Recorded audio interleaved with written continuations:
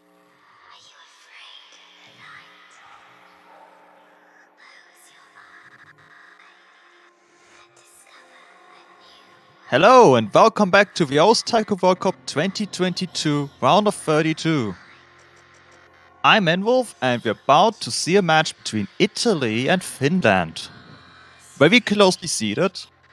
Italy at seed 15, Finland at 18, so could be a close match.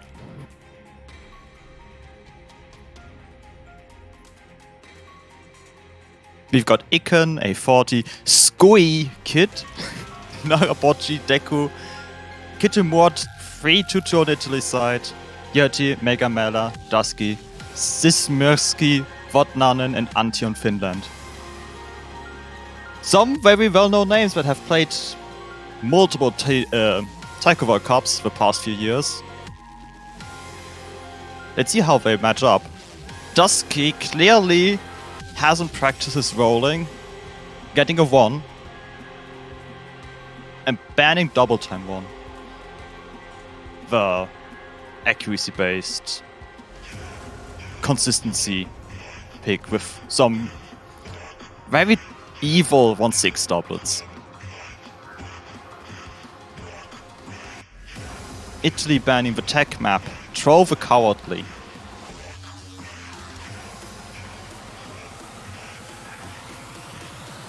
I would expect some mod picks from Italy here, as that's where their difference to Finland has been the biggest, looking at their qualifier scores at least.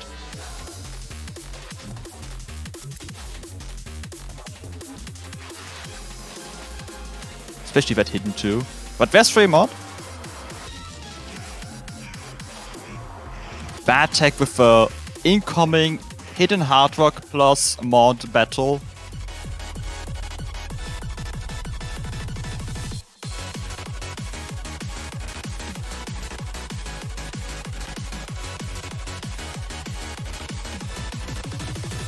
Both teams have showed on the qualifiers map O that they can get good enough scores within hard rock.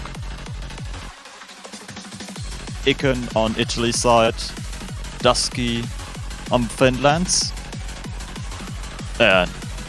Vodnanen on Finland's side. Names are hard, okay.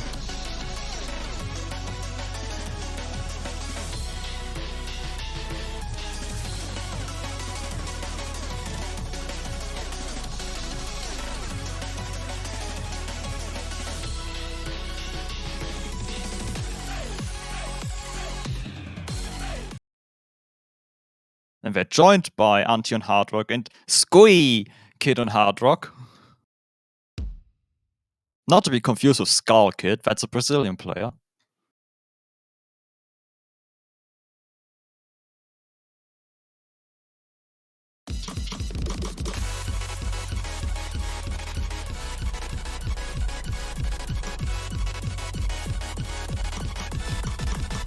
We started the map with some early accuracy drops on Italy's side, and it's their pick, so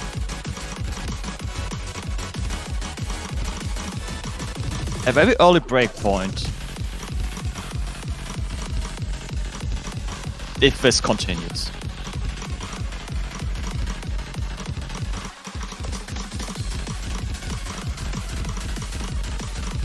But we've recovered as we get into the rather normal section of the map. Not too dense yet.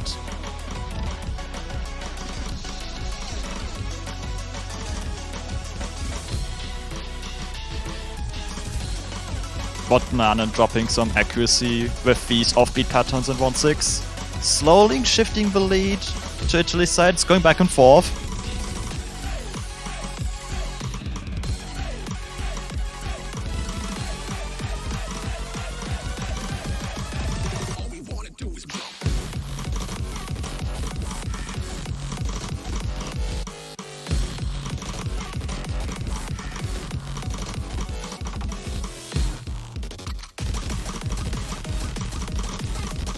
They're neck and neck.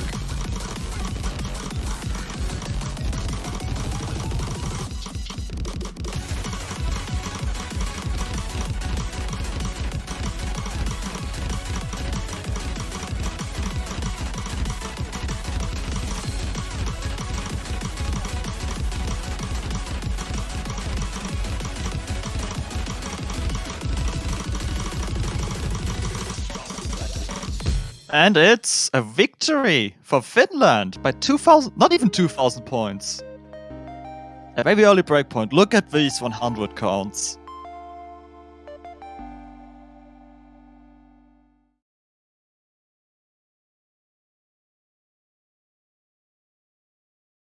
That's actually insane. It's that single 100. But I think there might even be some finishers that weren't hit in there, because I feel like, considering hidden hard rock, Ikun's score is ahead of Vodnanen's. Anti's score is more ahead of Skoikid's than I feel like it should be with just 100 counts.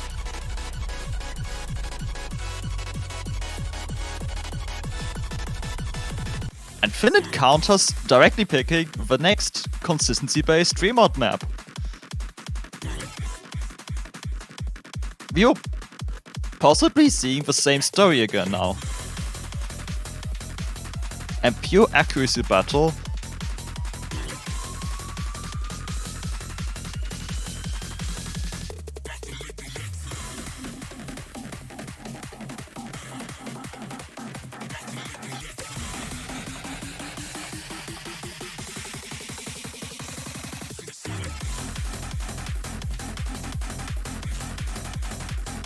Yep, no player swaps.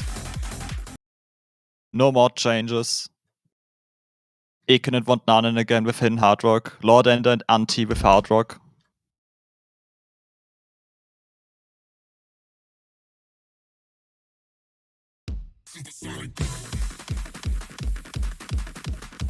We do get an extra minute of accuracy battle.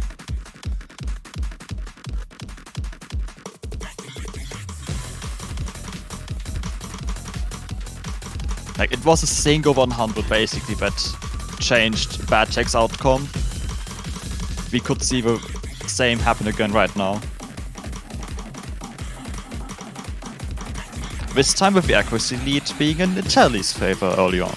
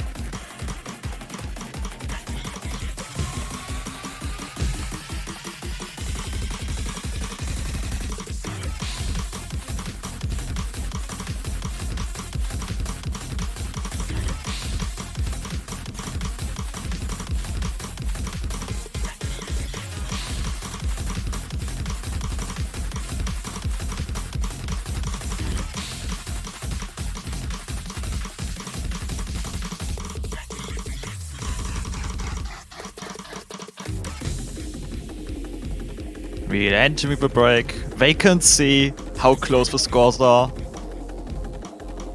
It's pretty much a single 100 once again. If I'm not mistaken, there is a difference of 2 100s between Ikon and Vodnanen and a single 100 between Lord Ender and Anti.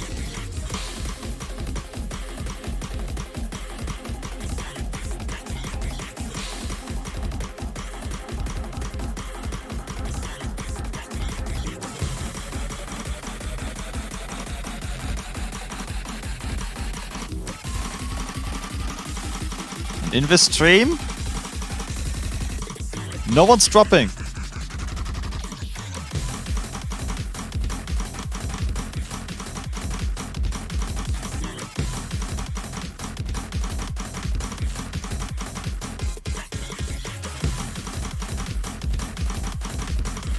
Everyone holded their accuracies really strong through the second KI section.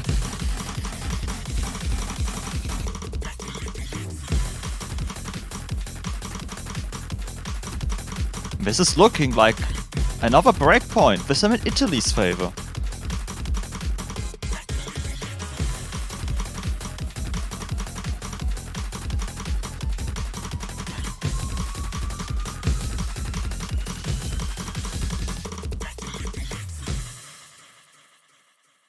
And it is! 2,000 points of difference. And you can see it very clearly here. Lodend and Anti are tied. Ikon has 2 100s less, and that's all that matters.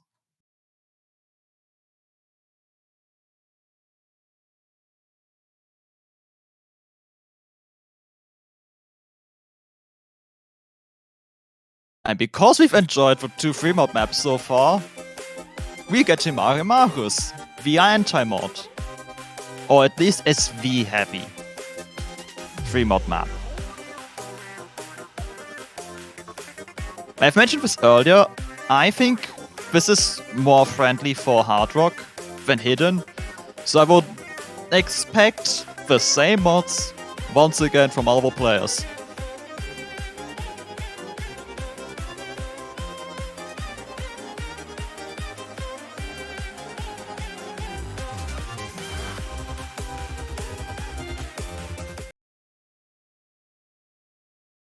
And as expected, we do.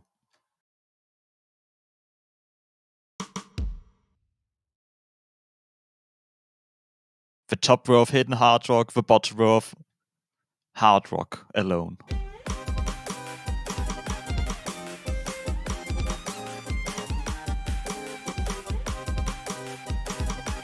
Will this be yet another breakpoint is the main question now. Because while both teams have found very well on the 3 mod maps, they didn't win their own pick, they won the other team's pick.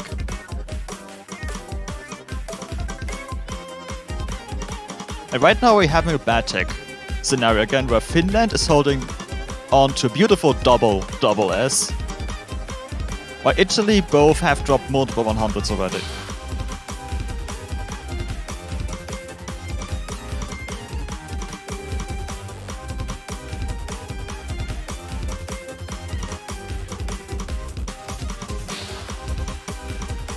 This is the slow SV section with Hard Rock that basically means regular SV. So the most interesting part probably will be what happens after this, which is the high SV section.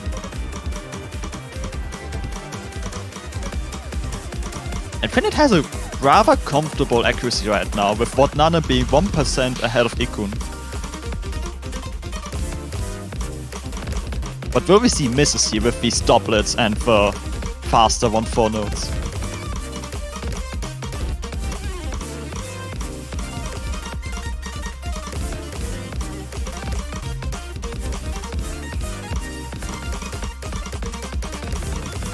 Everyone losing quite a bit of accuracy here, except for Ikun, who's... Ikun and Anti are the ones who basically got out of this unscathed. But Ikun finding a miss! And that's a big one for Finland now. And Lord Ender follows. Finland has the accuracy and the combo lead, and it's basically the end of the map. This is the third breakpoint.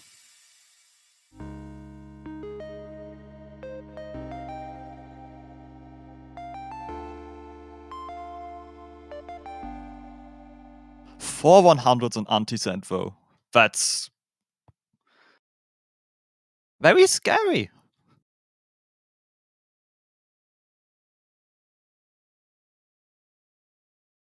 Now that we don't have 3 mod maps anymore, where can we go? We know we can't get the tech map No More 2 or the accuracy map DT1.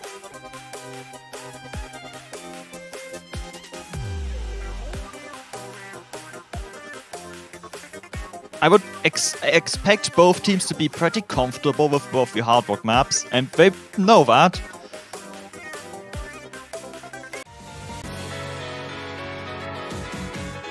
And that's where we're going. We're getting Lancelot, the harder of the 2 Hard Rock maps, also the shorter one. Lots of 1/3 streams, lots of 1/4 streams, BPM changes, so you really have to watch out with the accuracy. Towards the end it gets hard to read because it goes up to 216 BPM.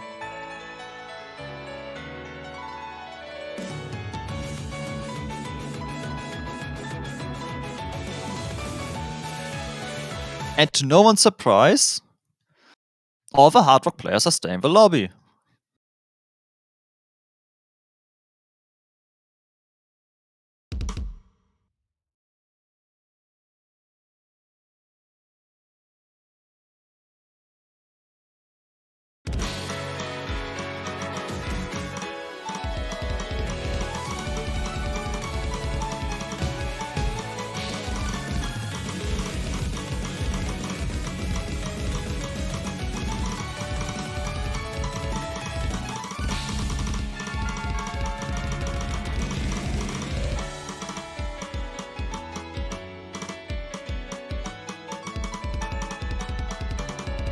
Lord Ender finding a few drops there, followed by Botnanen. And the accuracy is tanking likewise. It's just Anti and Ikon holding on for both their teams. With it small being slightly in favor of Finland, because Anti has a better accuracy.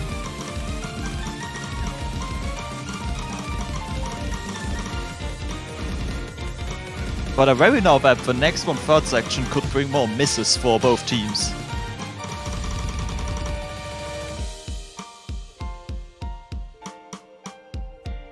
Once again, they are neck and neck.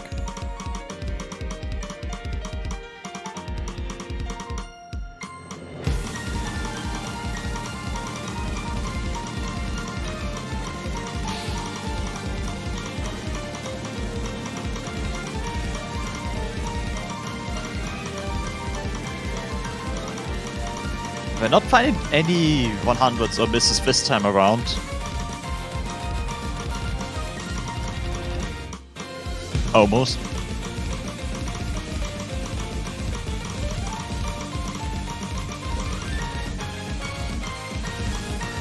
Ikon has caught off of Anti meanwhile. Botnanen has fallen back a little bit behind Lord Ender. And it was enough to secure the next breakpoint of the match for Italy.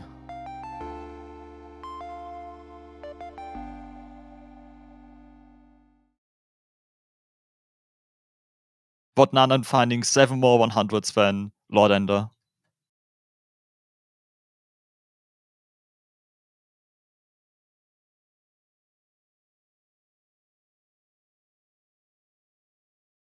Now it's Italy's turn to pick again, and at this point, we're getting rather close to tiebreaker, and I don't think they really want to pick something again that they don't win. And it's not like they have been uncomfortable on the maps they've picked so far, it's just both teams have performed so well on them that it came solely down to accuracy. However, we do want to see a tiebreaker. And if this match continues as it is, will be a very good tiebreaker to watch.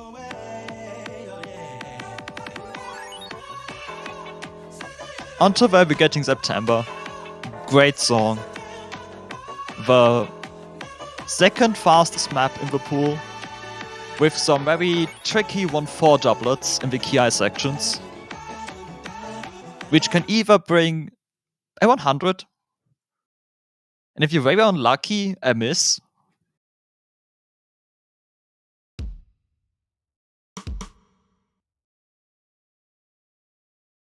So we'll see how both the teams perform on this.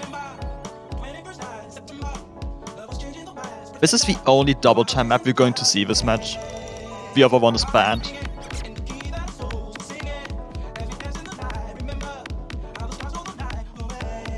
And Ikon not quite finding to the groove of the song, dropping a lot of 100s and getting a miss.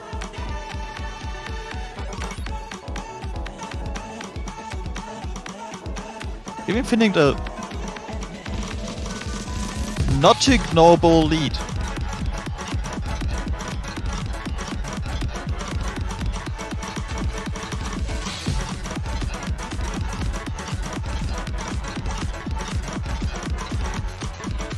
Botan and Lord Ender tied.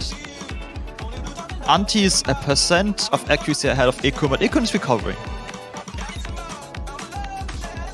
But if Finland doesn't drop a substantial amount of 100s or gets a miss, this will be another breakpoint.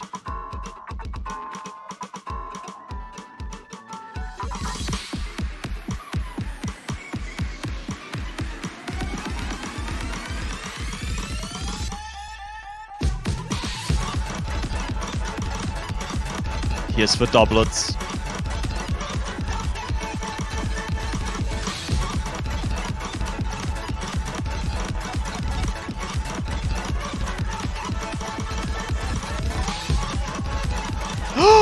But Nanan finding a miss. And that's a big one for Italy. Because there's a lot of combo remaining still. And you can see the score just goes in Italy's favor. It's not even a close gap.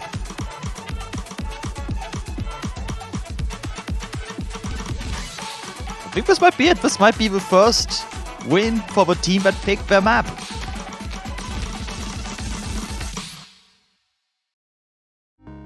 And it is by nearly 20,000 points.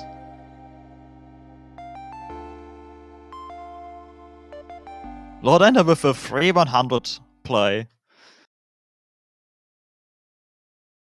But once again, the accuracies, if you ignore the misses, basically tied. It would have come down to a single 100 once more.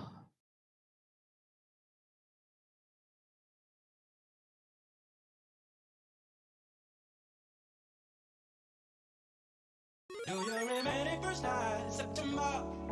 Love was changing the minds, pretenders, while chasing the clouds away. Our hearts were ringing in the key that our souls were singing as we danced in the night. Remember how the stars stole the night away. That's Finland's time to pick again. They go with Hard Rock 1. We're just slowly working from the bottom of the pool towards the top.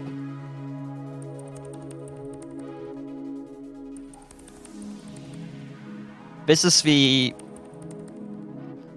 kind of techy, very rhythmic difficulty based hard rock pick. This map has a lot of patterns that start on blue ticks.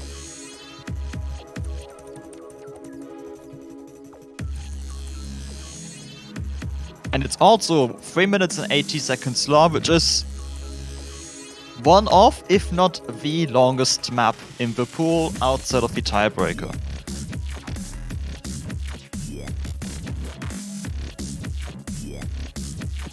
You can hear it in the song. The rhythm is evil. So we're going to see how this plays out.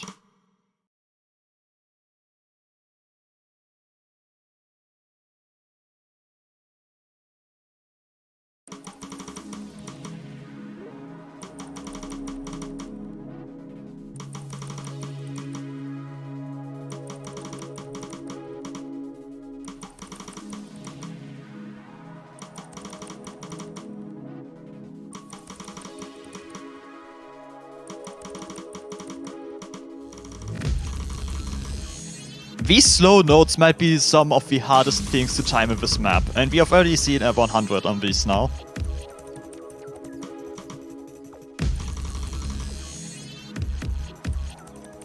This is deceptively hard with OD 8.4.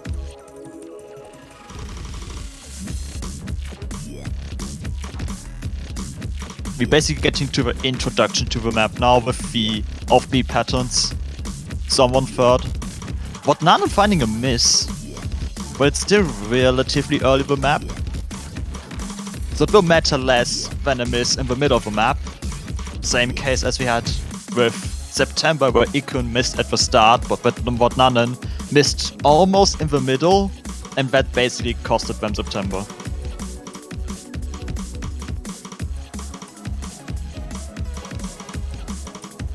We've got all the dance sections still upcoming, so this is not the end yet for Finland. But this is probably a lead Italy will gladly take. But now finding another miss on the ninja.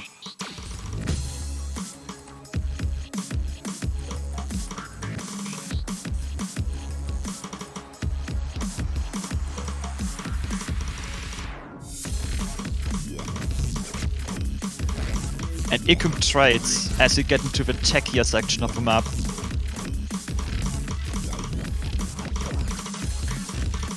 And Italy doesn't have any score that's at 99% accuracy right now. So despite finding multiple misses on Vodnanen's end, Finland has quite the accuracy rate right now.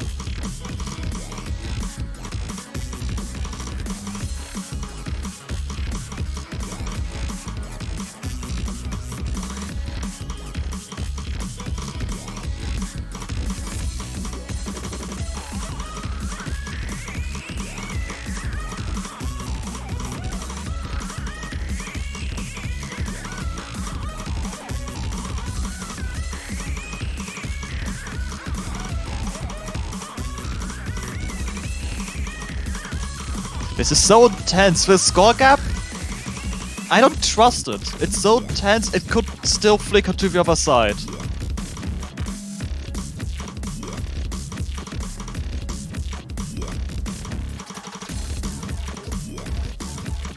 But we get into the last few bars of the song.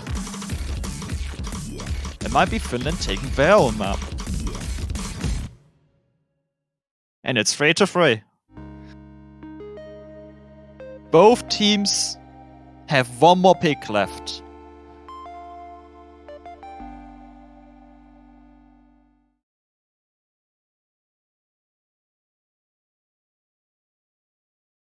One pick that can decide if they can take the win home or even have to go through tiebreaker first.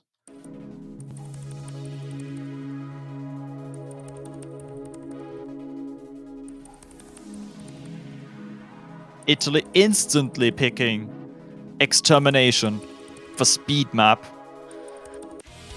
Not as dense as September, but 60 BPM faster. Which, depending on the player, can make a huge difference.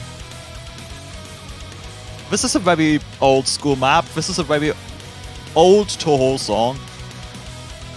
3 minutes long. Pattern-wise, it's nowhere near as difficult as September. There is a very nasty difficulty spike at around 70% of the map. But other than that, this will be another ACK battle. Purely ACK battle. And it's impossible to tell who will win that, because as you see with Fremont and every other map really, it can go either way.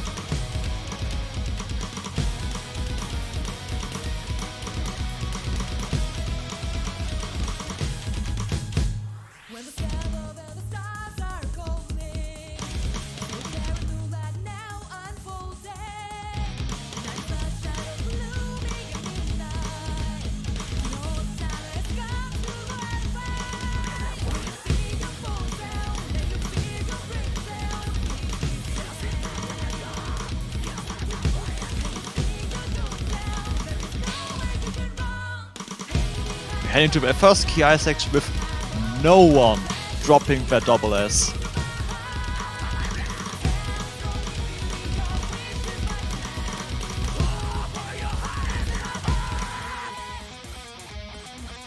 And we're also leaving the first KI with no one dropping their double S.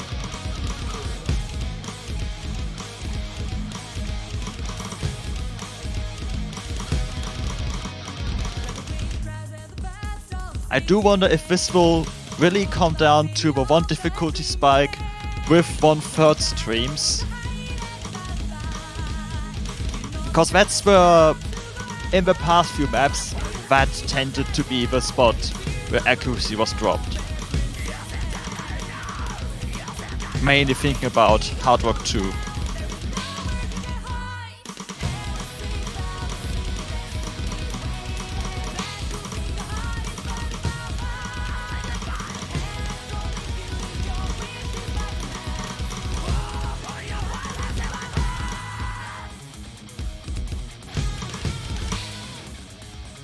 We're still perfectly tied.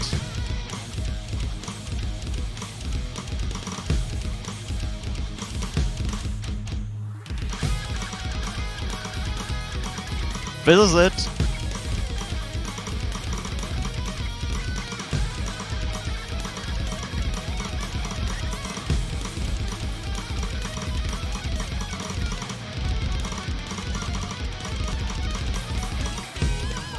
And all that happens is that Ikon drops a single 100.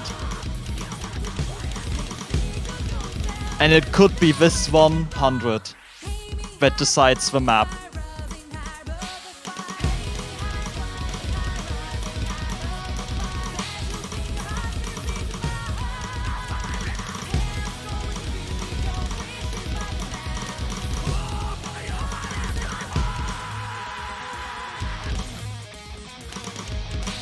The end map is nearing the end. And it's a three-way double S on No More 3. Finland taking a very important breakpoint right now because it's their pick. It's in Finland's hands right now. They can go home with this match. The seed upset, their seed 18, Italy's 15. One of the closest matchups we're going to have.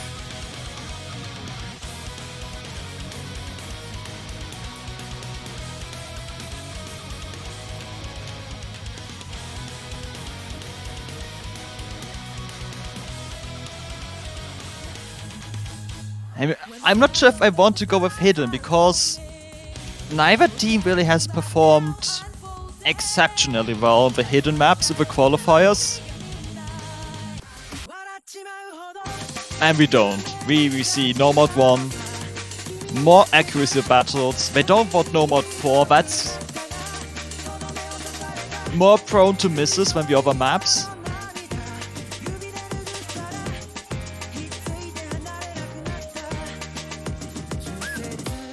A 3-minute map.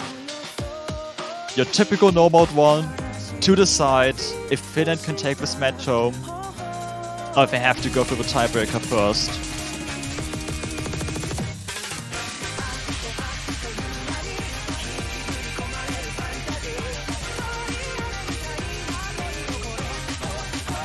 This is a good moment to mention that you can buy banners for your favorite team right now.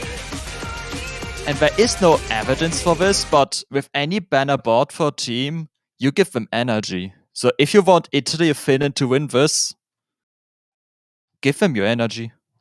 Buy a banner.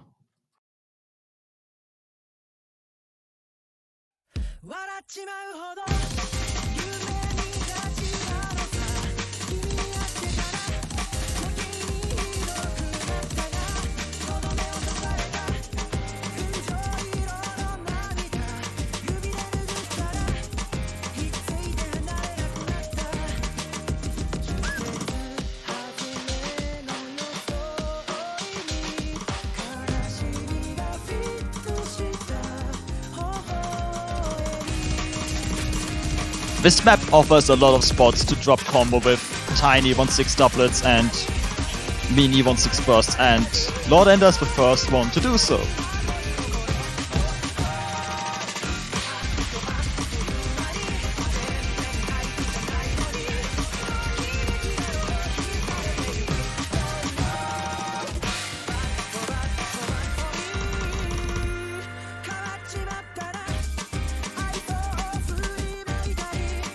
We're back to being tied with Antti finding a single 100.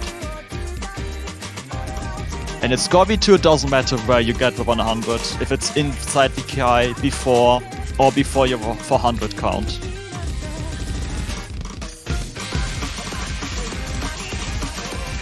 And this isn't a new map, this is a loved map. It's got like 70 favorites, I think.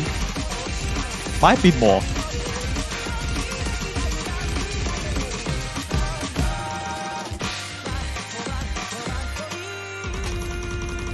We're back to having 2 100s of difference. And if they don't have it disabled, right now, this is a break section, the game forces you to see the difference. And they know they have to hold on, because they're not comfortably having a lead right now.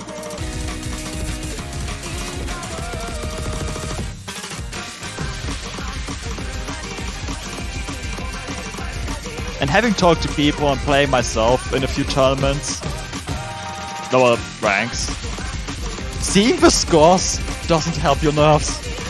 It really doesn't.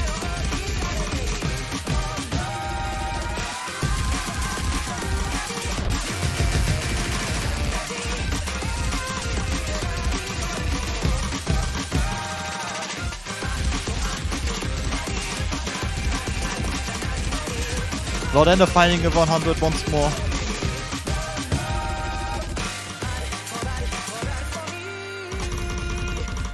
Are we being robbed of a tiebreaker here? The lead is currently 2 100s between Skullkid and Botnanen.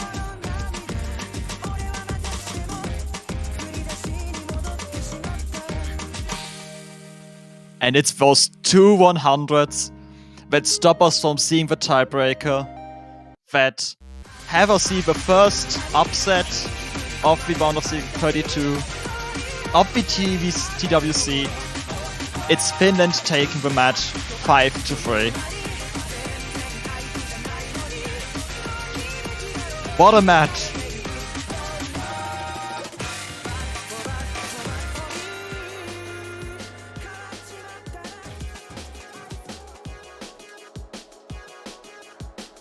Every map was just so close. I can't believe we just saw this. So that was a great match to start this block of matches. Now on to the bracket.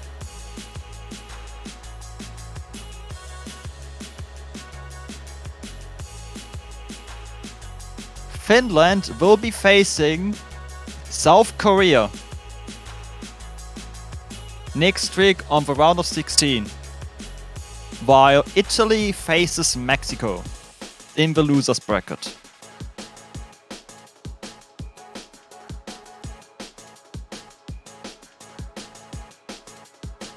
And while this match is over, this block isn't. We've got 2 matches at once upcoming in 20 minutes.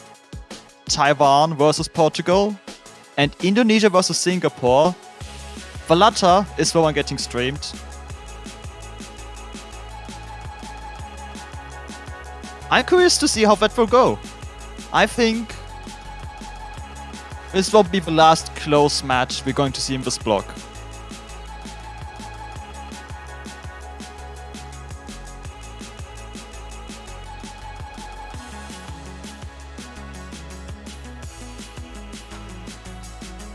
Of course, that's also another closely seeded match with Indonesia at 11, Singapore at 22.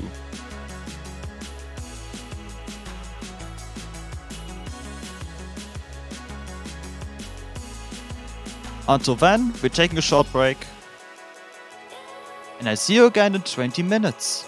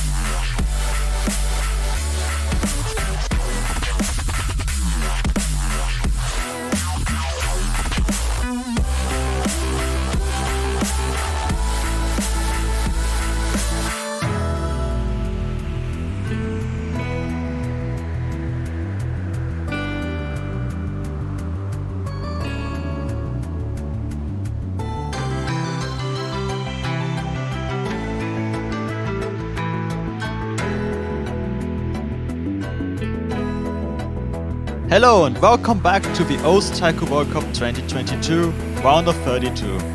I'm Enwolf, and this time around we're going to see Indonesia versus Singapore. Once again, some really well-known names in both teams: XK, Nishizumi, Apajabole, Katon, Donkat, Katie Duran and Jolts for the Indonesian team.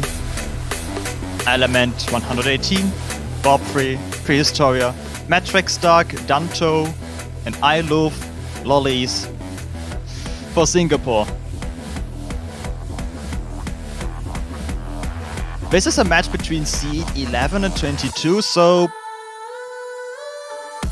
relatively tightly matched up.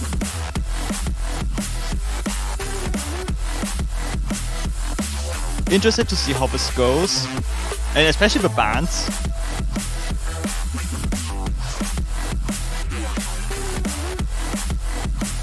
There might be some closely contested maps because the difficulty of this pool is lower than the qualifiers. The rival qualifier scores are good indicator generally. They can also lead you to wrong conclusions about who might win, as you've just seen with an upset happening between Italy and Finland.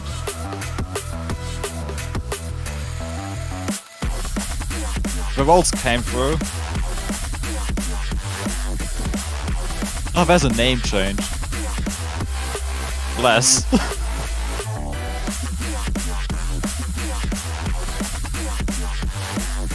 Over Singapore winning with a 93.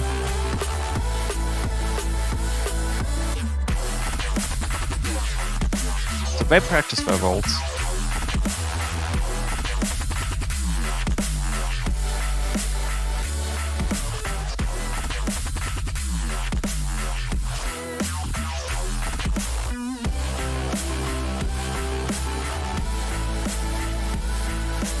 While we're waiting for the band to happen, let me introduce Vav, also commentating. Good morning. How's it going, Enwolf? I can't believe I'm casting with Enwolf.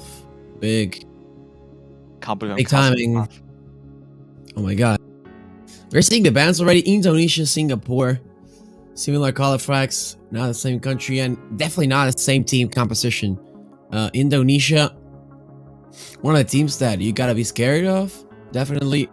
I think XK coming back to Taiko World Cup is quite scary, honestly. Indeed. And on the other side, you don't have Blair, so it's like complete opposite scenarios for these teams.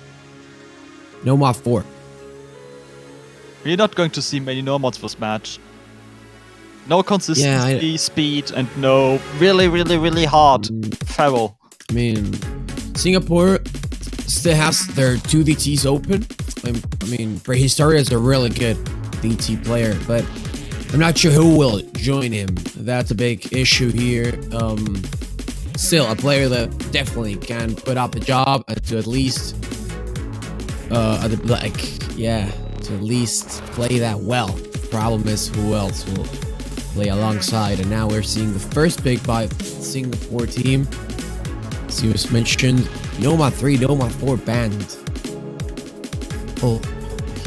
The sacred picking strat. Wait, did you roll the pick? Yes. The sacred picking strategy. DG1 is the result. I mean, it worked yesterday for some teams. Me.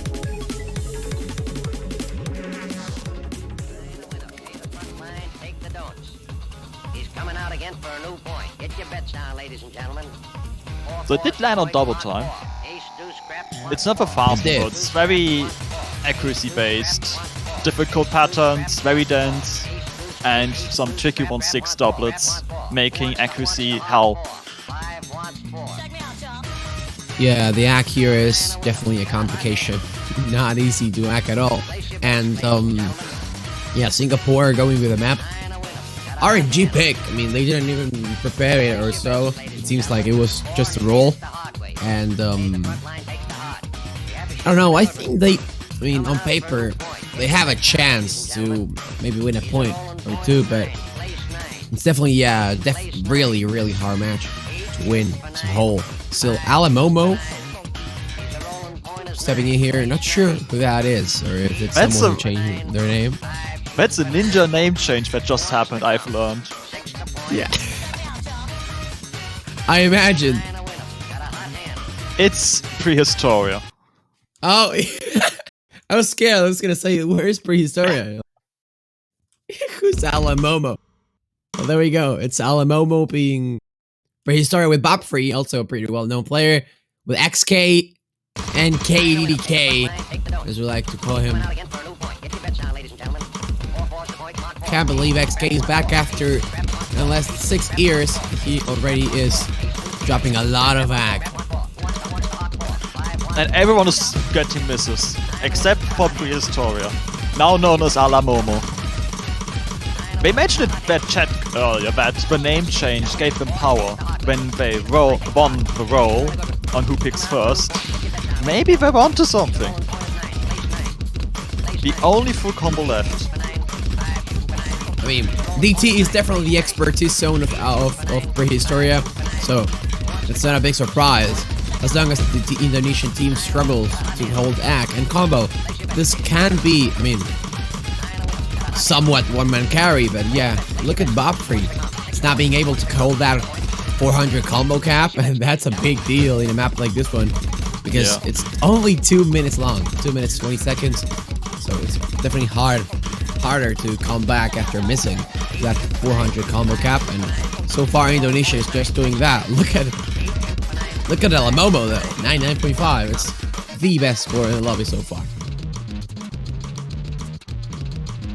Indonesia's trying their best to recover. It's just Bobby's struggling with the aforementioned 1-6 doublets, KK, KD. Because it's a quite evil pattern to hit right at the end of 1-4 as additional difficulty. KDDK got back up to 99% accuracy.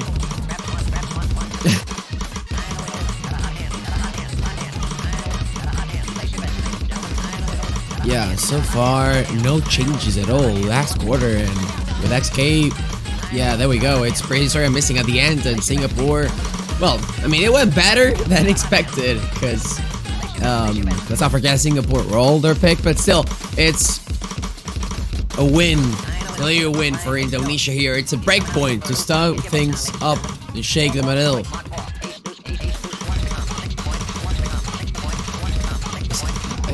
Both players missed at the beginning, but still really good scores from the Indonesian team. They recovered quite well. Over 100,000 of points lead. Yeah, that's a big difference. Yeah, that miss from Alamomo, I mean, it didn't change much, but it definitely sad situation. Bobfree struggling a lot more than the two players from the Indonesian team, and now we're seeing the pick for the very first time. I wouldn't be surprised to see hit it too. XK is... I mean, it's an early stage pool, so maybe not, but... I mean, why not, right? XK is a very well-known player for playing slow hidden, and I mean, tech maps in general as well. That's why that No Mock 4 got banned. And, yeah, it depends who will join him. Like, I'm not pretty sure. Could be DK, could be Apaja. Not sure how good Apaja plays slow hidden. They got 900 on Parousia last week, which was notably a very, very hard hidden map. And in comparison to Singapore's scores on Parousia specifically, Indonesia does have a huge advantage if they were going to pick something like You Are the Miserable. Yeah, I think so too. I mean, I think it's like... I think it's a win, guaranteed win. It's a very good pick right now, and it should be their first or second pick at this moment. I'm not sure what position they place in qualifiers. Oh, it's Nomad too, actually. And that's a lot more RNG, I bet. I mean, not RNG, but it's gonna be a consistency and accuracy. Much slower than the last map. Oof. Yeah, the slow map of the no map pool. Since we only have no mod 1 and no mod 2. And OD5, so pretty easy, so to speak, to double S. Pretty important to hold on the act here. Kenny Duran coming in. Jolts as well. Kenny Duran, also known as PM River. Another player coming back and making a big comeback. On the one hand, I'm scared about this players, like both Kenny Duran and Nishizumi comeback. And on the other hand, I'm excited because I want to see them play, but I'm scared they might be too rusty and it takes them too long to de-rust. But we'll see right now. Kenny Duran's first map after quite a long time, as Singapore doesn't change their roster.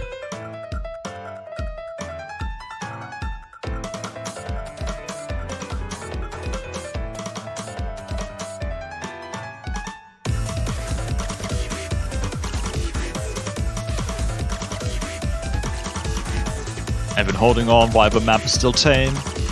But once the 1.6 and 1.8 hit, we're probably going to see a few 100s.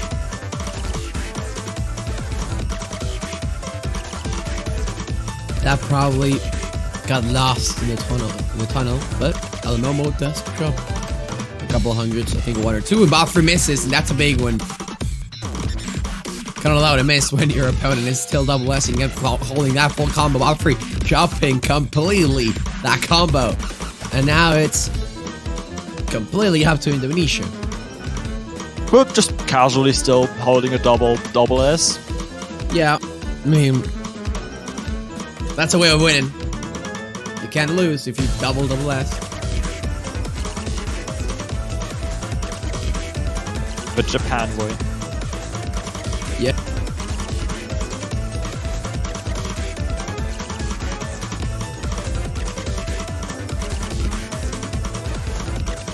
We did Now the have... question. Now the question is, like, will they double S? Will be the last key I decided. No, we won't! But they could still be Kenny Duran doing it. Never mind. Yeah, not anymore.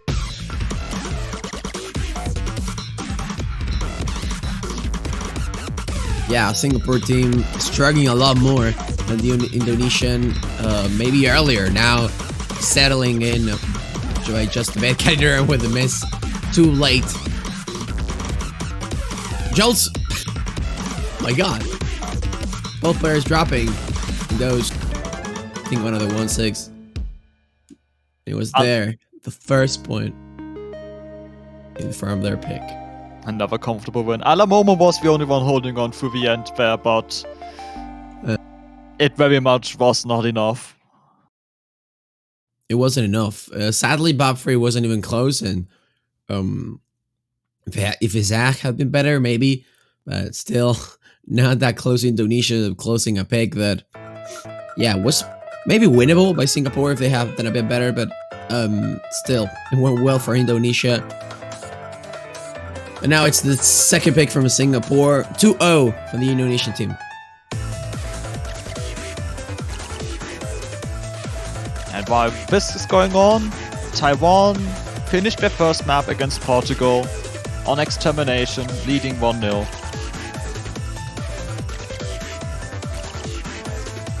No attack accuracy battle. Probably a reason why we're not seeing it in this match.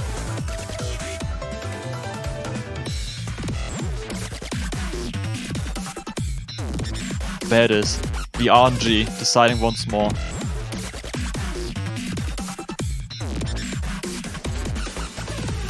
Could it be Sonic Base?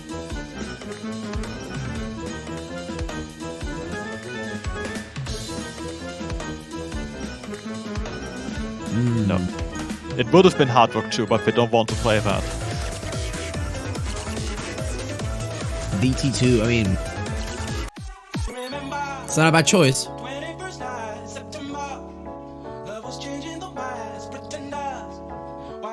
For the first third of Funky Dealer, it was in Singapore's favor.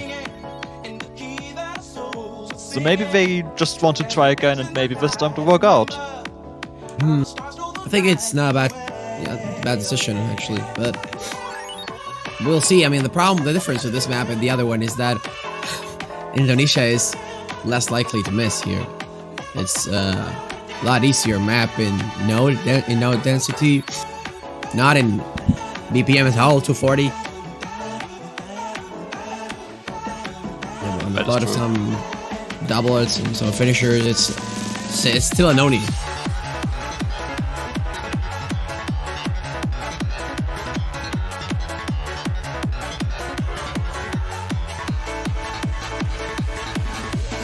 We see Nishitsumi coming in.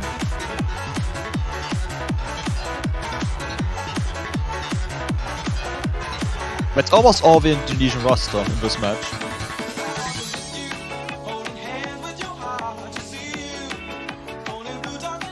Singapore keeping Alamom and Bob free.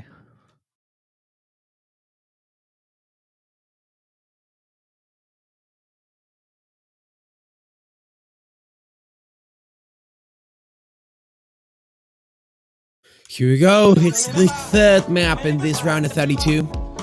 Indonesia won their previous pick. Now it's Singapore picking 2-0, maybe 3-0, but we never know.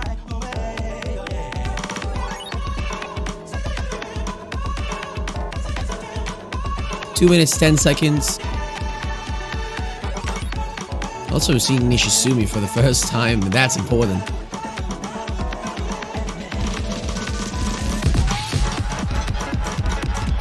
But look at the backdrop from Nishitsumi. What happened there? 99. Still recovering by a bit. And now Bofrey also dropping quite a big. Man, Momo dropping his double ass as well. And this map isn't long at all. If someone misses somehow, that will be a big one. Yeah, this score is very close. It could shift any moment. It's just a few 100s at the moment.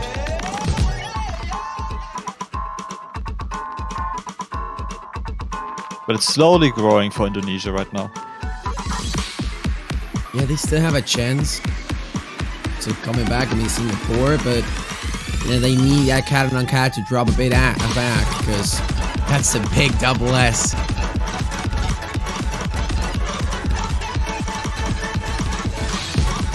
And the later it gets in the map, miss for better, but even less so if Bob 3 is the one missing for Singapore, giving Indonesia an even larger lead. Yeah, this is just such a big lead at the moment. Indonesia comfortably putting up the score here, and this will most likely be another breakpoint for them.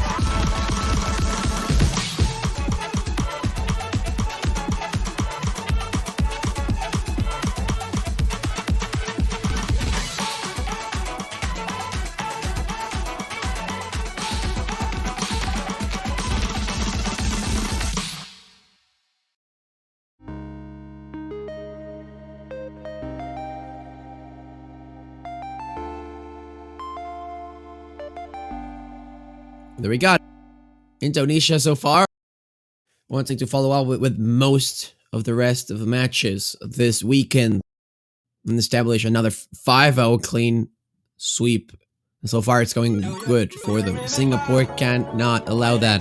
And now I wouldn't be surprised to see that hidden two we were talking about earlier, unless they want to just go with a number one, but that would be pretty weird.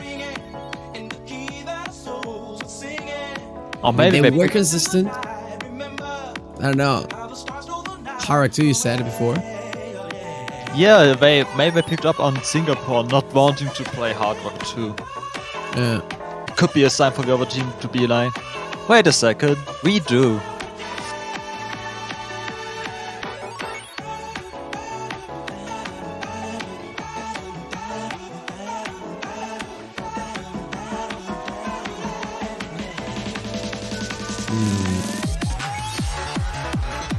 I'm not sure.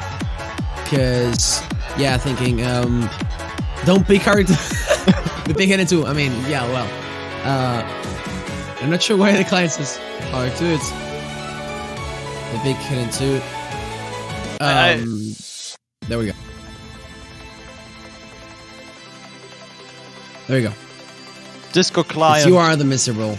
Yeah, don't worry. It's just happens sometimes. Harak Tube wouldn't have been bad. Like, as you said, Singapore was avoiding it somehow. But Hidden 2 is definitely a lot better for the Indonesia team, especially since it's open with Noma 4 being banned. So, this has to be the time to shine for Alpaja and XK, probably. Unless someone else wants to play Slow Hidden.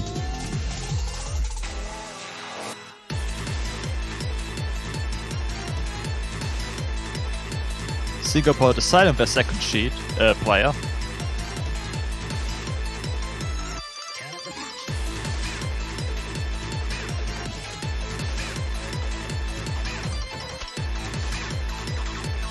Don't think we're going to see XK for him or Indonesia.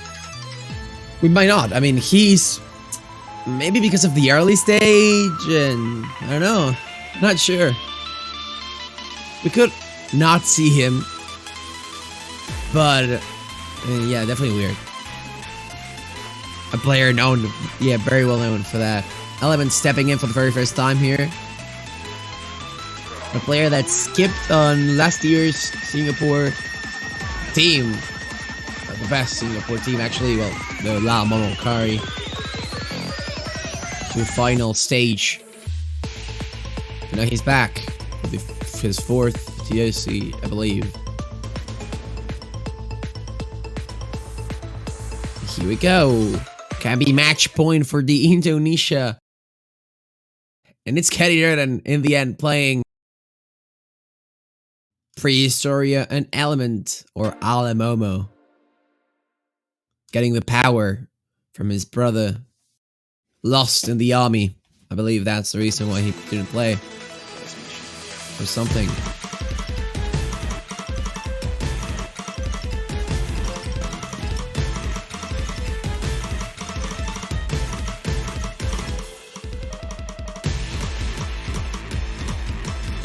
Early accuracy lead for Indonesia.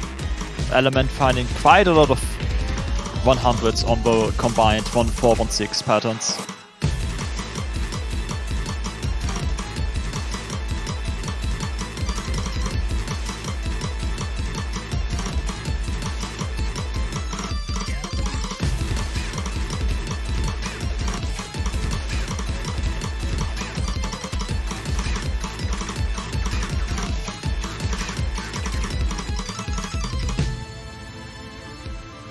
I'm very interested to see if Singapore can deal with the slowed down 1/3 section.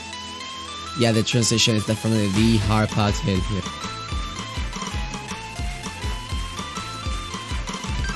Every time I see a Paja play, I have like flashbacks of seeing his YouTube playstyle video. It's so good. I believe he played with one hand. I think he played with one hand and 3 fingers, something like that. It's like a really weird playstyle. Huh. It's like really weird. Well, Momo missing. Watch out with that one. As the section got speedier in its own way. Yeah, as the neighbor only says in chat, it's a one-hand player, pretty much. With 3 fingers, I believe.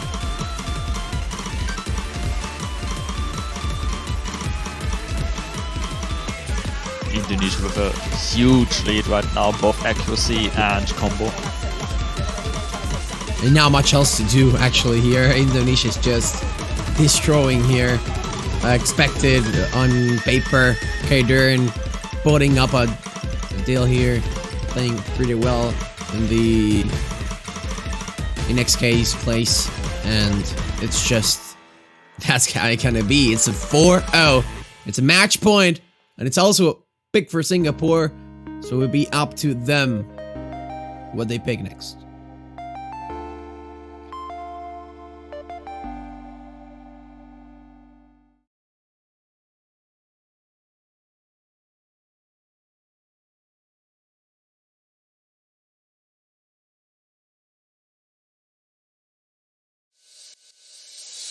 Yeah, meanwhile, we have 1-1 between Taiwan and Portugal.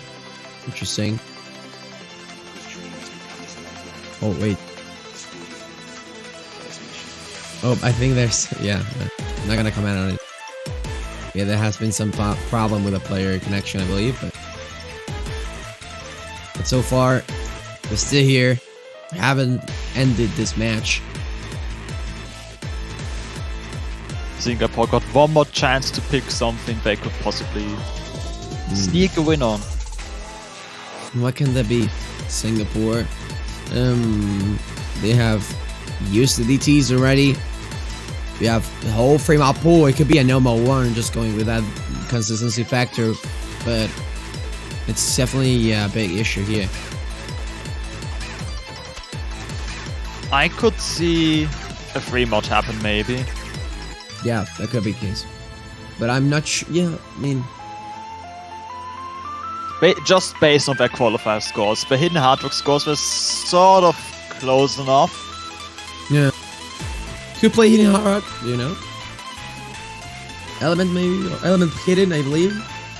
It seems to be hard work. Historia, could be that one too. Element hard rock. Yeah. Because I don't think they have like a proficient hidden hard rock player. Well, that's what I'm thinking. Hard rock too. In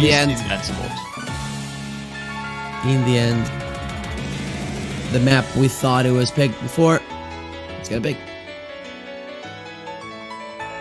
The difficult, fast, streamy hard work pick. Specifically the 1/3 streams with hard work that are going to catch players off guard.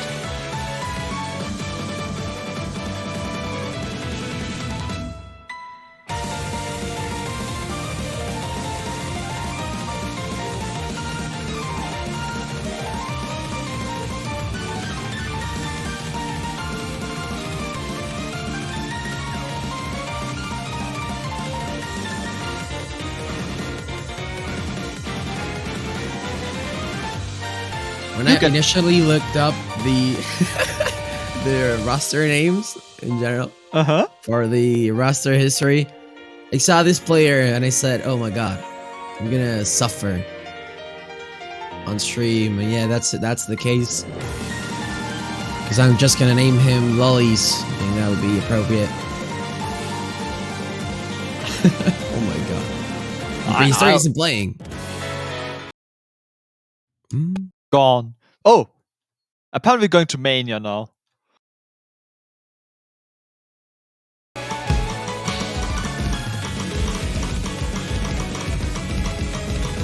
It's clearly Azure Arbitrator, a 7-minute map, 274 BPM, 5 stars. Yep.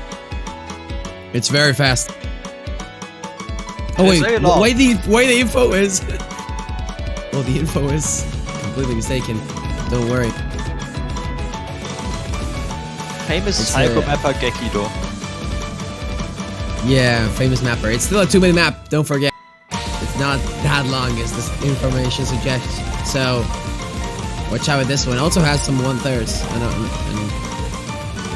So be close here. This can go either way. Cat Don Cat though, but playing pretty well here. Double S-ing actually, halfway through.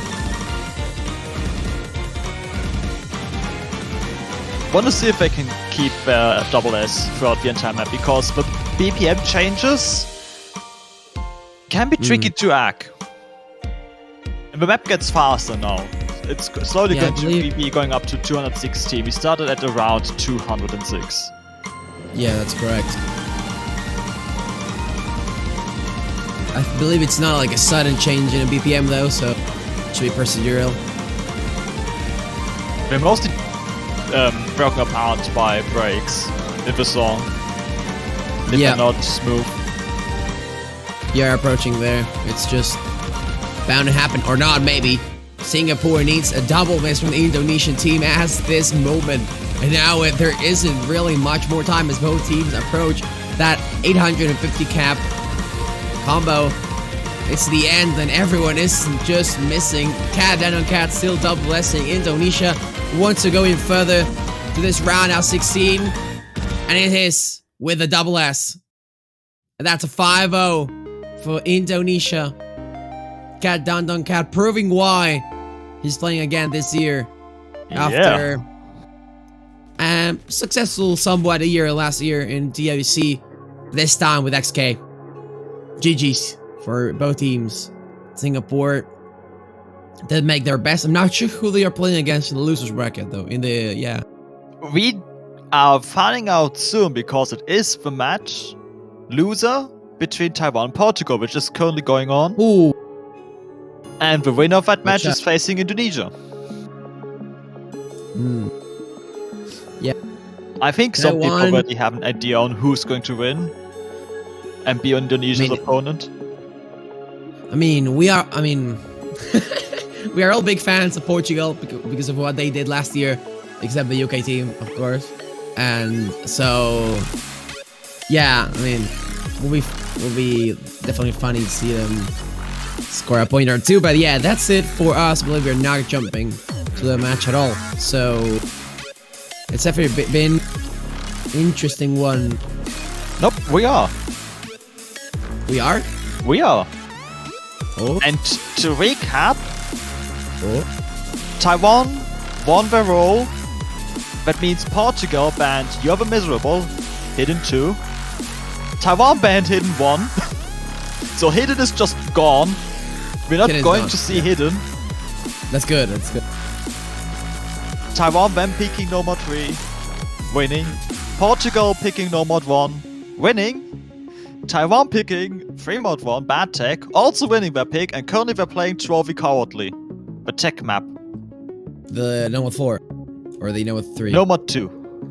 Number 2. The slow map, you mean? Yeah. Yes.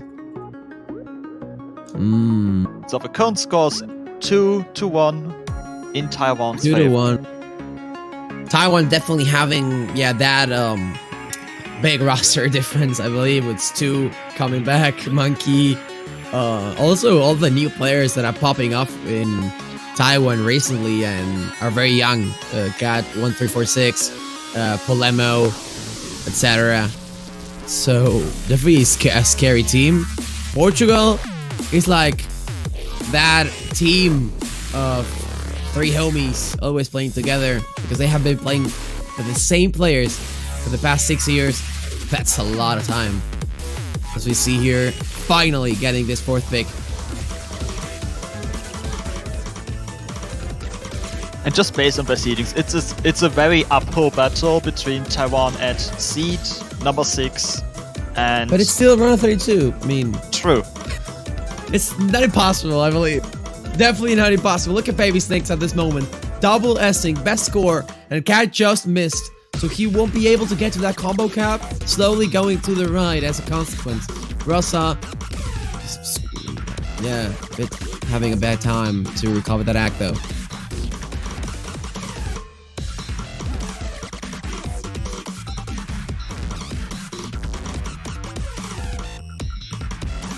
It's an accuracy that just is so strong. Always has been on Taiwanese end. Yeah. Yeah, Cat missed once. That's a 101 miss. Sadly. Still, full combo for Monkey D. Luffy. A player that, even with Ishida's absence, he is continuing to play after so long. I believe this is his 8th TOC. That's a long time. Yeah. Back to the history where Japan wasn't always dominating the Taiko World Cup. Yeah, sadly, Monkey D. Luffy didn't get to win TWC 3 with Ishida, but yeah, well, that was way back then. Closest we got Yeah. was at 7-5 in the finals. 7-5 finals. Also, yeah, technically the 7-5 from 2022. From Yeah, South in Korea. semi-finals. Yep. We'll see what will happen Didn't this happen. year. Yeah, Looking forward to it. I mean, yeah. It's a bit hard, I believe, but it's not impossible. We have definitely really good teams this year. It's really interesting. Portugal losing their pick. Let's not forget, now it's 3-1. And this map is a pick from Taiwan. Consistency based, mod friendly map.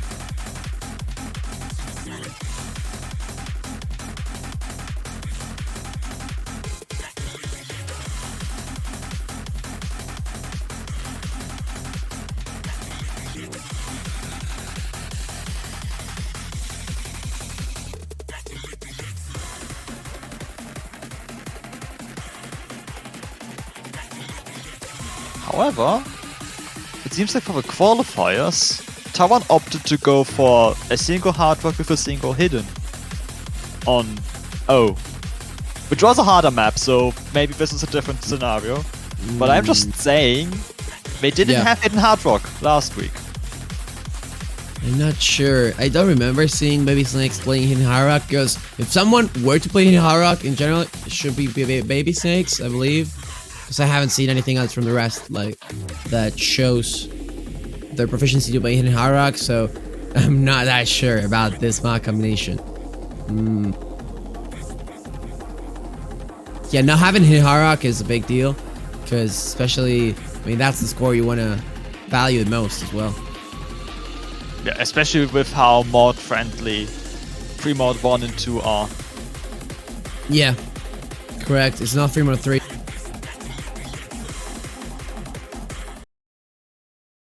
Well, there we go. It's Baby Snakes going in Hard Rock. If someone was to go that in Portugal, it was Baby Snakes. Hi, I'm Cosarino with Hard Rock, Cat with Hidden, and Samalwu with Hidden Hard Rock.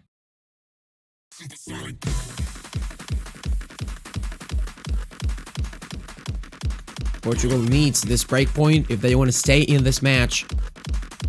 They need to hold on.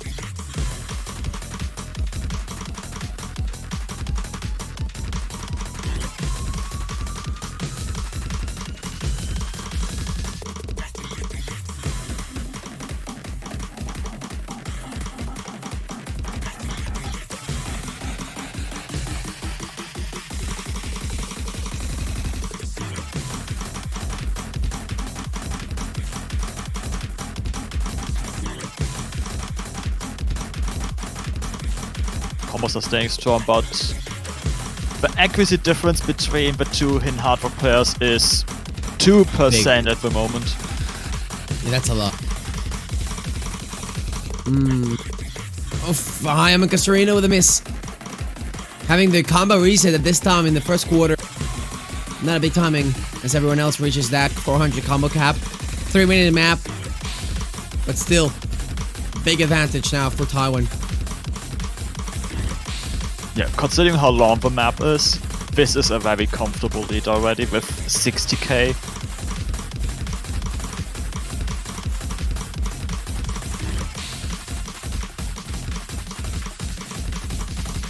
Yeah, it's certainly a comfortable lead at this moment, Taiwan.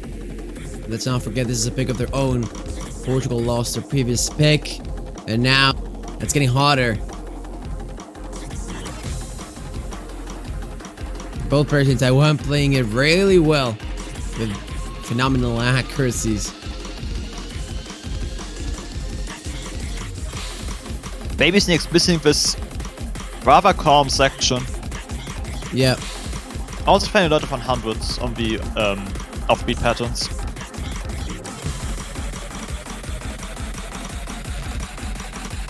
Yeah, problem here is, Baby Snakes doesn't have the combo anymore. And now a lot less with that, the speed up being the big problem in the Hidden Hard Rock readable skill for Baby Snakes, and now Taiwan just should win this 100%. Yeah, they got massive accuracies, they got their full combos. Yeah, they have everything they need, and now everything should position itself so they can get that match point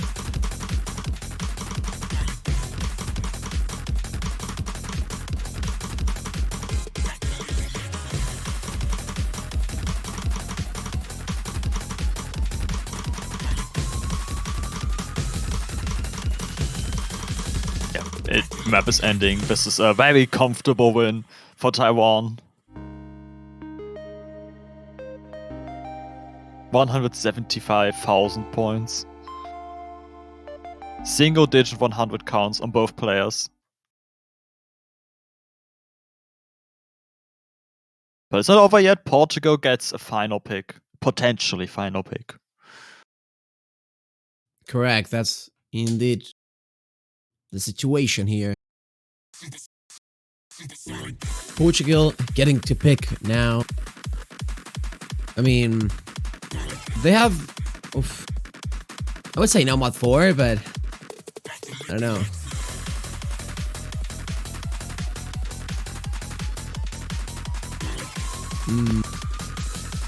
Not sure if they want to go for the actually hardest map Yeah. in the pool. Yeah, that's correct. I mean, I don't think like Baby Snakes would have a problem playing it, but maybe his partner will. So I'm not sure. They have the 2 Hot Rocks open and the 2 DTs open. Yeah, pretty sure that free mod 3 won't get picked. At least from Portugal. It's unfortunate that Portugal doesn't really seem to have a second player for the double time match, because Baby Snake scores last week, Yeah. especially for NMW, were insane. Yeah, that's the biggest problem in this team, that there's not usually a second man. It's still DD2. Going I mean, out for banger. Yeah, not only a banger, but I mean, if someone from Portugal can keep up with the speed, the notes shouldn't be a problem. But yeah, that's how it is. That is true. And they did Yes. start the match with extermination, and it only came down to 100 counts. It was a full combo for every player. Yeah, this will be, as Baby Snake said in the chat, possibly a neck battle. We saw the misses occur from time to time, but those are definitely not likely.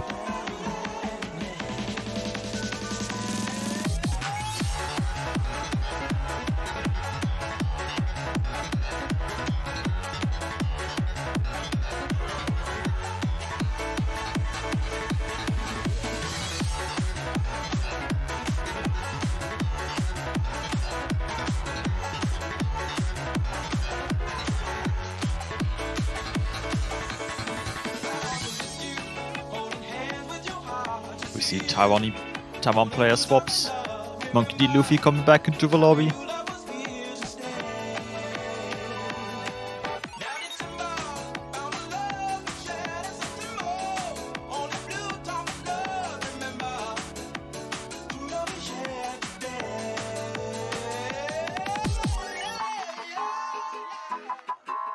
Yeah, so far, it's gonna be like that. Match point for Taiwan, we said it before. Monkey D. Luffy hopping in. They're saying good luck, have fun. And this is the time to shine for Portugal. It's a now or never. They still have a chance in the loser bracket. We mentioned it before. Loser here plays against Singapore, and the winner against Indonesia.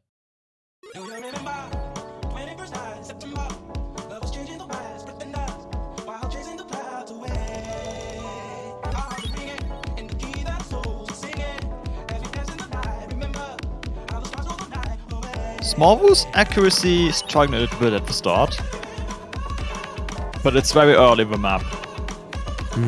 It's still a very short map, but yeah, that's a big drop. Portugal needs to hold their act and not drop too much. Monkey so far is doing a pretty good job. But all the players not having the easiest time with these 1-4 doublets. Yeah, the 1-4 triplets up. Making everyone a problem. 1/3.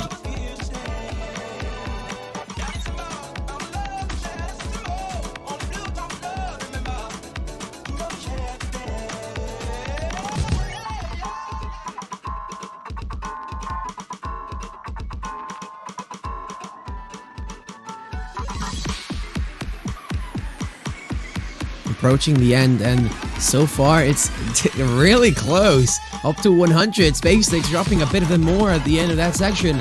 And now it's 20k difference, I believe.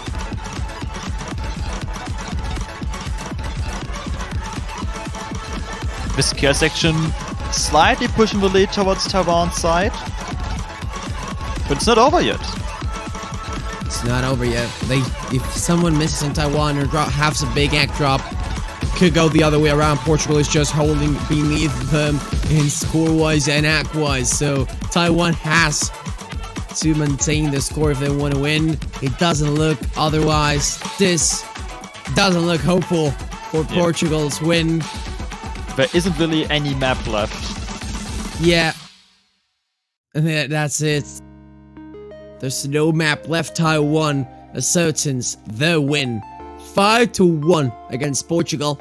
Portugal dropping to the losers bracket. They still have another chance against Singapore.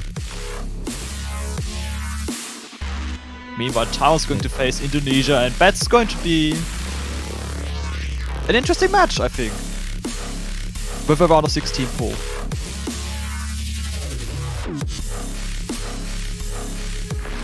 Yeah, that's correct.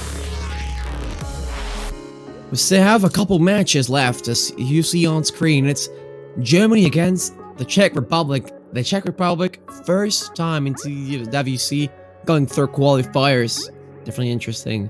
Canada, Netherlands, USA, Costa Rica, and Sweden versus Switzerland.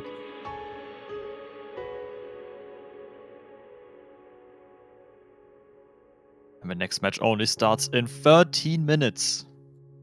So get your TWC food.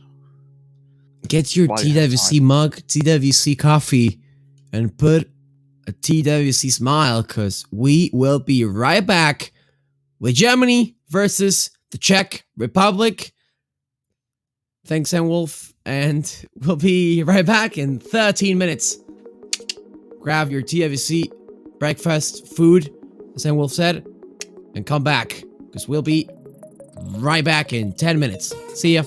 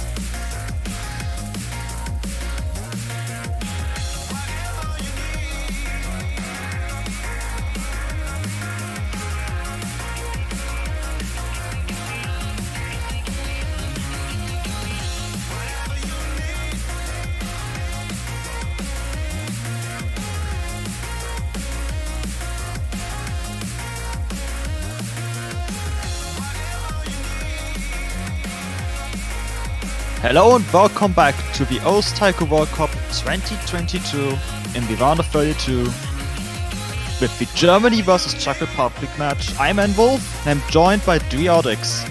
Yo. Doing good. How are you? Doing good. We've seen some good matches today in this match block. Yeah. Now we've seen the number 3 seed face off against the number 30 seed Czech Republic. Got a 6-person team versus a 4-person team. Usually doesn't favor the 4 just because of there's less possible skill sets to be covered. It also doesn't help that it's the 30th seed versus the 3rd, so it's just gonna be a little bit rough for the Czech Republic. Yeah. I just hope they're here to have a good time. Like, we've had a few matches already today where the lower seeded team just went with all kinds of strats, from singing to the song and actually winning the map to just rolling their picks. So they're just here to have a good time. I'm an avid supporter of, if you are the lower seeded team, practice Nomad 4 a lot. I would agree on most cases if it was a gimmick map and not literally the hardest map in the pool. But even then, I feel like people are generally less inclined to practice Nomad 4, so if you practice a lot of it, you might be able to take a point off of a higher seeded team. That's correct. Like, I didn't see much of Pharaoh this weekend at all. Yeah, I've seen it once.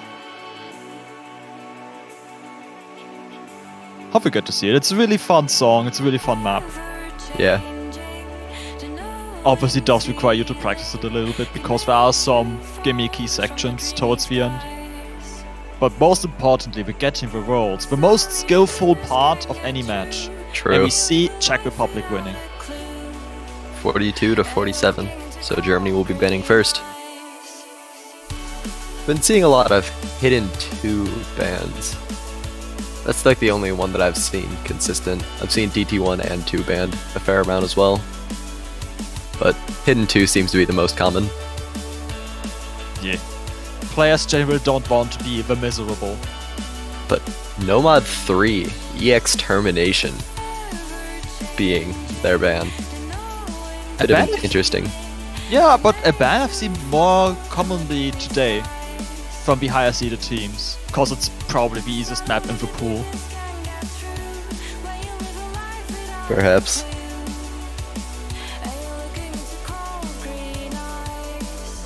The Czech Republic apparently wants to ban the Germans. I don't know if you can just do that though. I still think it'd be an interesting idea for a tournament where you ban players instead of maps. That would be something. It really would. Facing Australia? Well, goodbye, Jai. Exactly. DT1 being the Czech Republic's ban.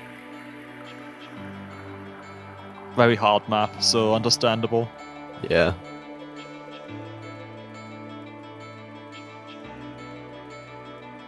Now I'm hoping to see Hidden 2 played though. Perhaps. I think I've seen it played once. But Nomad 1, bad for me, will be their selection. A warm-up.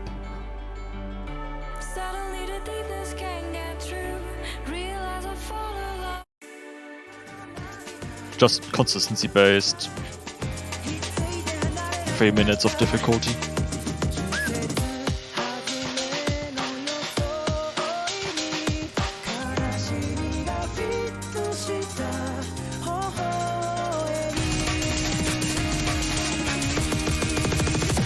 See some German players swapping out. Czech Republic seems to stay with Tower by Potato and Zaliman.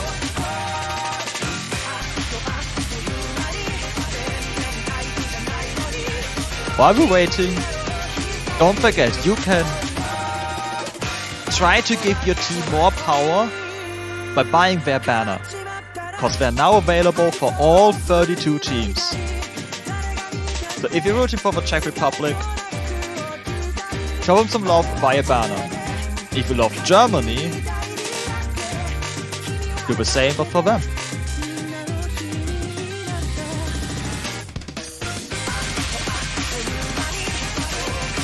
Ufi swapping in for Germany. That's the newcomer, basically. Played a lot of big qualifier maps last week.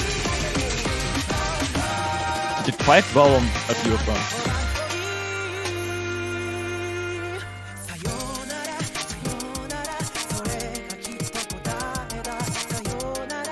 Looks like we will be heading to the map shortly, kicking off our wonderful match we have here.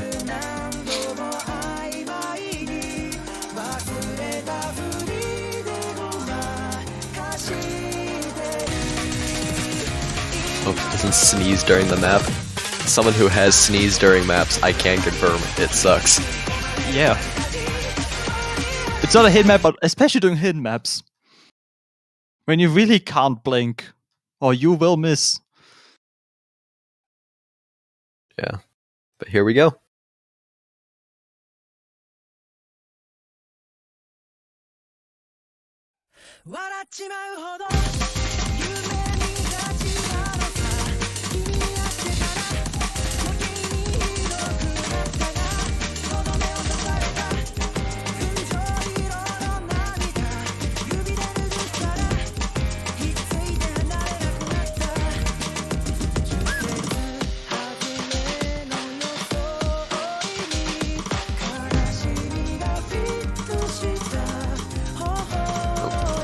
Aura being the first to break SS.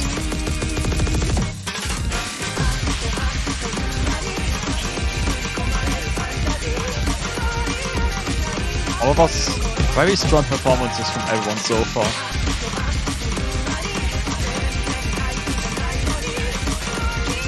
V100 is getting traded by Minikuchi. Even though they're tied in accuracy, it does appear that Germany has a slight lead, so at least someone on the Czech Republic side didn't hit a finisher correctly. That does look like to be a case, yeah. Didn't catch that.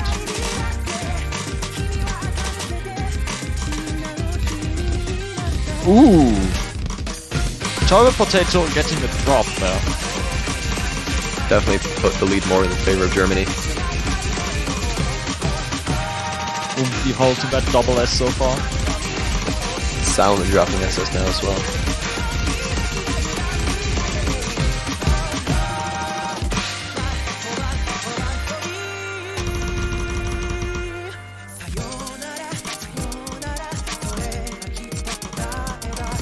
The bottom scores are basically tied. I think it's a finisher setting them apart, as you mentioned. I believe so.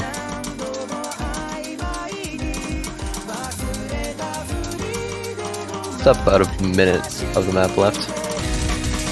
Ooh, Ulfi got a lot of 100s in that mono.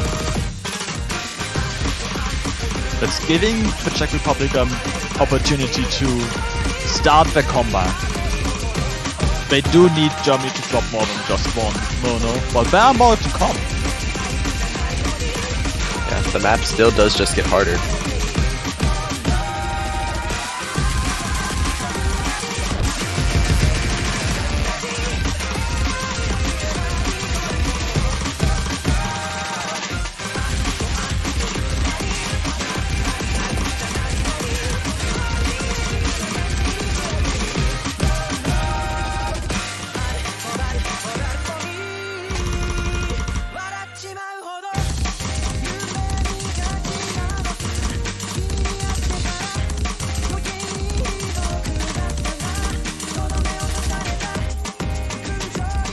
As we're nearing the end, it does look like Germany is going to hold on to their 2 full combos and take the win home. Starting this match off with a break point, taking us to Germany's pick next.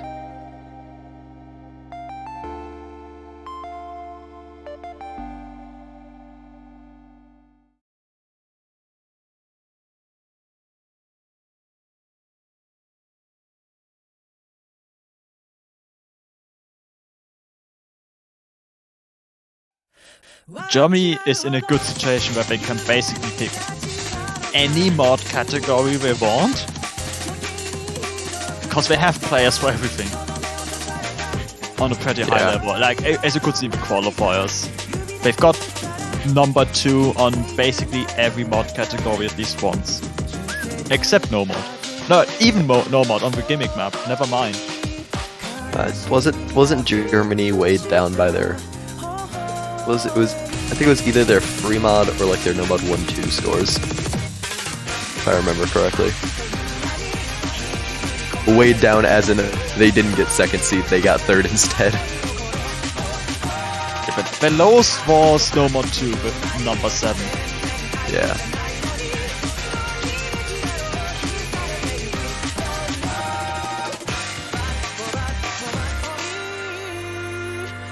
The Czech Republic really fighting an uphill battle here. Similar to the Portugal-Taiwan match we had just before. And we do see Hidden too. You Are the Miserable will be coming out. This map is difficult.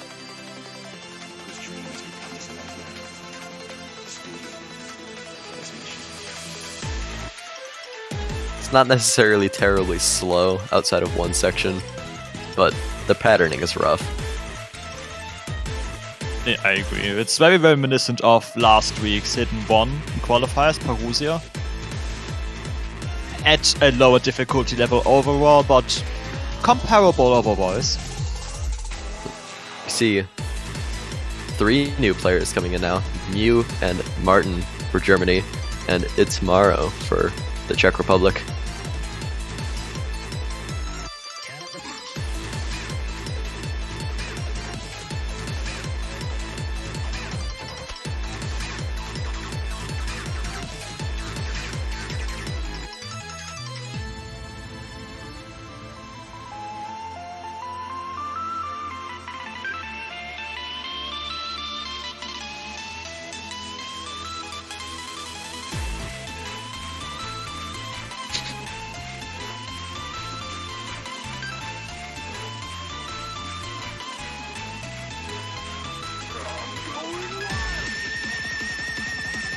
So this would be a fairly difficult map for a Czech Republic to pull breakpoint out of. Both Mew and Martin, very, very renowned lower SV hidden players.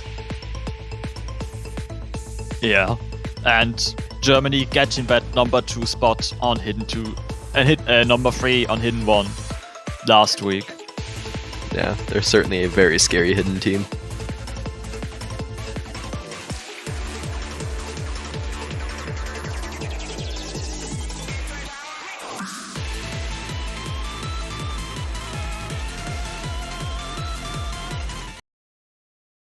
Here we go.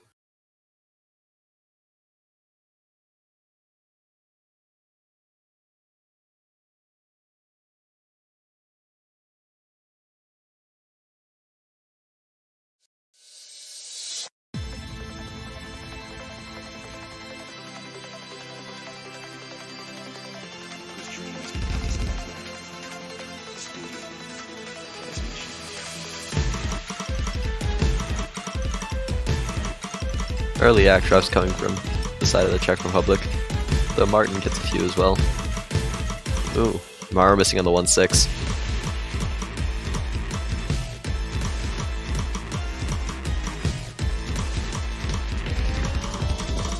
Mew holding that double S. The last one left.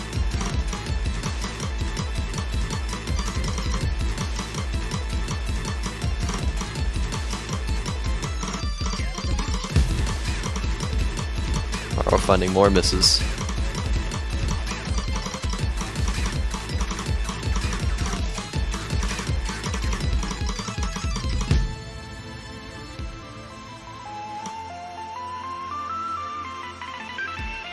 And we can see right now there's already a 50,000 point lead for Germany.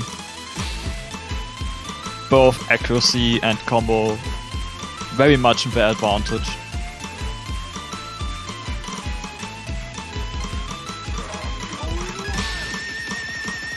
Already halfway through. Map's only 2 minutes 38 seconds.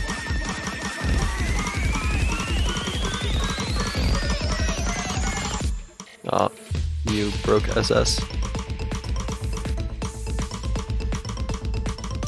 Ooh, Salomon found a miss. Neither Czech player having an FC anymore.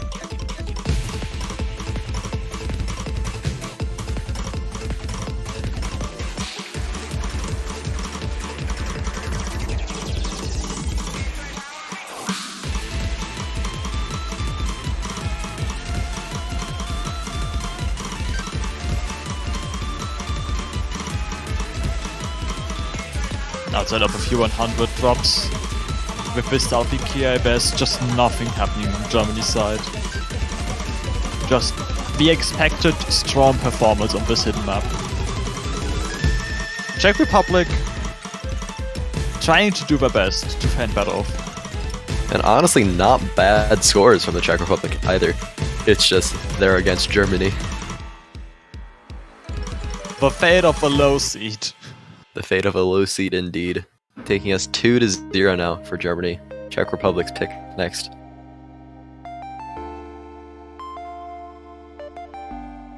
Eight 100s from Germany overall. 3 from you and 5 from Martin. Very impressive scores.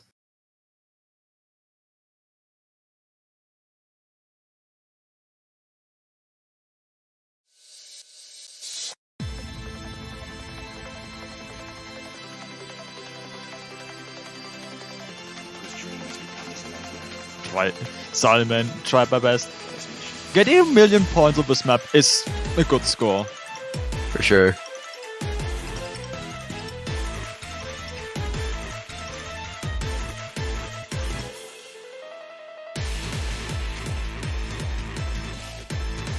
Interested to see if they're going to continue with consistency-based maps, trying to just get the accuracy win against Germany, perhaps getting a random drop from Germany's side on the map, giving them the win.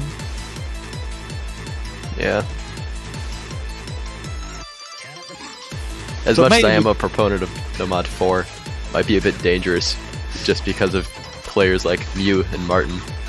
Martin in particular, very good at these SV gimmicky type maps. Yeah, I think Farrell, if anything, is going to be German pick because of the sheer difficulty. Yeah.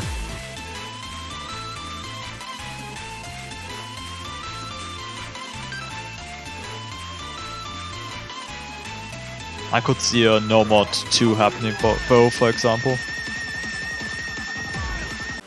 Fremod 3, Mari Maris will be their selection. Huh, interesting. The anti-mod or slider velocity heavy free mod pick. Yeah.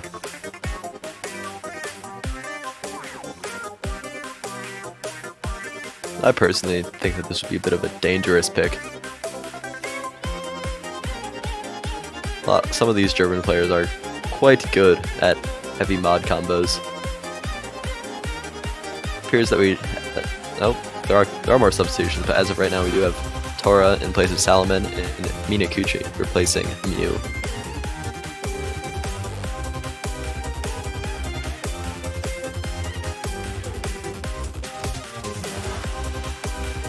Need to check if Czech Republic had hidden hard rock last week.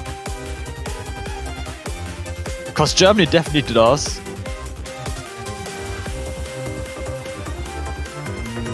Looks like Salomon did have a hidden hard rock score. But Salomon is not in this match. That is correct.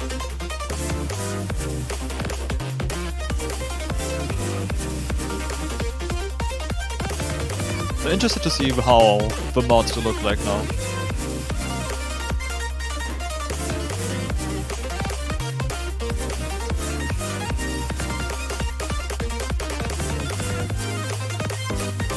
Alright, here we go. We do see Minakuchi with Hidden Hard Rock, while the other 3 players are rocking 1 mod. I hope the double mod misses fight.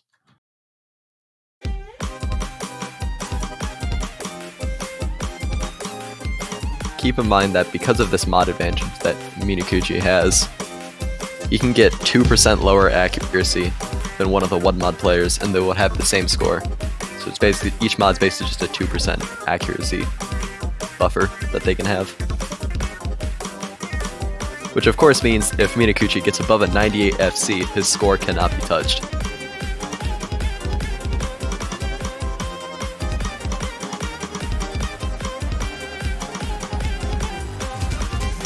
And it is currently sitting at 99%. Trying to I find get it some of the more difficult with hidden sections. Yeah, but I want to point out, I find it interesting we do have a single hidden on both teams, because I do feel like this map is genuinely easier with hard rock, and arguably even hidden hard rock. Yeah. Mainly because of this section, which happens twice in the map, but both hidden players performing really well in it, and it's Mara actually having the better accuracy between both. Maro may have been struggling with the hidden 2 pick, but playing quite well in this so far.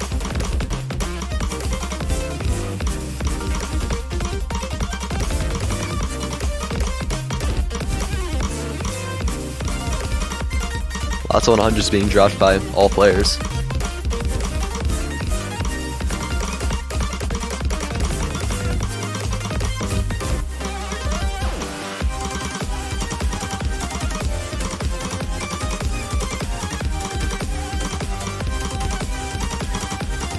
Martin's Ek has climbed back up above 99, while Mara's has dropped lower. Getting a lot of 100s there, almost dropping below 98 even.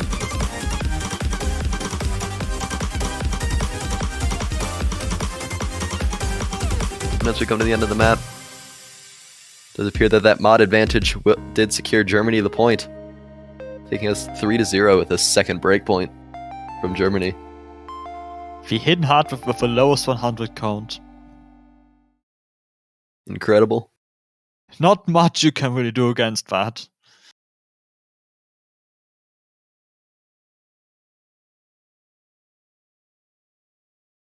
But all in all, it was a quite decent pick for Czech Republic. I think that's the first time I've seen Fremod 3 have 4 FCs on it in the same match. Yeah.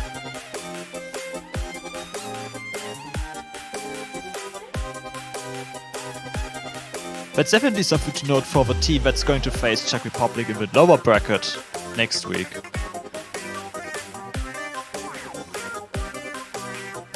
Because keep in mind, every team that loses this week still gets to play in the losers bracket next week and can advance further into the tournament.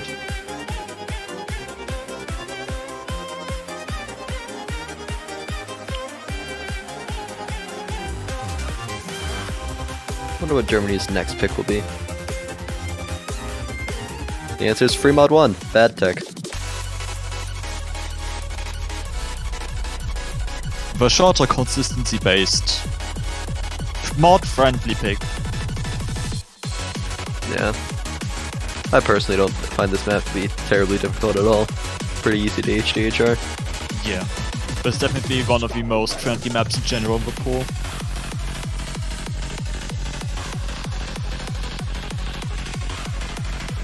Because we do have FRZ coming in for, I believe, the first map of this match, as well as Umfi coming back in for Germany.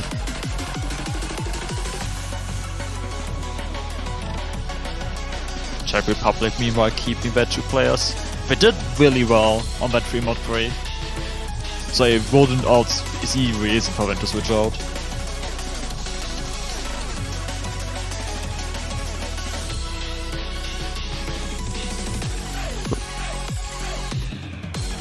Looks like we will be having someone come in for the Czech Republic.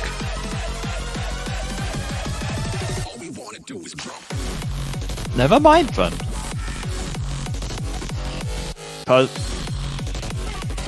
Maybe Saliman? That would be my assumption, but Salman is in lobby. There he is.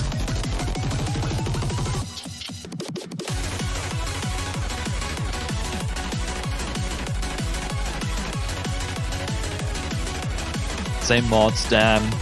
Mods leaked, just like that. Where's my competitive integrity? Even though it does not impact literally anything in the match.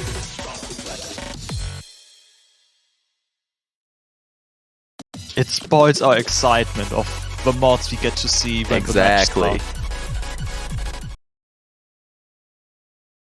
It's And not we've the been same lied mods. He to. literally lied. I mean, it's the same mods from each side, but it's not the same mods as the last map. Therefore, I feel half lied to.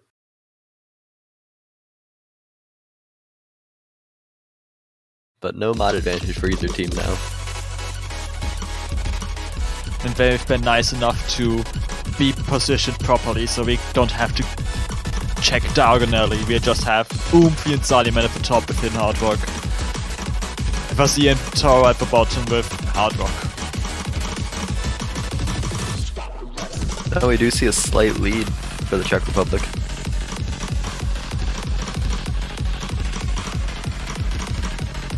They dropped 100 on both the German players.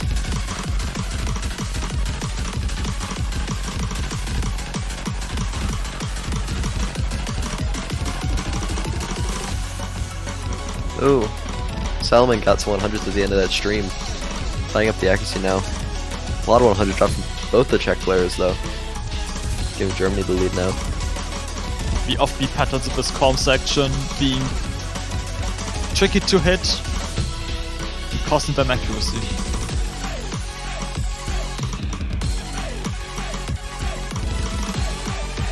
Ooh! A miss at the very end of that stream from Tora.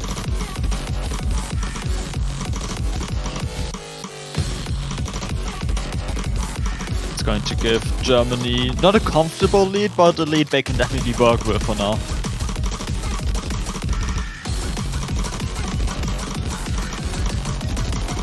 Another miss from Tora. Makes it very hard for Czech Republic to want to come back. They certainly need a miss from Germany now.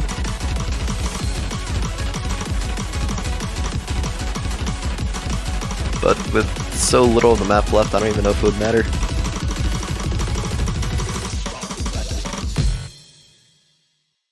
But We will neither never of the know. German players miss. Taking us to match point now.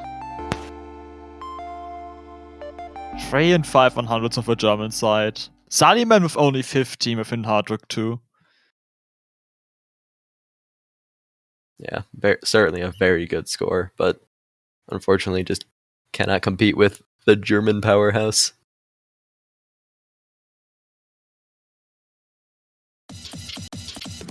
Oh no, Tora's leaving Taiko. Oh no. But we need you for next week. Salomon trying to pick tiebreaker. I wish we would see it.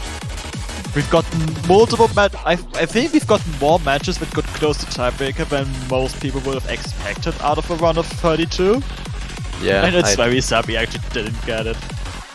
yeah, I'm surprised. I remember a tweet that Mango put out last year of what people would think would happen first: a tiebreaker round of 16, or Japan doesn't win TWC. And everybody put tiebreaker round of 16 because Japan will always win, unfortunately. But hey, wouldn't it be funny if we got a round of 32 tiebreaker before a round of 16? Still have a few more matches. It could happen. Hidden 1 daily lunch special being the Czech Republic's next pick. Interesting choice.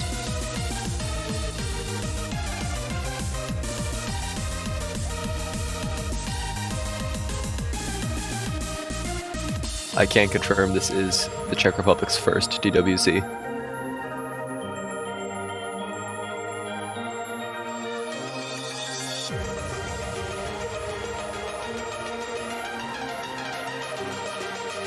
We have Minakuchi coming in for Germany for Hidden 1.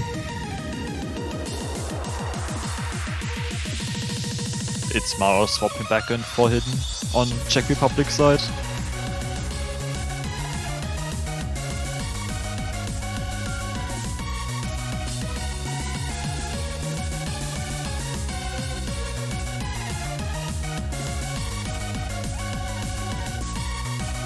Salomon needs to update the map. Let's go.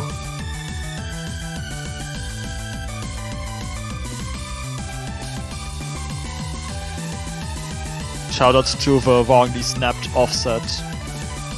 Yay. That needed to be talked about during last week's map pool showcase. It could have gone I unmentioned. swear it's always Raph. It's always Raph. Raph is either the one who does the mistiming or is the one that finds the mistiming. No matter what role he is in a tournament, he either finds it or is the one that does it. The duality of man. The duality of man. Here we go into Hidden 1.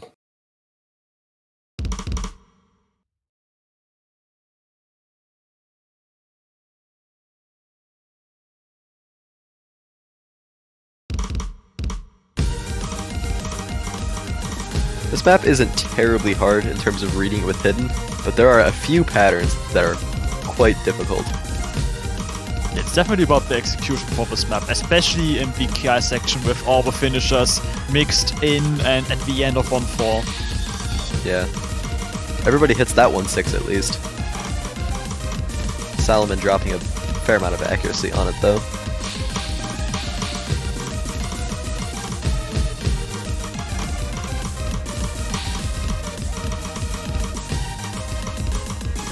Umfi did find a few more 100, so it's close. Yeah. We're talking like 3 100s at the moment. The bottom half of players both holding that double S.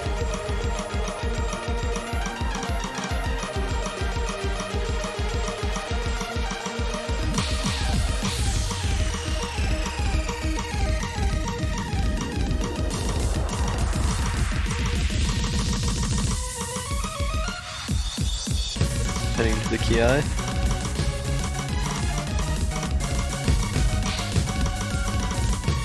Salomon got a 100, I believe, on the finisher.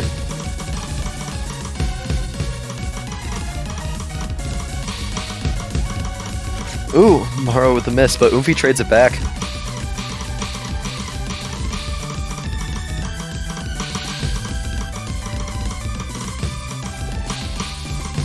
Is that Umfi was able to recover more accuracy. Don't see a lead switch yet. I think there's not enough time anymore. I don't think so. A good will- effort. Yep, that will be a third breakpoint from Germany, ending this match 5-0 in Germany's favor.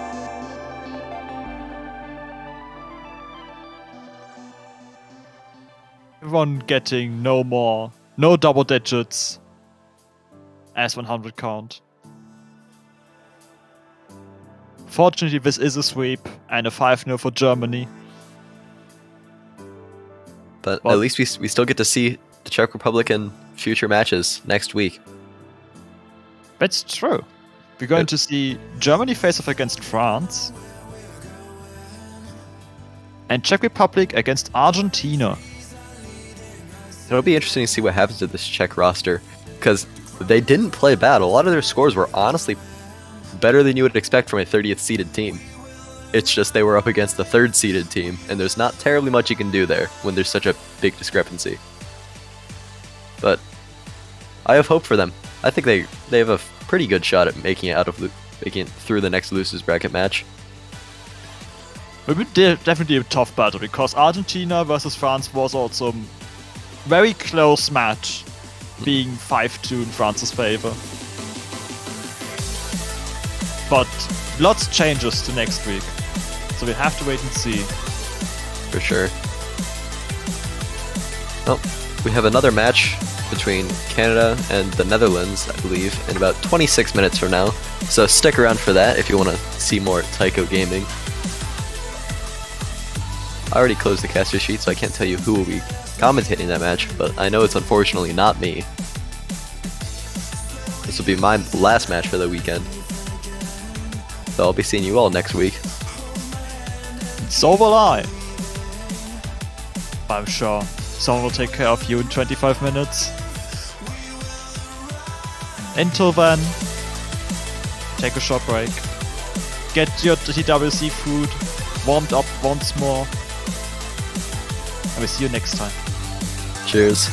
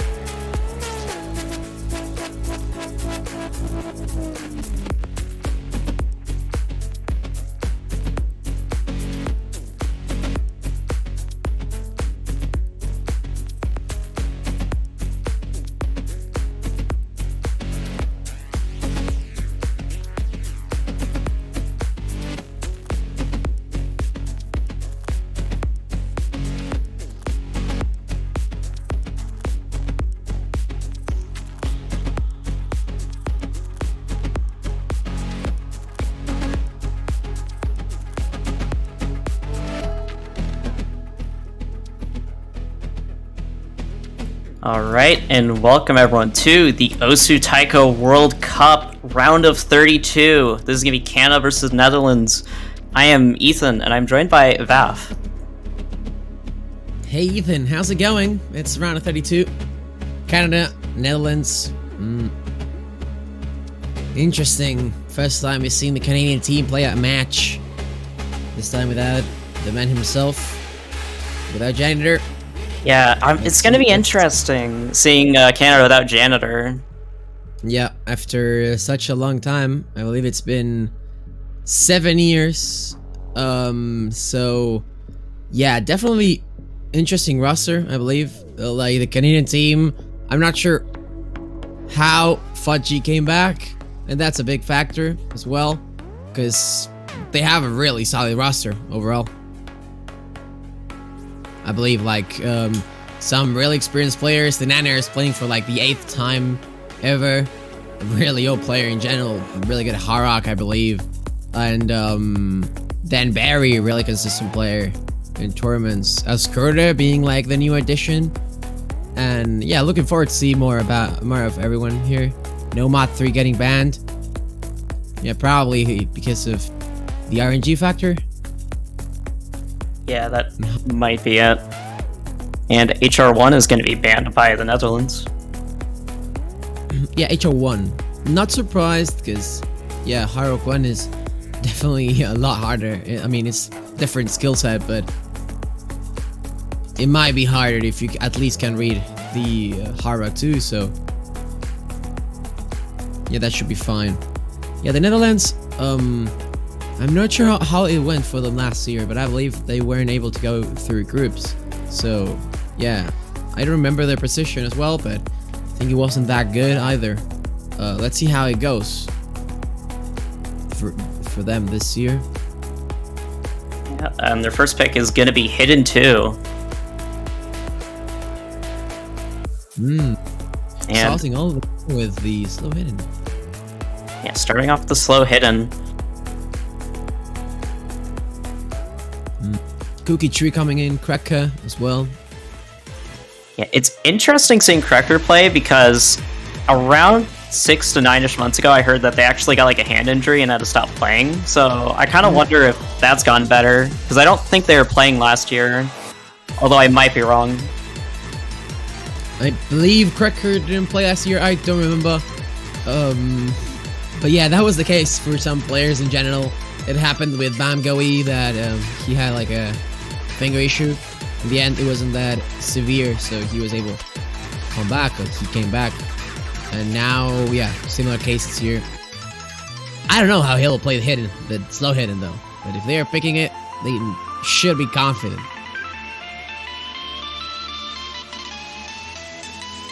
So it's an overworked shoulder, apparently. Oh, Askrute is coming in. Yeah, interesting. I think the Canadian issue here is filling up like the slot that was always for one player. So Yep. it's like, I mean, it's a tough job. Yeah, aside from not having Janitor, Canada does have a really solid roster. Yeah, that's why. I mean, the only change is, I mean, yeah, Fudgy coming back after 3 years, and Askrute being like the new player coming in. I'm not very aware of Askrute's strengths, but if he's coming in for the slow hidden. Yeah, I have not seen them in a community tournament, so I'm kind of curious to see how they'll do, as I don't know too much about them as a player. Yeah, me neither.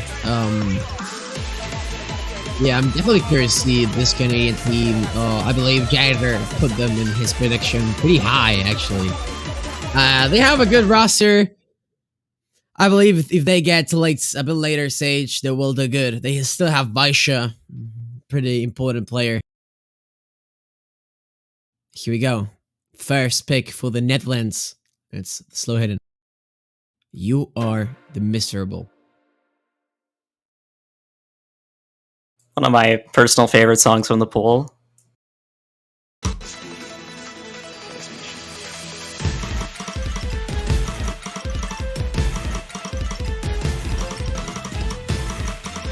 It's a banger. No one with any early act drops, although just I say that, Escurte is going to be the first to drop 100. Cracker is going to follow right after, and that was quite a heavy act drop, going down to 95 just for a moment there. Yeah, let's not forget this map has a really slow transition. And that's gonna be like the place where most players will. Or might get disorientated. But so far, as you mentioned, big act drop from Cracker, that's the only thing making Escurte! difference. Dropping! And Fudgy! volume! Oh, and that's This a is big one, 'cause interesting. it's a 300 combo, 600 actually combo difference now with both players in the Netherlands almost reaching that combo cap. Okay, this is interesting. Yeah, Cracker's now recovered on the accuracy a decent bit. Fudgy didn't drop too much accuracy with that miss, but that miss is gonna hurt Canada. I mean, there's still some time left, but Cookie still on the other is half. doing really well. He's pairing up with Fudgy Zach, and now it's completely up to the Netherlands team. Yeah, Cookie has really good accuracy. And they are demonstrating it right now, although they just missed on that 1-3 for the looks of it. And it's not that close. It's not that far away. I mean, from each other, Netherlands dropping a lot of combo. Now the advantage barely for the Canadian team. There we go. It switches off to the other side. And now in the last quarter, they will need someone from the Canadian team, and I mean the Netherlands. Because it's very tough, Cookie Tree. Oh, training another miss. Having another one, actually. So unfortunate. There's still a little bit more map left, so it's technically possible to come back, but it really just relies on both of Canadian players note locking at the last second. And as the map's coming to a close, I'm not sure if that's going to happen. Yeah, I don't think so. It looked like a really concerning beginning for the Canadian team at the beginning, but as map went on, it was better and better for them. And now this can solidifies as a breakpoint, even though Escurte and Cookie Tree Trey misses at the end. Oh, Good. Cracker was the only full Fudgy. combo. Yeah, that's correct. Yeah, Fudgy missed only one time with 7 100s. Yeah, Fudgy is going to be the #1 score in the lobby, though, despite the miss, just because of the accuracy. Yeah, both of the players on Canada's side, really good accuracy.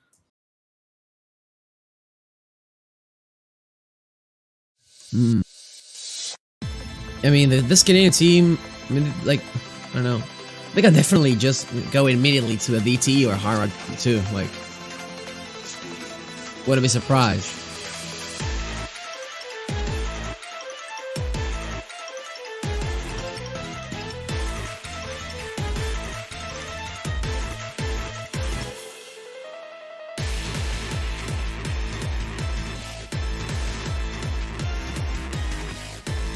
But yeah, we're waiting for Canadian first pick now. Netherlands, sadly, they would have been able to take that map. They were in the lead even. Yeah, I It wasn't think enough. kind of some nerves kicked in for Cookie Tree, unfortunately, because they were playing really well in that first third of the map.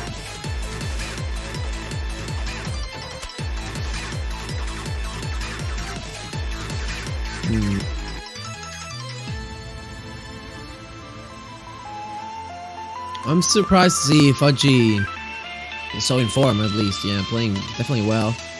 It's early stage though. No Matu. I was not really expecting this pick from Canada. Honestly, I was thinking Netherlands would pick those, maybe. Yeah, it's like it can go either way. That's the issue. Yeah, it's kind of a short map, and there's a lot of sections that you could just randomly mess up on, and then that's it. The other team gets the point. Yeah, correct. That's why it's a bit RNG for the Canadian team. Even maybe they're confident that's it. But yeah, I was expecting more of a Hard Rock 2, maybe a DT, because of the players as a whole. But in the end, it's no Matu. So I was going to be coming in for the Netherlands. Yeah, Nanners too for Canada. Yeah, for the Netherlands, I'm not sure who will be the second player for DT picks, but I know Boaz will Yeah. definitely be in. It's just, I Yeah. don't know if Netherlands has a second player for DT, really, is the unfortunate issue with them if DT gets picked. I mean, I know Boaz does play DT as well, but I'm not sure anyone else because I play Cookie Tree. Like I know Cookie Tree for playing stream maps, and like that's it. And then a bit like overall. Cookie Tree could play like a tech DT or like more accurate to DT, but yeah, once it Nah. gets up to being a bit faster, his speed does fall off, unfortunately.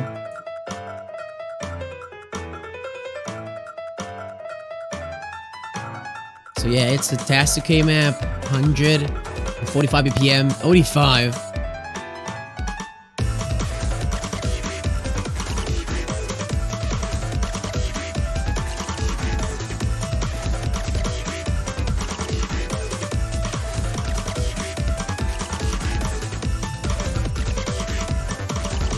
Nanner's picking up the first 100. Yeah, that's a big one since this map isn't hard to hack at all. Yeah, it is OD5, so it's a bit generous for accuracy, although both of the players of the Netherlands side are starting to pick up some 100s. Fudgy's going to drop their SS. Yeah, those are big act drops already. Fudgy already dropping, but still being the highest accuracy in the lobby so far, almost reaching halfway point, and there is 1 minute left. Oh, Cracker. Cracker. Yeah. That was so unfortunate. Oh, no. Yeah, now what you want to see for the Netherlands here. An unfortunate miss. Well, everyone is in 500 combo already. It'll take a long time, or he might not even get to that 400 combo cap.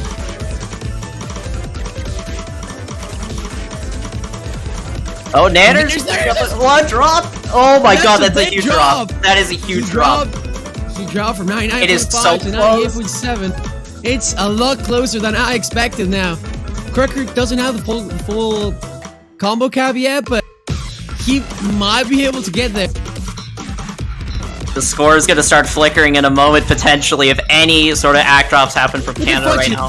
Look at Fudgy, 99. Oh my god, yeah, Fudgy! They're holding a near SS. It's keeping Completely Canada alive. carrying. It's giving Canada alive for the time being, so they'll need another act drop. It's not enough with that big draw from Nanners. And so far, so good for the Canadian team. It's going to be the 2-0 for them. 1-100 for Fudgy.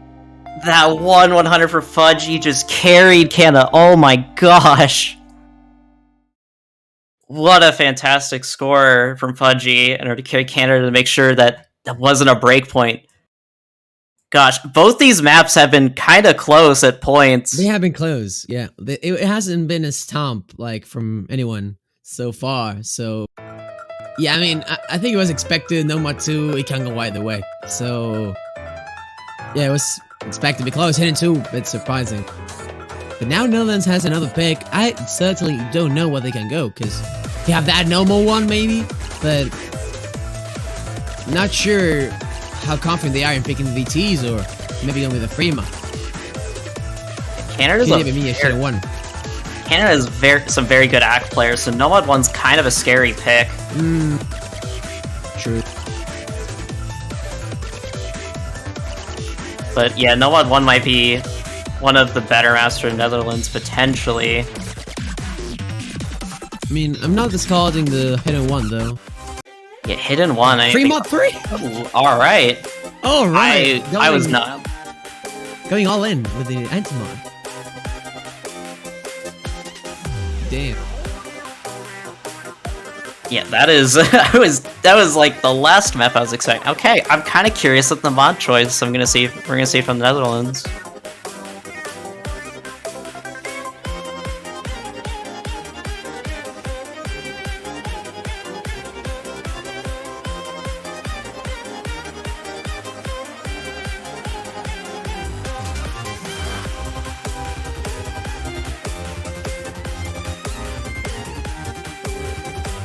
Cookie Tree coming in place of Cracker for the Netherlands.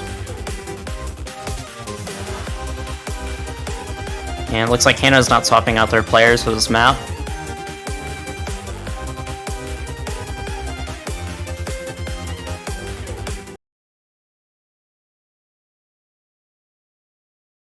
Boaz with Hidden Hard Rock, and Nanner's a Hidden Hard as well. So yeah, both teams have all 3 mods that they can pick.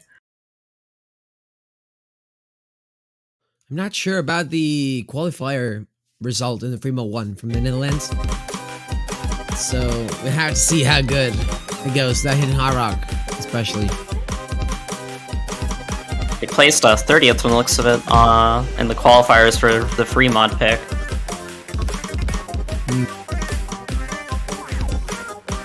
But this is a lower SR pool, so they might be more confident It should with... be easier. Yeah, it should be easier. They might just be more confident with Hidden Hard Rock on these lower star rated maps.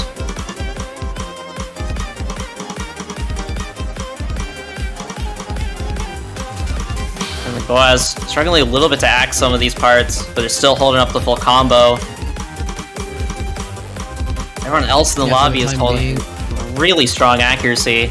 Yeah, it's really strong act from Canada, especially from Nanners. 99.84 with Hidden Hard Rock. That's a big feat. I mean, while Bo is it's not even close. He's having a really good score, but not as good as Nanners. Yeah, they're at least holding on to the combo for a chance at being able to come back into this in the second half. But they are going to have to rely on some misses. That's it. Because if the Canadian team doesn't miss, it will be definitely hard to come back for the Netherlands, act-wise. Because look at the act from the Canadian team, the Canadian players. It's spectacular. Petrie starting to drop to 100, going under 99 for just a moment there. Oh, Boaz! Oh no. Oh. Yeah, that drop kind of seals it. Yeah, even if Canada misses right now, the accuracy difference is just a little bit too high to really be able to make a difference.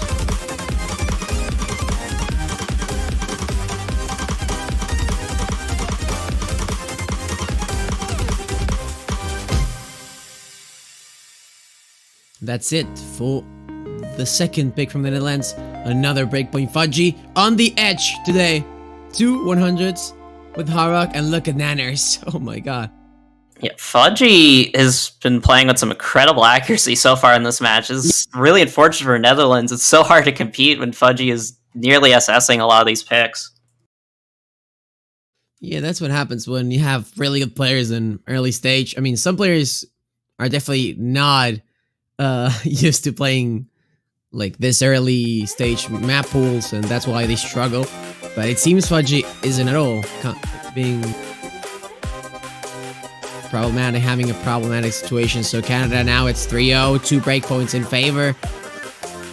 They have a pick. Everything's going good for the Canada.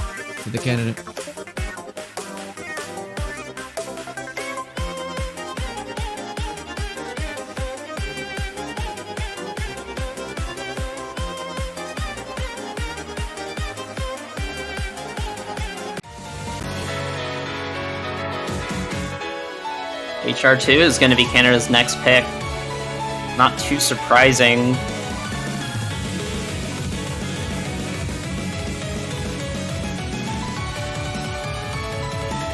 Not too surprising. I think they can maintain the same 2 players even. Yeah, maybe Vlad might come in for this. Yeah, like that's the only possible change. But I think both Fudgy and Nanners could hold up pretty well. Yeah, they could definitely hold up well on this map. I remember Nanners stepping in last year and so forth for this type of maps, and also the DTs, so yeah, I think they can win easily without Vlad. Not sure about the Netherlands roster though. I'm not sure who will be on this pick. Maybe Krecker? I'm trying to remember if they play HR. I don't remember. Kind of forgot who plays HR. Yeah, me too. I'm not sure if he plays Hidden even. Could be Tree, maybe. Then if Boaz is able to read the map itself, you can have Boaz.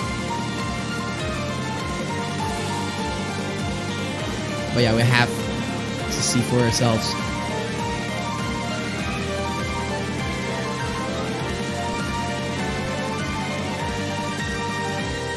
Looks like it'll be Boaz and Cracker playing for Netherlands.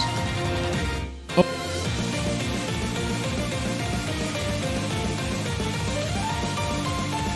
I don't remember Boaz being much of an HR player. I'm kind of interested to see how they play this. Maybe they are an HR player and I just don't know.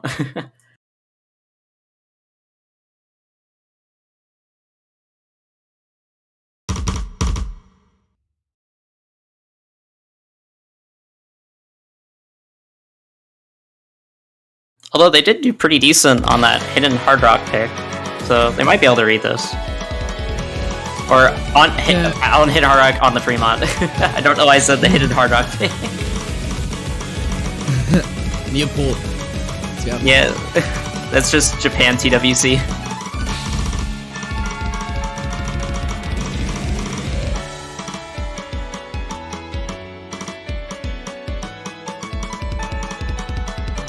So far, likewise, doesn't look good. There we go. Boa is also dropping a miss. That's a big one, since this map is only 2 minutes 6 seconds long. And look at the proficiency as Vaisha first map. Oh, Vaisha does pick up a miss right as you say that. That was a very clean miss though, as they instantly recovered. I think they only got like one miss exactly, no 100s. Yeah. Yeah, everyone else getting to, but not everyone else actually, since Vienna's team dropped earlier. Squadron wasn't able to hold up to the combo, so only Nanners holds the full combo.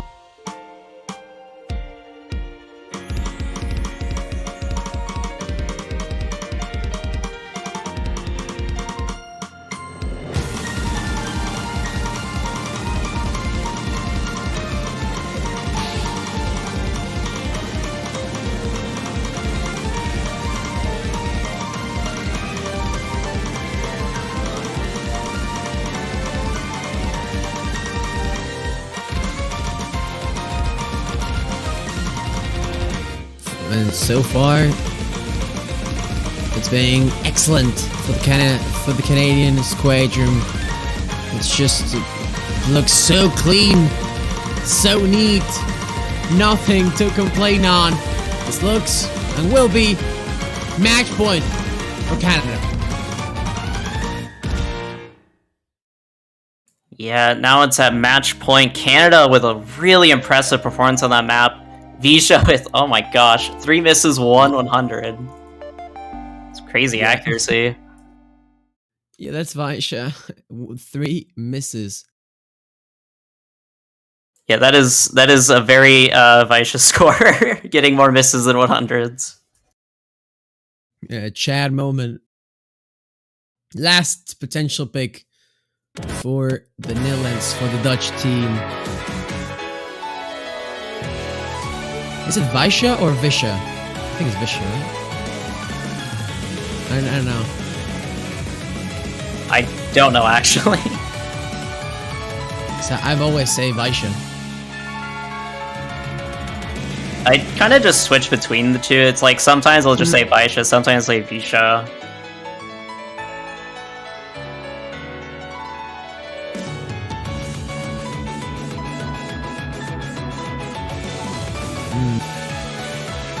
Not much stuff left. I mean, it could be a Nomad, because, well, despite of how good the act from Canada has been so far, I mean, it could be. They have picked Fremont before, so I don't know. They might go for like one of the easier Fremonts, but nope. It looks like Nomad 4. Nomad 4. This is good. Alright, interesting.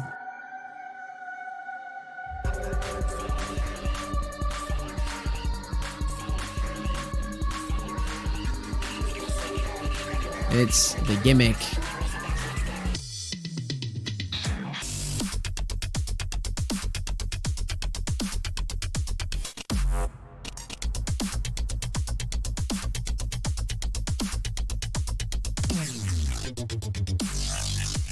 Yeah, I was expecting him to maybe go with like a Nomad 1, go for maybe another dice roll pick. But yeah, Nomad 4, okay.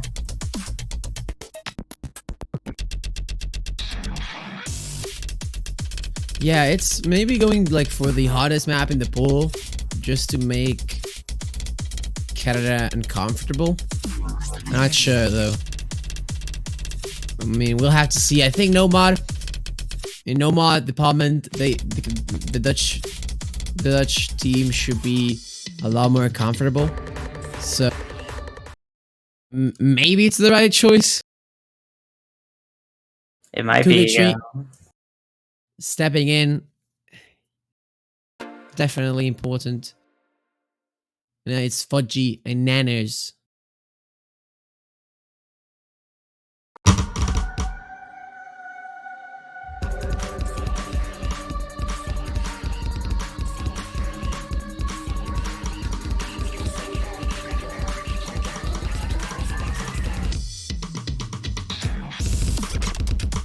Fudgy picking up the first miss, okay. Oh, Cookie Tree's Yeah, gonna we're trade it gonna though. Looks like Cookie Tree missed a little bit more as now Canada has the lead again. Cracker's also gonna miss. Fudgy does trade it. Now Nanner's the only full combo in the lobby. Also double S. Oh yeah, and adult. I didn't even realize. Yeah. Yeah, it's just complete different story. Nanners and the rest. It's Nanners and the human beings.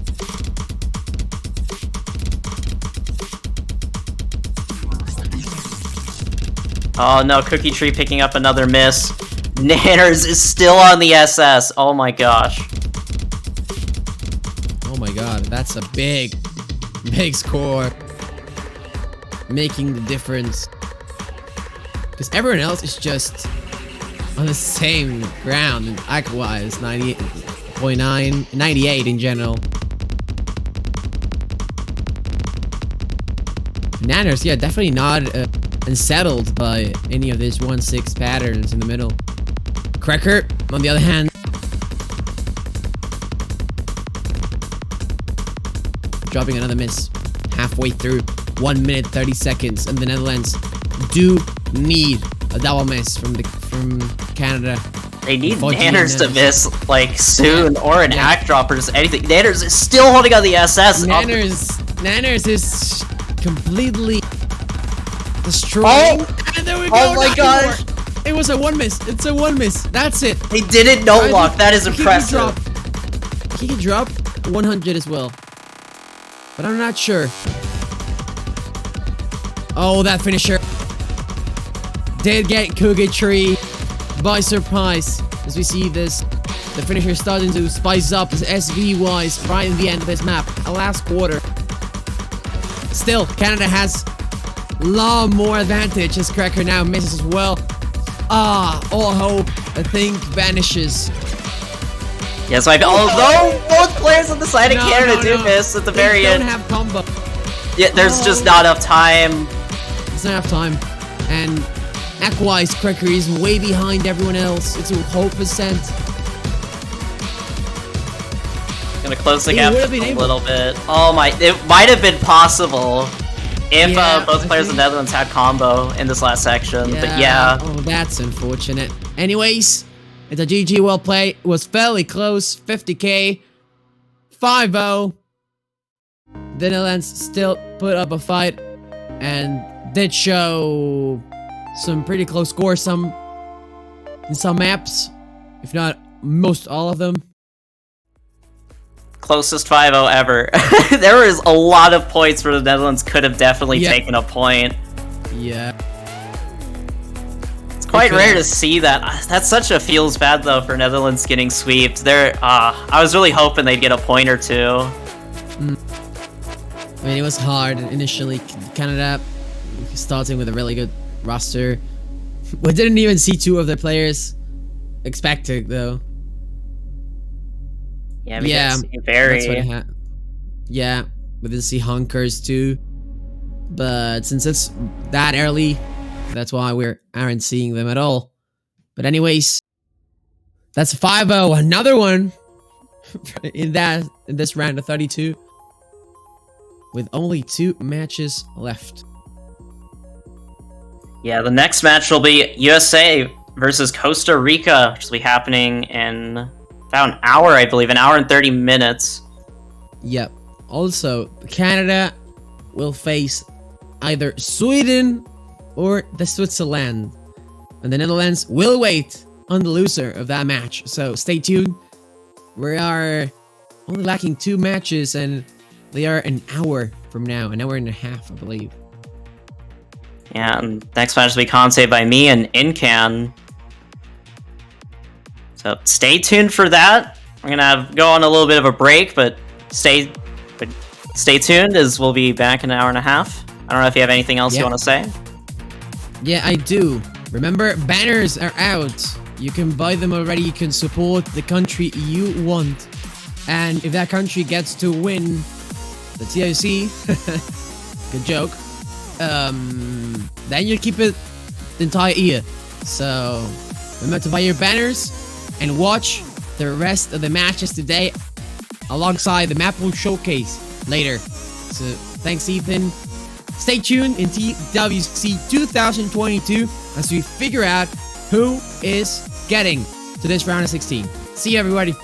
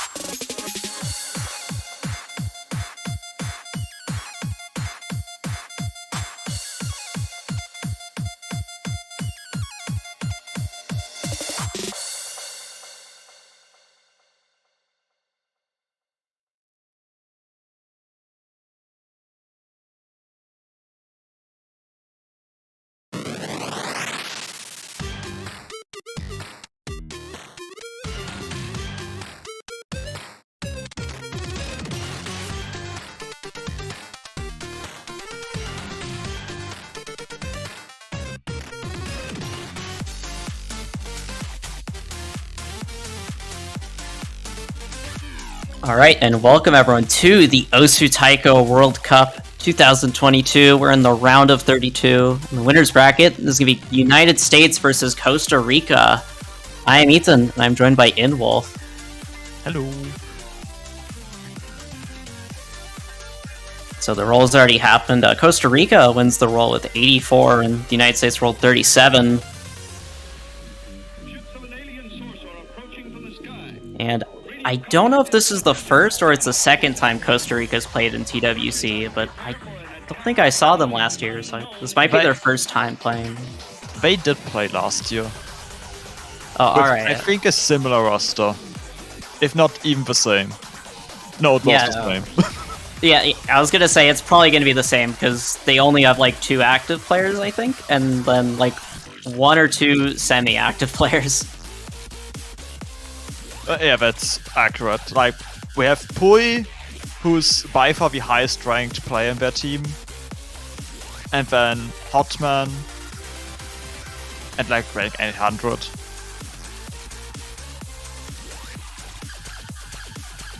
Yeah, So it's, it's mostly a thing of can the second player keep up. yeah, I think Hotman's kind of an all-rounder. I don't know what their skill set exactly is, but they've played in a couple of community tournaments, and they seem to just be pretty alright at everything. And so since it's a round of 32 pool, they might be able to fare a bit better on this than the qualifiers pool. So potentially Costa Rica could maybe snag a point for the United States, but it is going to be a very difficult matchup. The US, one, has a full roster, and second, the US is a really strong team this year from the looks of it. Yeah, lots of familiar players also returned from last year. Yeah, and Miniature Lamp playing for the US for the first time. And it's really cool to see him rise up in the ranks and stuff, because they only started playing around like 2 years ago, I want to say. And now they're playing in Taiko World Cup for the United States, so they have had a very meteoric rise. We'll be excited to see them in the match. Perhaps on FM3, our first map.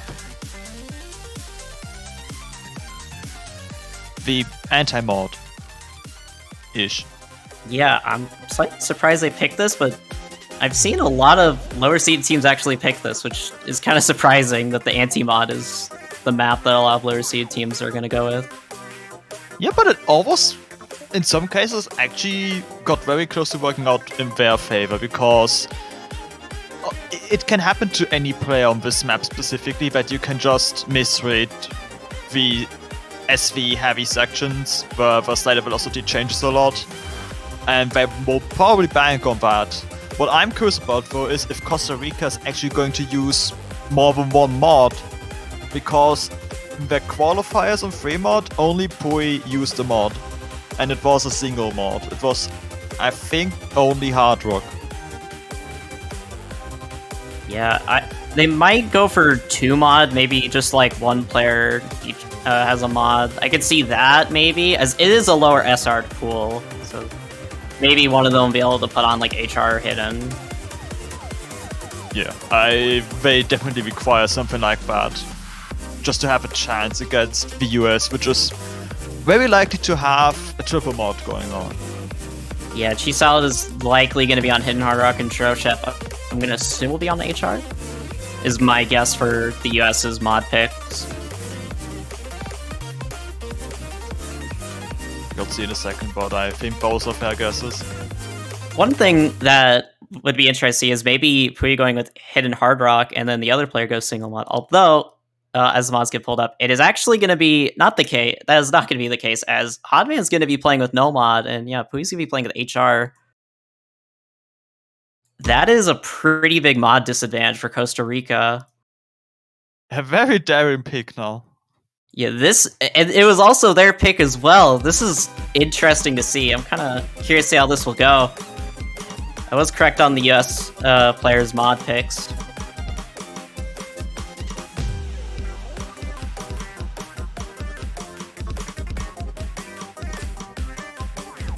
So you can at least see the bottom half is evenly matched, but in the top half, despite Cheese Salad already being down 1 point in accuracy, their score is much larger than Hotman's. Yeah, Costa Rica is really going to need Cheese Salad to miss for a chance of getting a point on this map. Although Hodman and Pui both have really good accuracy, so does Churro Chef. The only player has act dropped is Cheese Salad so far.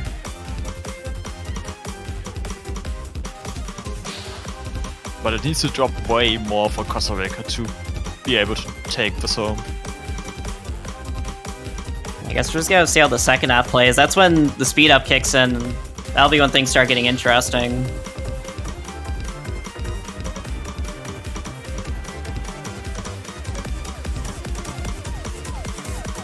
Churchup's gonna break their SS, but they didn't really act drop too much. It's just 1-100. Now getting into the speed up, Chisal gonna drop P100s. Both players on the side of Costa Rica still holding on the SS, but that mod advantage is just so strong. Costa Rica needs the United States to miss. Yeah. The United States are just not dropping enough 100s for the lead not to grow. Both players on the side of Costa Rica are going to drop their SS, but they're still holding on really strong accuracy. It's just kind of unfortunate to see, as it's just the mod advantage is just too strong. It's really hard for them to do anything, even with these scores being pretty good.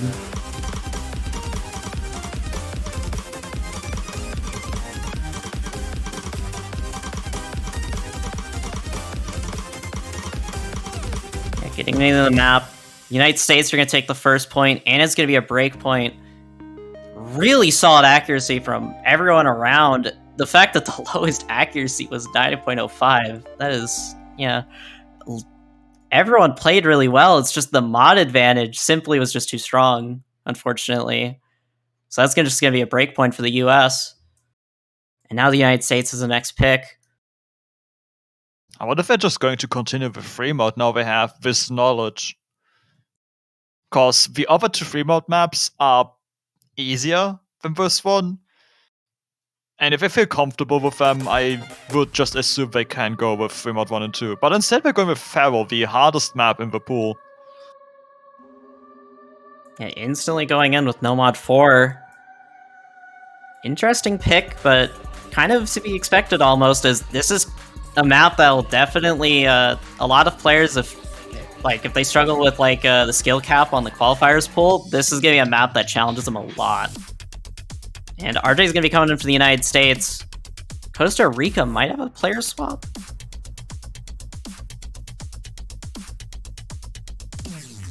Which would be interesting on this map, as their main two players are Hotman and Pui. And I'd expect their third player to only really be in for some more gimmicky, lower SR maps. Unless they went into a boot camp and only practiced Pharaoh 24/7. Yes. As it tends to happen with more gimmicky maps than Pharaoh. Some teams did use strats like this, where that last player on the team, you practice the gimmick, you practice nothing but the gimmick, and then we destroy the opponent, at least on this one map. And it worked out quite a number of times in the past. It sometimes works and sometimes pays off. And also with the team sizes being 6 this year instead of 5, it does allow teams to be able to have that a lot more, or the ability to be able to just have a player that can just be dedicated towards practicing 1 or 2 maps. There's definitely a higher chance of that with these team sizes this year. Indeed. But although Costa Rica is a 3-player roster. Yeah. And it looks like they're trying to get Hotman back in. Yeah, it looks like Hotman might have had to restart their game.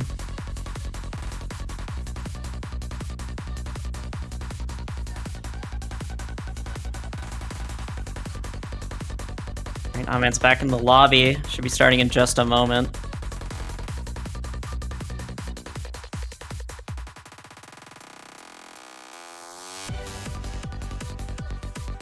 Like a few of the more recent matches we've had, this is another really uphill battle between United States at seed number 5 and Costa Rica at 28. Yeah, the US got really strong seeding this year. I wasn't really expecting them to get 5th seed. I was expecting them to get more of 8th to 9th seed, but they really showed a strong performance in the qualifiers.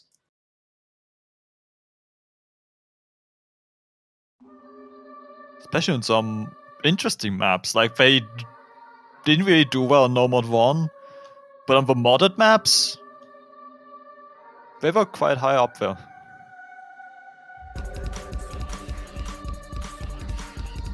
Yeah, and starting out into the United States' first pick, No Mod 4. Hot Man picking up a few early 100s, although in a second.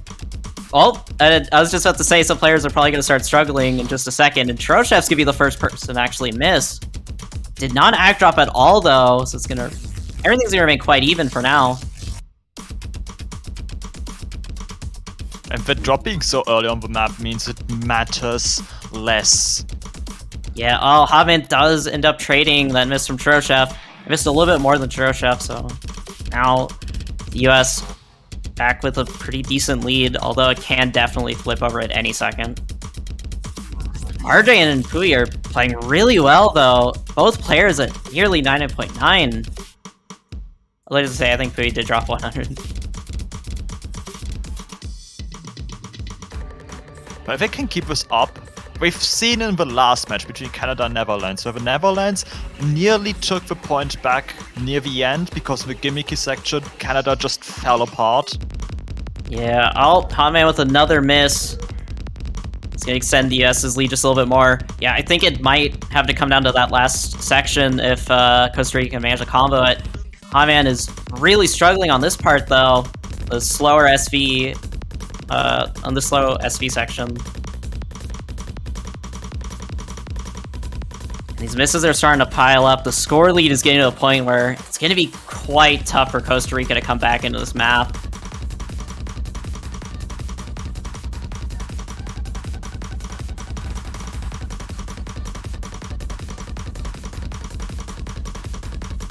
They're also dropping a couple of 100s, which is making the gap even larger by just the misses alone.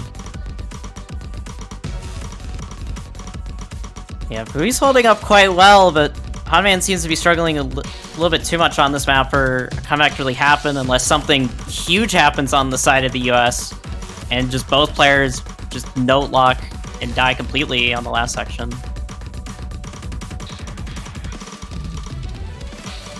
Pui is gonna drop the full combo though.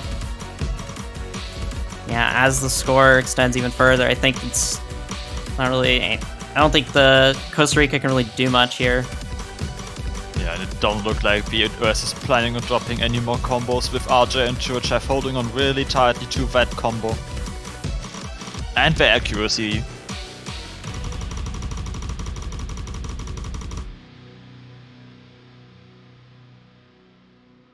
Yeah, the US is going to take the second point. That was their pick, and Pui had a pretty strong performance there up till the very end, dropping the full combo. And also RJ with the full combo, 4 100s. Both players on the side of the US with really strong accuracy.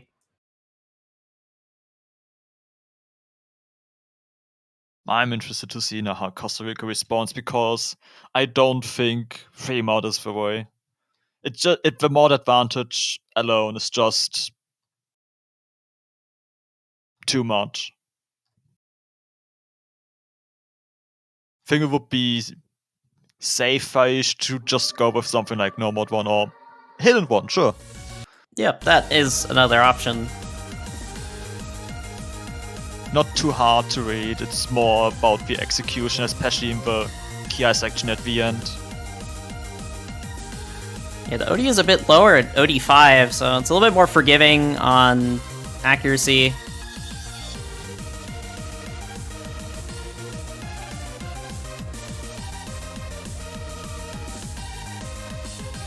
Aurora is going to be coming in for this map for the United States.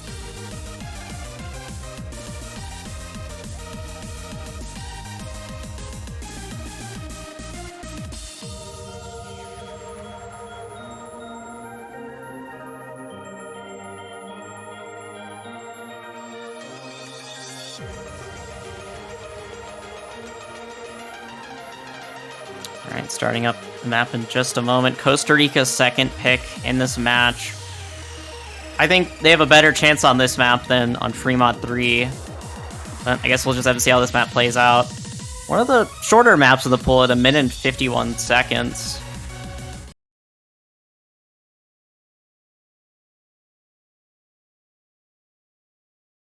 Might even be the shortest. Yeah, actually, this might be the shortest map of the pool, but I can't really recall the map lengths off the top of my head. I think it's the only one under 2 minutes.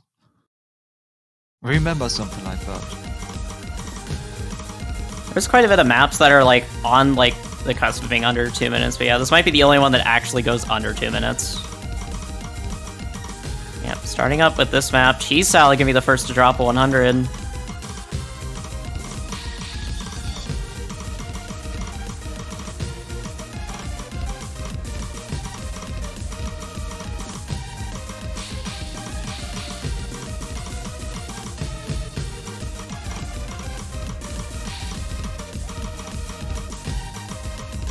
Oh, Aurora with a drop. Okay.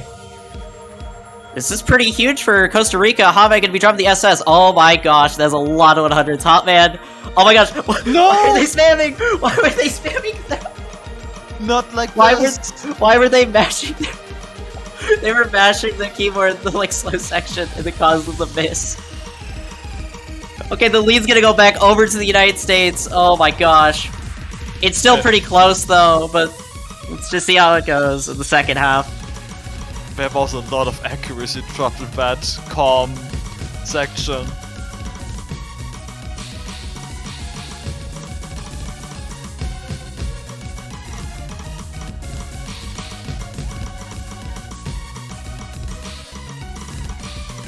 It's pretty close, but Have with another miss, and I think that might have costed Costa Rica the point. Yeah, this is Unless both players... Yeah, both players in the US have to miss at the last second for any possible chance, but even then the combo scoring is just going to kick in and it's too late, I think. As the map wraps up, it looks like the United States are going to take their second break point. That was so unfortunate. It looked like it could have happened and Costa Rica could have gotten that point. Those misses, Cheese Salad pretty tight with their score.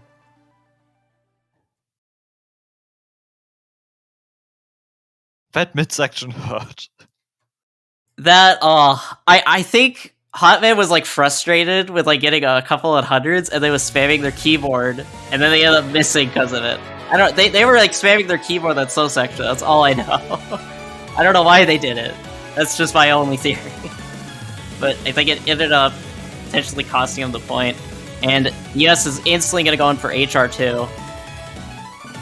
The more difficult Hard Rock map, continuing the trend of picking the harder maps of the pool.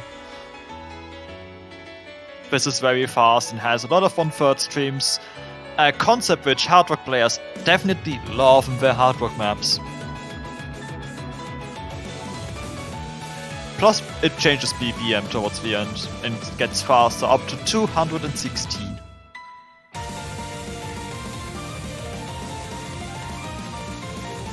Yeah, I'm not sure how good Costa Rica is at HR. I know Pui was playing HR in the Fremont, and they're doing quite well, but Huntman opted for no mod, so they might not be too much of an HR player. We'll find out. And Aurora and Churro, that's a scary duo to play on an HR pick.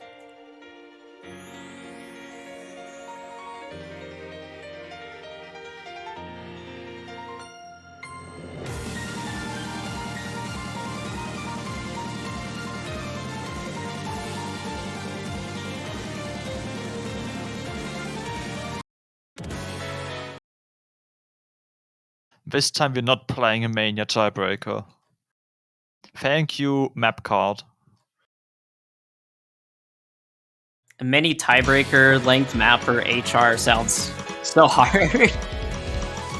Well, I don't know if that was a client miss, but Churro Chef might have missed it at the very start. Hotman, though, looks like they actually did miss at the very beginning. Aurora picking up some early 100s. Oh, it looked like that was client. Okay.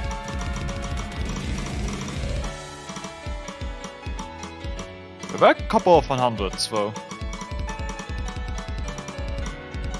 Yeah, Havan is really struggling with this SV from the looks of things. They are keeping up a little bit for now. Although Aurora had an act drop that they did not catch. That is going to keep things kind of close despite the miss. There were a couple of streams back to back that were a bit mistimed. Oh, another miss from Havan though. Another one, and Aurora is now starting to gain accuracy.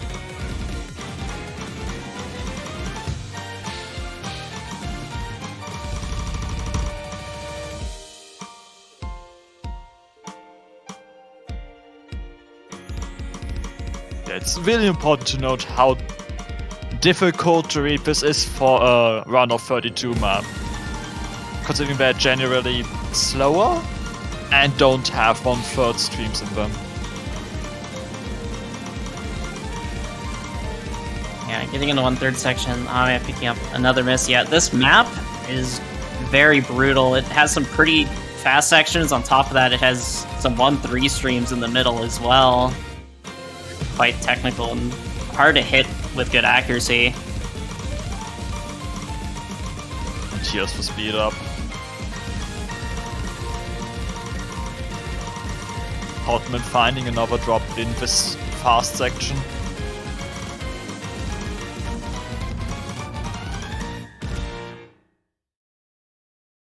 Chirochev though, with 2 100s. Yeah, oh, that is, yeah, what a score from Jirochev.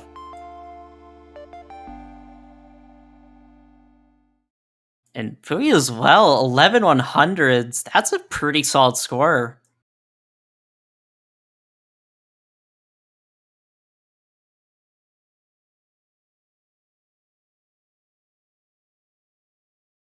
And we're already at match point with Costa Rica picking the potentially final map of this match.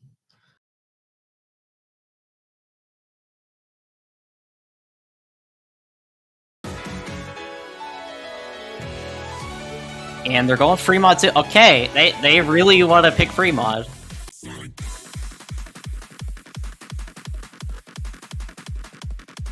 They did pretty good score-wise on free mod 3. It's just the mod advantage, I think, just might be a bit too much for them to get a point, unless the US just happens to drop a lot, which I think is what they're banking on, but the US have been fairly consistent so far. It's definitely... Not only does the United States have to drop once or twice, they have to tank quite a bit, especially on the hidden hard rock end. Because of just how massive the score advantage is. Like, you get around 120,000 points just for having hidden hard rock. Yeah, it is quite an uphill battle. Although I guess we'll just have to see the mod combos. And yeah, it looks like the US will be going with all mod. Oh, okay. This is interesting. Have going with hidden hard rock and Fui going with HR. I was not expecting. Okay, both teams with all mods possible. Now I'm interested.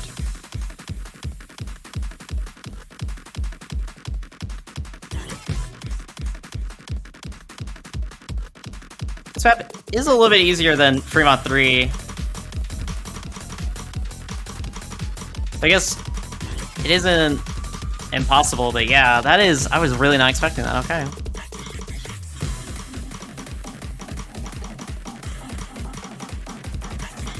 I'm gonna give you the first drops to 100s.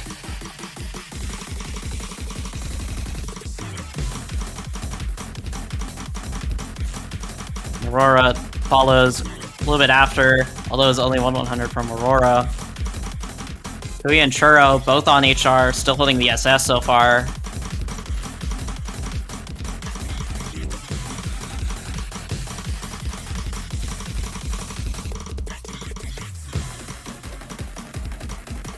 Dropping a little bit more accuracy, still above 90 for now, although they just dropped under it just for a second.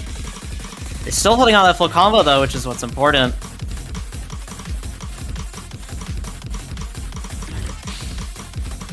It's definitely possible for Costa Rica to take a point on this map.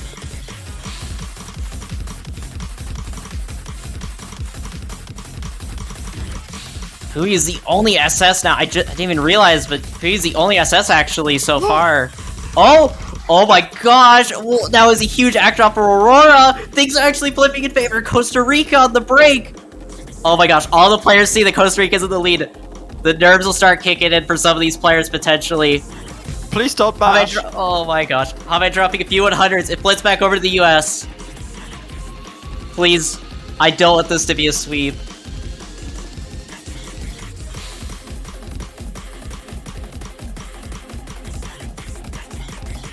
Roar dropping some 100s on this slow section.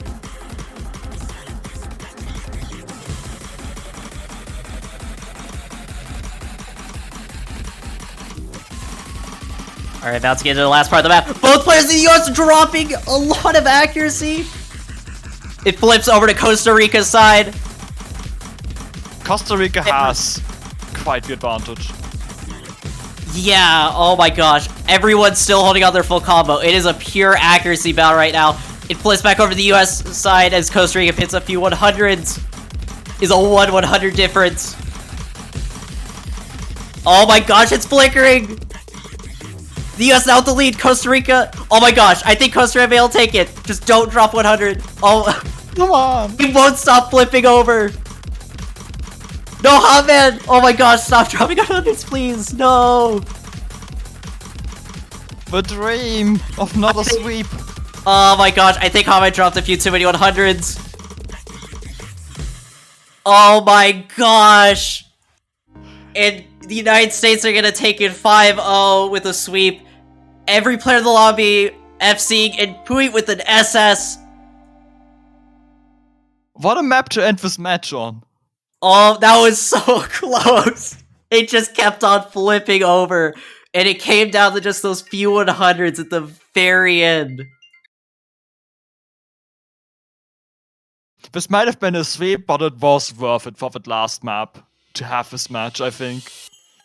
That last half was so intense. Costa Rica had one heck of a performance.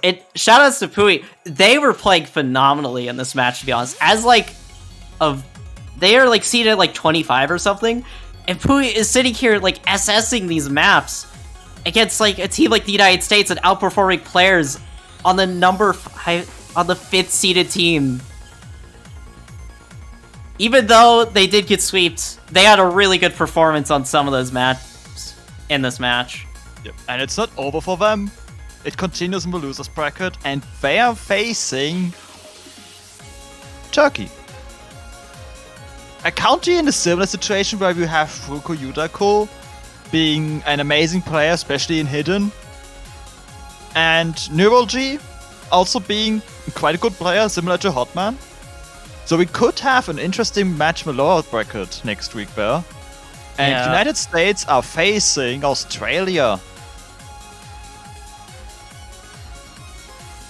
Yeah, I don't know what team they're going to face in the lower bracket, but that might be a team to kind of watch out for in the lower bracket, to be honest. I could definitely see them getting an upset potentially against a team that's seated slightly above them, for sure. Turkey. Costa Rica's facing Turkey. Oh, okay. Yeah, that would be an interesting matchup, actually. I'm kind of interested to see how they will do in that. Well, I think we also have one more interesting match coming up now, in 30 minutes. Yeah, Yes.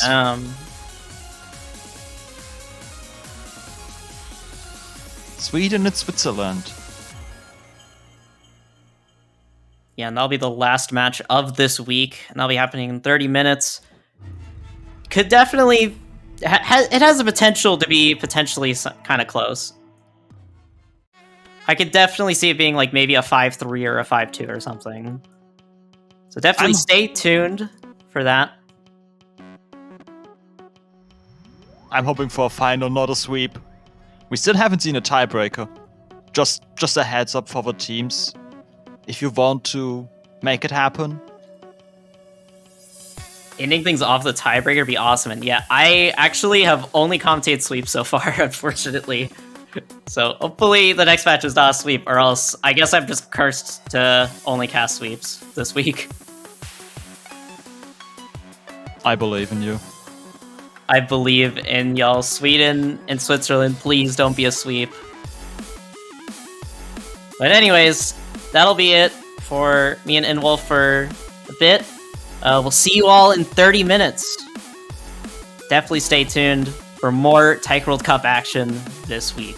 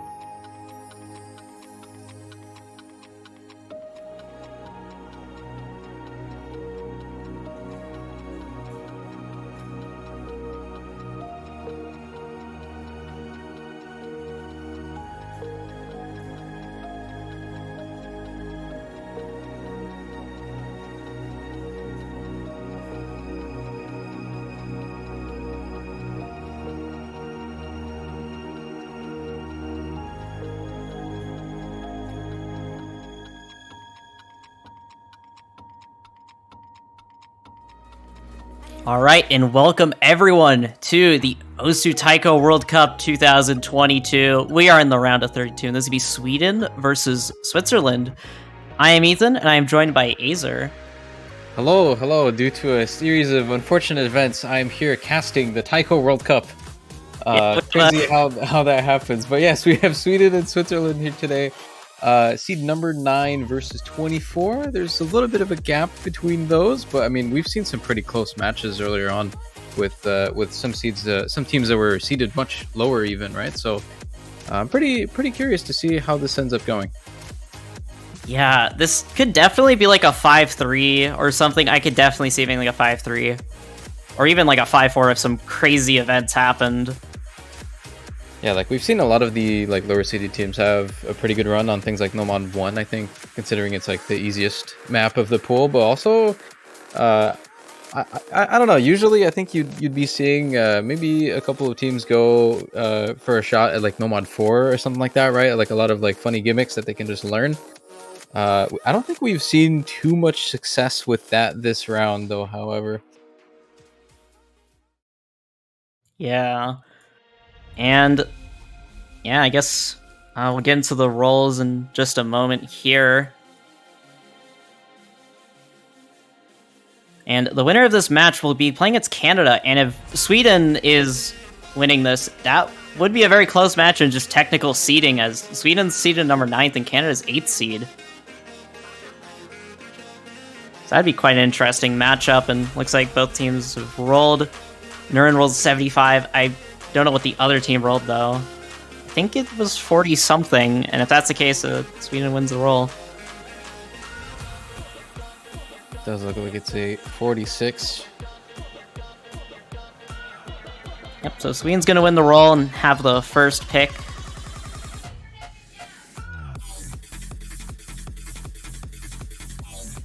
And Switzerland has got the first ban. They're going to ban DT1.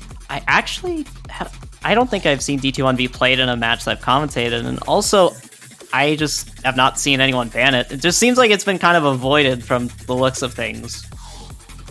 Even last week as well with the qualifiers, I think a lot of people ended up not really liking either of the DT1s. I guess maybe it's a little bit of an unconventional skill set, I suppose.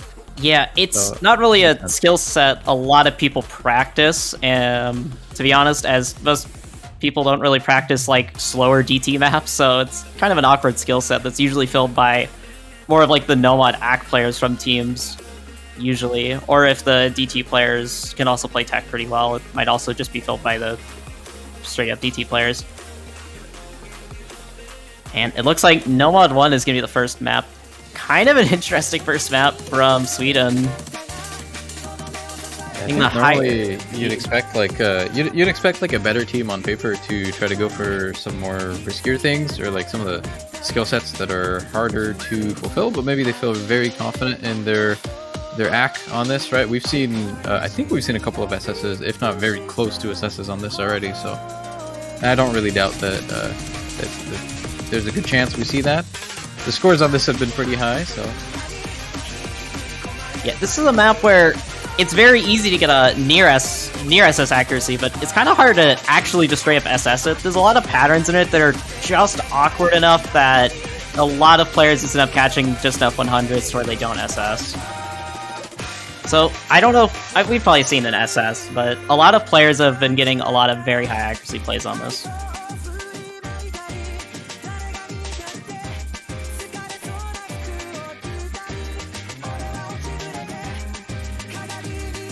So you're seeing Oi and 0 for Switzerland, and Raf and Nurend for Sweden. And for Sweden, we're probably going to be seeing Raf and Nurend for most of the maps, if not all of them, as they are those two players are very strong.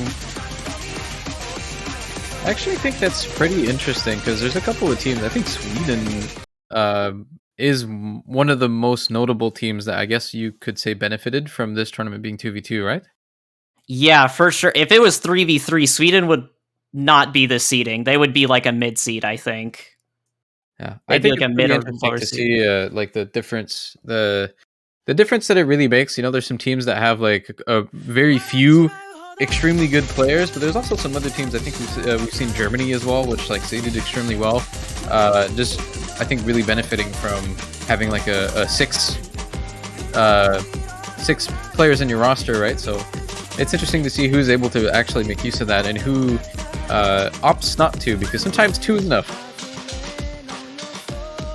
Yeah, and also, yeah, Germany just really went ham on qualifiers just because of the 6-player teams, I feel like, because Germany has a lot of players who are specialists in their sort of stuff, and being able to have more specialists for them really benefited them for these qualifiers, and potentially in the rest of the tournament, as I guess we'll have to wait and find out.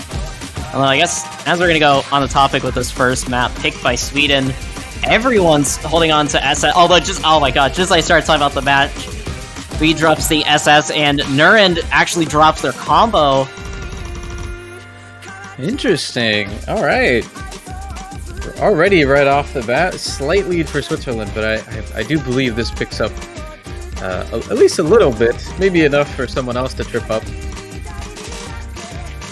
It is not over for Sweden, as everyone's accuracy is fairly high. Nurend did drop a few 100s of that miss, I believe. Although Nurend and 0 both trading misses, that could have been devastating for Switzerland, but Nurend's going to trade that miss from 0, causing things to stay really close and competitive, but still in Switzerland's favor. Raph still holding on to the SS for Sweden, though. That's going to potentially be important later on. I think still just a slight, very, very slight lead, I guess, just from the combo advantage that Zero got earlier on. Just a 10k difference here. In comparison with Nurend, but we still got about a third to go. Yeah, Nurend and Zero actually tied on accuracy, but yeah, Zero has the higher score just off the combo. Although, as I say that, Zero just dropped a few 100s as we get into this next PI. It's real close. Yeah, it's gonna make things even more close. There's still a decent bit of map left, though.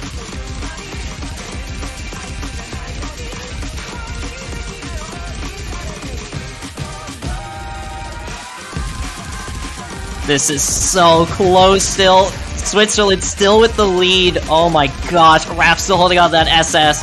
Oh, it's starting to flicker. Oh my gosh. 100 difference. Oh, the there. 100 difference. Wait, It flickers over it's the side of basically Sweden. tied. Hold on. Wait, Hold on. what is It's this just coming down to combo, I think. I don't know what it's coming down to. It might just go down to sliders, What is actually. this score difference? It's coming down to sliders. No way. I think, oh my god. Is it going to come down to a slider? The last part of the map. If anyone drops 100 right here, it might mean the point for it goes to the other team. Any is- act oh drop my- at the end here? This is like 20 points or something. It's coming down to a slider. No way. Sweden, what? 22 points. That, oh my god, Sweden. Raph with an SS to clutch it up for Sweden to avoid the break point. What is that? Oh my, I feel so bad for Switzerland right now. Oh my gosh. What a banger Whoa. start to this match. 22 points. That's already the closest we've seen a map in this round so far. Possibly the entire tournament, honestly. Have we seen a map in Taiko World Cup that has a lower like score difference that isn't a tie than 22 points? Have we seen like a 10-point difference map in Taiko World Cup? Like that might be actually one of the closest maps in TWC that has not been a tie. It's a bit unfortunate for Switzerland, right? But at least Sweden, I don't know. Maybe the nerves caught Nurend a little bit there. It would have been a little bit of an unfortunate start to start on your pick and lose it immediately. But at least they get to keep it, even if it was very, very, very close. Talk about a risky first pick. 22 points. Oh my goodness. Yeah, kind of just how we were like briefly talking about. You could say like No Mod 1 is the type of map that would maybe favor Switzerland, at least in comparison to the others, right? So evidently it does, as that was extremely close, even with Raph SSing that like effortlessly, right? So, but now moving on to some double time, we've got September.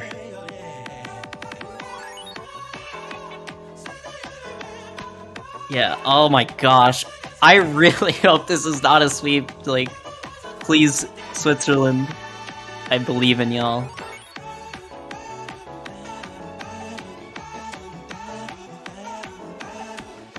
Yeah, Switzerland with their first pick of the match is going to be DT2. Kind of an interesting first pick, but I think Switzerland's pretty decent at speed. I have not looked at their qualifier results to know if they did well in the qualifier DT. But I think FC2 VP is a decent speed player. But I haven't seen them in too many community tournaments, so it's a bit hard to tell. I think this is another map we've been seeing a lot of. I think this has close to the highest presence, I think. At least today, I think this has been played in every single match.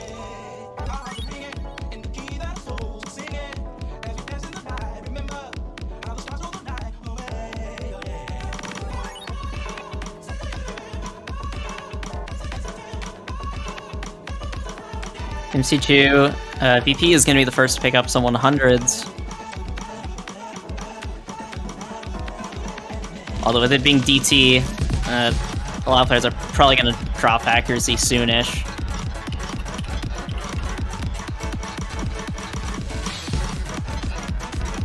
Although, as I'm saying that, everyone's holding on to incredible AC. Okay, Nerds get dropped their SS, but yeah, everyone is really strong AC on this pick. This is kind of a bit basically like the patterning and all that, and also the speed isn't too high, so I can definitely see how all these players be getting this kind of action. Although, oh my gosh, quite a big act drop from both players in Switzerland.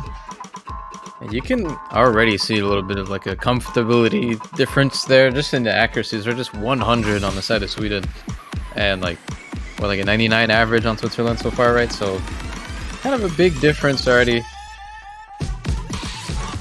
Could still change though as we get into one of the more trickier parts. Yeah, Switzerland needs someone on Sweden to miss soon.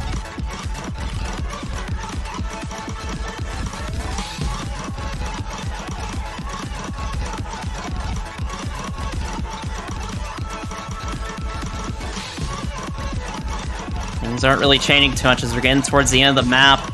Switzerland really needs someone on the side of Sweden to miss last second. This map comes to a close. I'm not sure if that's really going to happen. Looks like this might just be a breakpoint. Okay, but is this And I didn't even realize it. But yeah, two for Ralph two. just SS that. Oh my gosh. all right?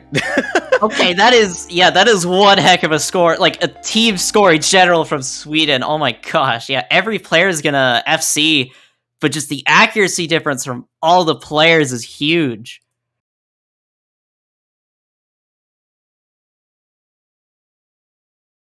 Is it possible for them to get 100?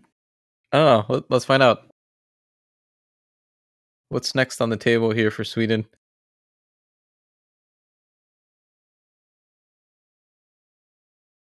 Yeah, SSing DT and Taiko is quite difficult, as the OD gets pretty high. I don't know what the converted OD is, but I want to say it's like, this would be like OD 8.4 or something. There's also like an offset difference with DT compared to Nomad. So it's definitely quite awkward to SS a DT map, especially just in a tournament match.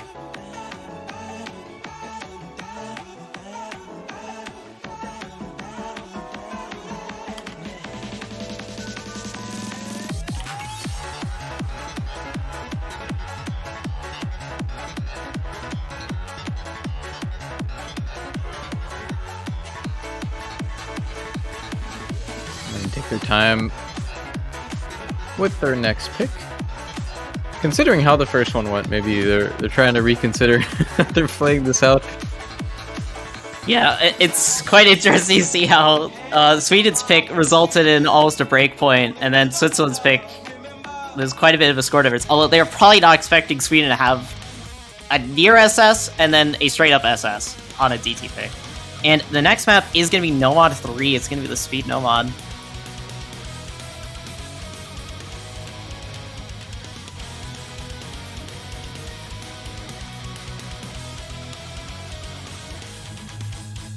When the sky above and the stars are calling, so there a new light now unfolding. Night flash shadows looming at midnight.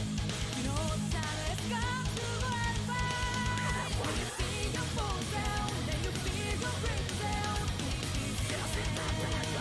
If there's any player changes for Switzerland other than both of their previous players just changing slots, I guess. It's like, no, I want this slot now. Getting a bit tired of this one. Yeah, one thing about it, Switzerland that's interesting is that they've actually not swapped any of their players either. Both teams seem to just be kind of like a two-man army at the moment. Although, I don't know if this is just happening to be the case for Switzerland or if most of their picks are just going to be with Hui and MC2VP.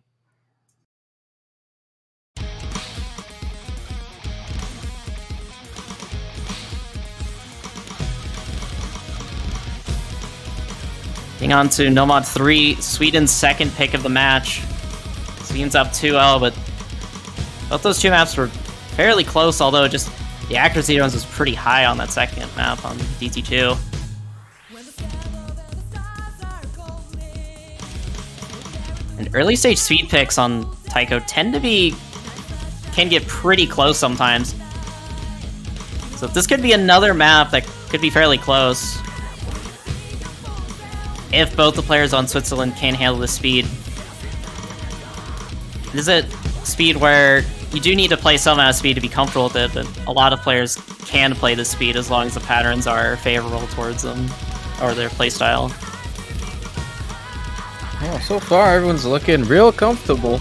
Yeah, everyone is No looking really back drop comfortable, yet. yeah. 0 accuracy drops.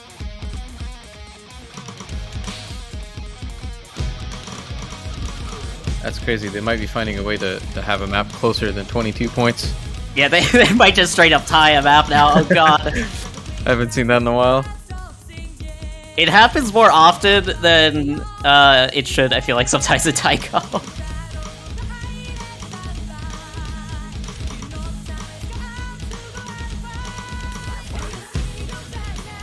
And yeah, no players have still act drop. We're almost in the second half. No one's dropped to 100 yet. I don't know if there's sliders in this map, but if it comes down to their slider difference, that is going to be very scary.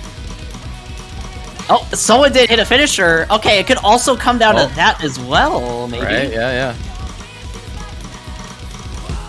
Yeah, Sweden now is the lead off of someone not hitting a finisher on the side of Switzerland. Looks like we didn't hit a finisher. That could be huge, as we're starting to get to the, like, getting closer to the end of the map. It's still, nobody has dropped to 100 yet. It might just come down to straight up someone not hitting a finisher. Oh, nope.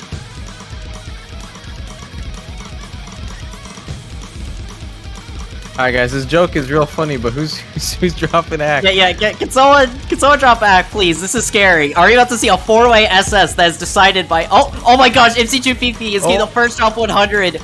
Everyone else is still holding their SS. We're getting towards the end of the map. Oh my gosh, is Sweden about to take this off of 100 in a finisher not being fully hit?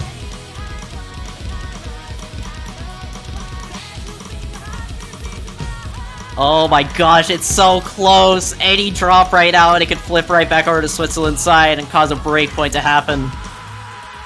This 2 mil? Oh my... It looks like it's gonna go over to Sweden, but with the accuracy difference, oh my gosh. Look It at is that. 2 mil. It is a 2-way SS on the side of Sweden. Oh my gosh. It That literally... is insane. That is insane. This is actually so tragic for Switzerland. Like, they're playing so well. What is that? That's 1 missed finisher and 100. Yeah, both players played And nearly that's a perfectly. loss. What is this, man? Like, you can't even do anything against this.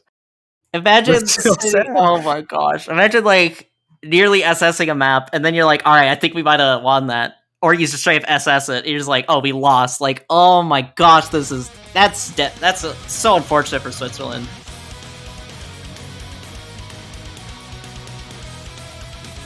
Yeah, there's always a lot of like, I don't know, pretty like misleading like stories about like round of 32 matches, because you look at a lot of the scores and they're all like sweeps or 5-1s or whatever, but a lot of the maps are really close.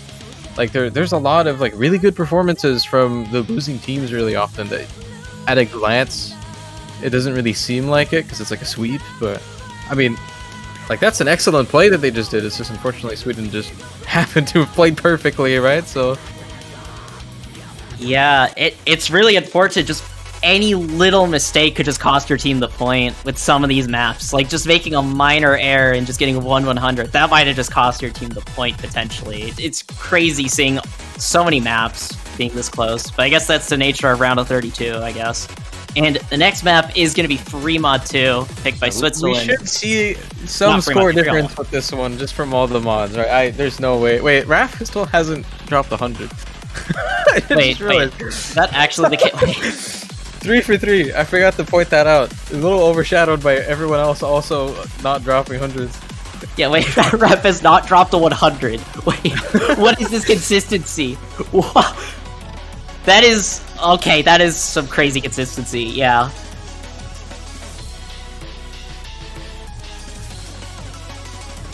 Yeah, that is just so unfortunate for Switzerland, because they're playing really well. Like, I think they're a new team to Taiko World Cup. I don't know if this is their first year or their second or third year, but they've only been around for about like a year or two in TWC, and they're playing really well this year.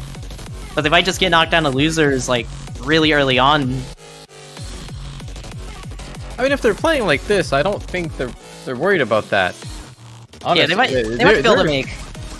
They've been playing a lot better than other teams that are dropping to losers, right? I think we should all be looking forward to whoever loses this match. I think we should be looking forward to how they're doing next week because they're both really, really good teams. Yeah, it's unfortunate one will have to drop down to the losers bracket, but yeah, whichever team does end up dropping down to losers bracket, they're gonna have one. I have a feeling they might get a really nice losers bracket run. They changed slots again. They they just just really don't want to be in the same slots. Like the slots gave me bad luck. I gotta swap over to slot 3. All right, identical mods from both sides, but 4 hard rocks on the board. So, do you think he assesses this one with HDHR? I'd with be extremely HDHR. impressed. Oh, And okay, he's was already that got it. client? Was that client? Please tell me that was client. Oh my goodness, that might have just. That's so unfortunate for Raph. I think that wasn't client. I think that was just that. Oh, that's so unfortunate for Raph ending the SS streak. But that's good for Switzerland because they kind of need that. Yeah, all you needed to counter him was like OD 8 point something or whatever this is. OD 8.4 with HR, I believe. Oh, Ui is starting to drop quite a bit of 100s though in this section. It's gonna give lead back over to Sweden.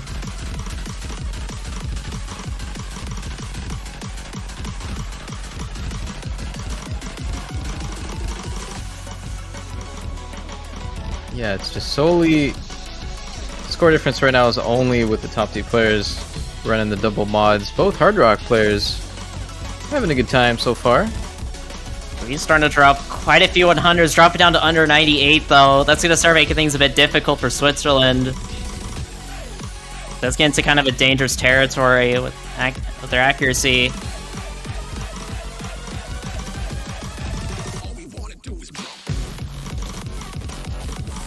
They're still keeping on to that combo at the very least, so if Raph does pick up a miss, it'll make things quite close. But we're starting to get towards the end of the map. This is quite a short pick. It's just under 2 minutes long, and we're getting towards the end of the map, and nothing's really changing. It might just come down to an accuracy difference once again. MCGPP is gonna drop their SS. They're still holding on to the final SS of the lobby.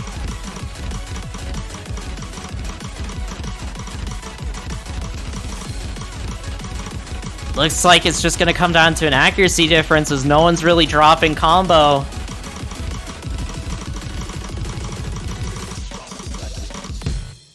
And yeah, And that is an SS, but on the other player this time, Nuren. Yep.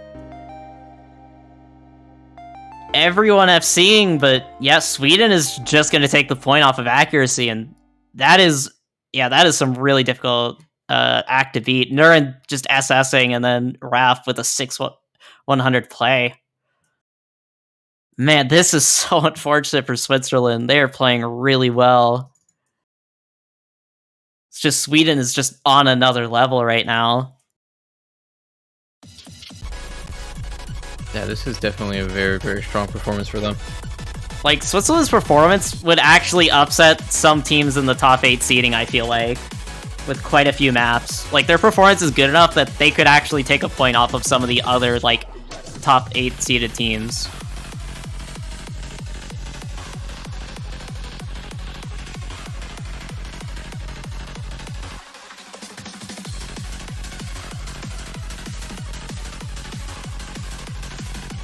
Yeah, Sweden now at match point and with the pick.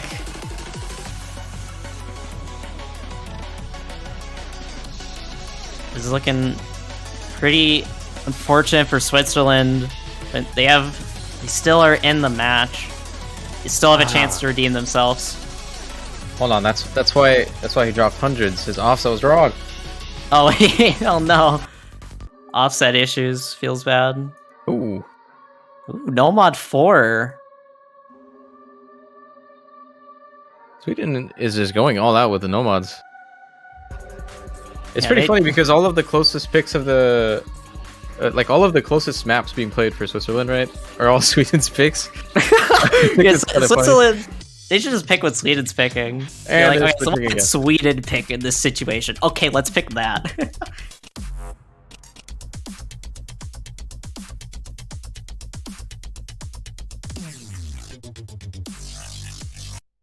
Alright, but it's a little bit of a hard situation though for Switzerland. 0-4. As close as this is, man. As close as all of these maps. Ridiculously close, but you're still staring at a 0-4 score for Switzerland, right? So a little bit of a mountain to climb. Hoping to do good on this gimmicky pick. I like that this shows that it's 10,000 BPM. Yep. 10,000 BPM. Get your vibro ready. It's definitely 10,000 BPM. There's a lot of pretty funny things being shown sometimes. Earlier today was showing a Mania map. Yeah, that happens sometimes. I don't know why, but just clients sometimes decides to do that.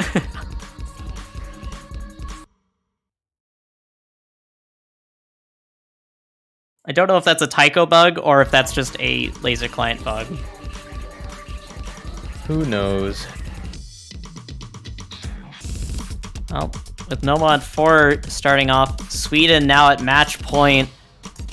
Switzerland trying their best to prevent this from being a sweep. Oh, and Raph is going to be the first to miss on this map. That's going to be kind of huge for Switzerland, but it's kind of early on, so the combo scoring isn't going to affect Sweden too much overall over the course of the whole map. Actually, they still have the lead off of accuracy. As I didn't even realize, but MC2 VP is kind of struggling on accuracy so far on this pick.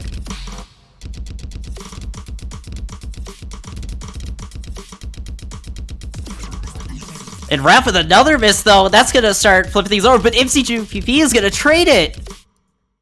Now Sweden has the lead.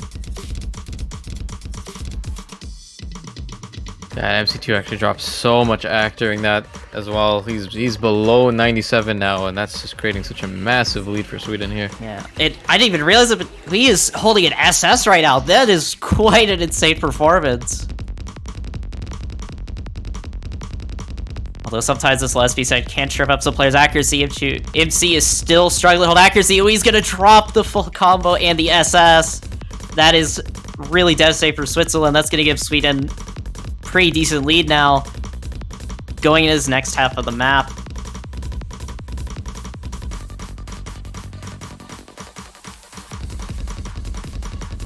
Yeah, and I would say this ending part here is probably one of the easier parts of this as well. Like, most of the gimmicks are kind of over at this point. Kind of just plays like a regular map. There is some gimmicks towards the end of the map that can trip up some players if they didn't really practice it too much, but pretty sure all these players have practiced enough to where it won't be too much of an issue. There's some ninja notes, I believe, at the end, in between some of the patterns, if I can recall correctly.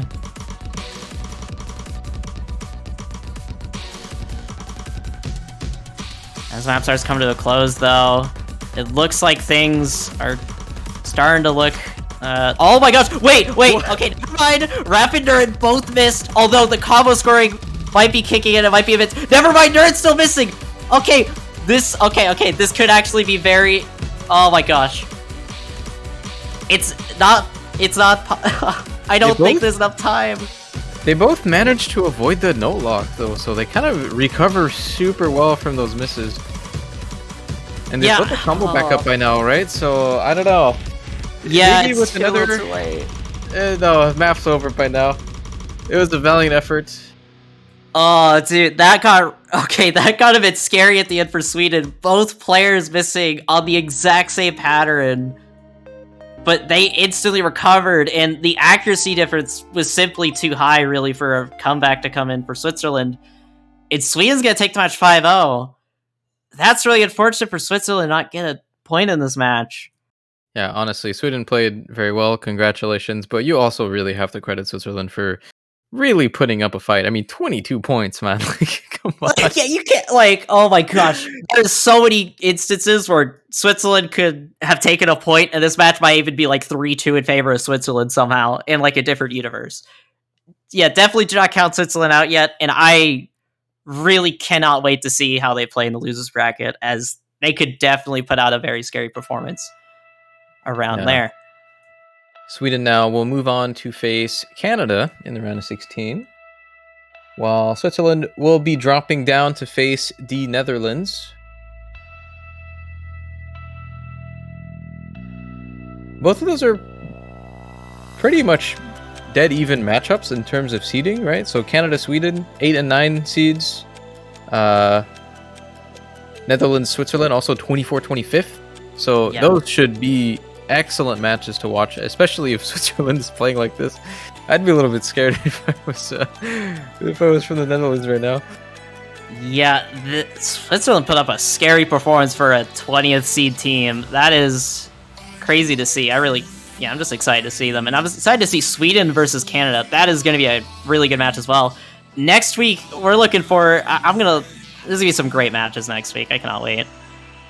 Yes, that does actually completely wrap up the round of 32. That was all of the matches being played. And in order to see what the teams are going to be playing next weekend in the round of 16, we're going to take a very brief 5 to 10 minute break and then move on with the round of 16 map pool showcase. Don't go anywhere. We'll be right back.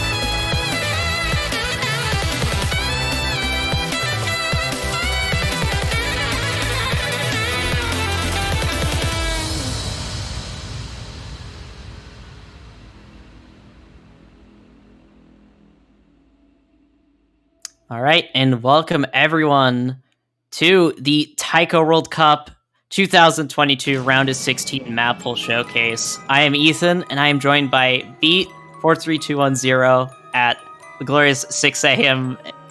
In Australia. 6:30 a.m. gaming, a nice 6 a.m. shower.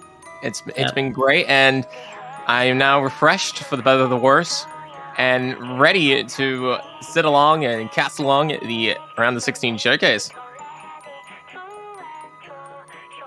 So, tell me a little bit about the showcase themselves, Ethan, because you've actually had the chance to maybe look through the pools, while I haven't. So I looked through a little bit of the pool, and there's a couple interesting maps in here. Yeah, as usual, there's a couple maps that are the interesting. Some maps I'll probably be banned a whole lot. But yeah, let's just head straight into Nomad 1.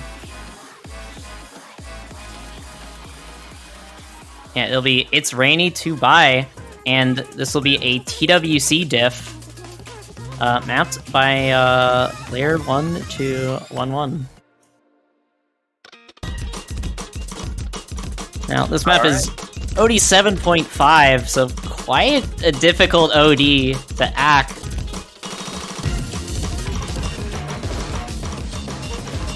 You don't normally see this OD for Nomad picks, and it's definitely gonna make things a bit tricky. Even though some of the patterning is stuff that players at this level are gonna be fairly comfortable with, I think. Well, the higher OD is kind of, I guess, a method by the map pullers to, stop, double S battles from taking place. Crank it up to 7.5, maybe sometimes in the later stages of the tournament, maybe 8, maybe 8.5. It's just there to try and divide the accuracy players from each other. So it's not just a pure accuracy battle, and maybe pick up a couple misses every once in a while, you never know. So, 7.5, definitely a step up from last week. Okay, some nice looking bar lines. Next like 2 seconds. What is this Feral over again? It's Feral, but no one won. Oh wait a minute. Are those structured bar lines? No, there's no gimmicks. No, that can't be. No, there's no gimmicks to the bar lines. They're just there for aesthetic. Oh man, you say it's there for aesthetic, but my god, I saw those bar lines and they started looking like patterns. And I started freaking out. It's like PTSD from Nomad, all the Nomad 4s you've had to play. Just like, oh my god, just starts playing patterns. I like to imagine that some players will ghost tap those bar lines as if they're actual notes. Yep. Man, I'm getting blasted in the showcase because of this. It's too early in the morning for this. It's too early in the morning for this, yeah. Oh, man. Sussy bar lines. Yeah, this map is a bit on the shorter side at 2 minutes and 20 seconds. It isn't too long for a Nomad 1, but with the OD being pretty high, it definitely makes up for it. And also, some of the patterning is a little bit awkward, but most of it is fairly playable for us as players. Although this patterning of this OD is definitely going to be a bit of a challenge. I think if this map was like OD like 6 or something, the pattern's wouldn't be too bad, but I think when it's scaled up to that OD, I think it just really makes the map quite challenging. Mm-hmm. And yeah, on to Nomad 2, be the tech pick of the pool. Fiend de May. Yeah, The noticeable map. But is it a gimmick map? You know, the funny thing is that I played the non-edited version first, thinking it was the actual diff, and I was thinking to myself, what the heck is this? I thought it was Nomad 4 at first. I thought I misclicked. Okay, so this is an edited diff to remove like all the SV and stuff. The actual map has a ton of crazy SV and stuff. I was like, oh my god. No. The SV gang is not impressive. I think there's still some SV in this edit, but yeah. A lot of awkward patterning and stuff. Ah, yes. Most of the time, you see a lot of quad patterns in terms of 1-6. But now, it's more like 7 notes, to be honest. Yeah, and also, there's some monos there to trip up a lot of DDKK players, and even some KDK players if you're not really like too comfortable just hitting pretty long monos can definitely throw off some players on their accuracy, or even just pick up a random miss in those. Okay, mono streams. Wow, they don't like DDK Yeah. players. Huh. Yeah, it's a tech map that's anti everyone, because honestly, this map is anti KDK from my experience, and it's also pretty anti DDKK from those monos. If you can play monos though, this map is probably pretty decent for you as a DDKK player. Mm-hmm. And it's about 2.5 minutes in length, so there's a fair amount of downtime throughout the sections of the song. From the looks of it, only have 6, which is fairly standard. Probably a bit more on the lower side actually. So maintaining high accuracy should be possible for many players, despite the increased technicality of the map patterns themselves.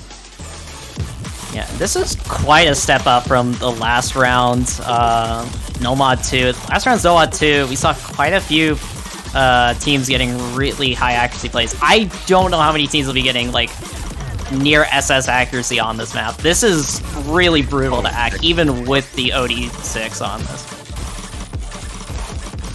Nah, it's not too hard. I don't expect this to be as difficult as some people are maybe projecting it to be. Yeah, maybe it just looks very intimidating, but yeah, it is kind of a scary map to look at. I'm kind of interested to see how teams perform on this one.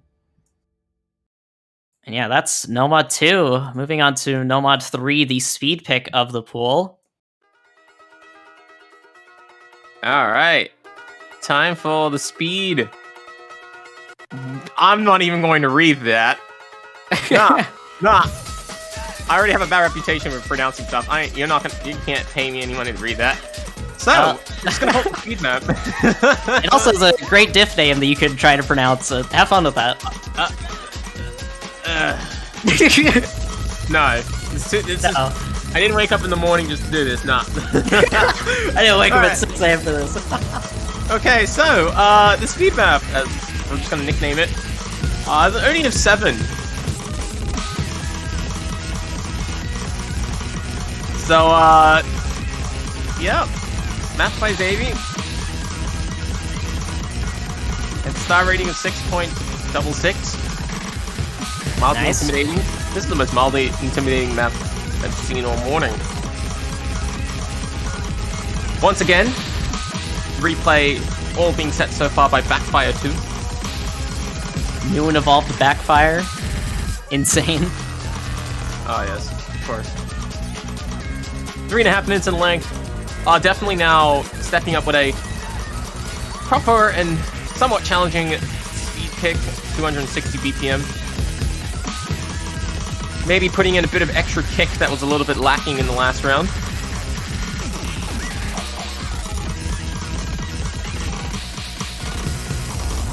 Yeah, some of these sections are quite unfriendly to players who don't ult some of these patterns. Oh wait, what was that spin-off? Oh yeah, that spinner. I did. Yeah, this map is pretty unfriendly towards players that roll a lot. So there might be some speed players that will just randomly miss on some of these patterns, because these patterns are kind of brutal for role players. Ouch.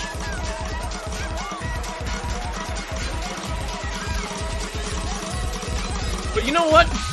This speed map definitely has a lot of streams, like proper 1-4 streams. It's about 2,000 notes for 3.5 minutes. So what? You're looking at a note per minute rate of about. Oh, can I do math in the morning? Like 550. So it works out to about what? How many notes per second? Oh man, I can't do this. Like nine notes per second. Yeah, something like that. Yeah, it's something like that. I hope. I don't really hear people bring up notes per second too much in Taiko, which is interesting. I think I stole it from Quaver. I'm so sorry. That is, I don't really hear that too much. Although, yeah, that is, I guess, a metric that you can look at. It's an in Taiko important metric, sometimes. especially Yeah. for a speed pick. Yeah, I it don't is know why other commentators haven't used it till now. Yep, that is honestly a good point. I'm surprised that has not been a thing that's just leaked from the Mania community over to the Taiko community. I guess. I'm shout- groundbreaking history right here. Yeah, yep. Breaking. So, yeah, there we go. As we come to the last 10 or so seconds of the song, nice versy finish. Oh man, even throwing some finishes just to, yeah, just to mess with you. But keep in mind, 9 notes per second does not mean 9 inputs per second, because there's a thing called finishes. Alright, so, time for Nomad 4. Where did you fall? It's probably what I said in my dreams last night. Alright, Matt by Alqui. Let's hope we don't have some heartbroken fans here. You know, Nomad 4 typically the most gimmicky. I guess that's going to be the case. Although to what degree, we will find out very soon. Yeah, most of the map is just some low SV sort of stuff, and some little ninja notes also thrown in there towards the end. And then just a random break for the sake of having breaks. You just need a little 2-second break. Hands a bit tired after the first 100 notes, you know? Yeah, too much effort, clearly. Yes.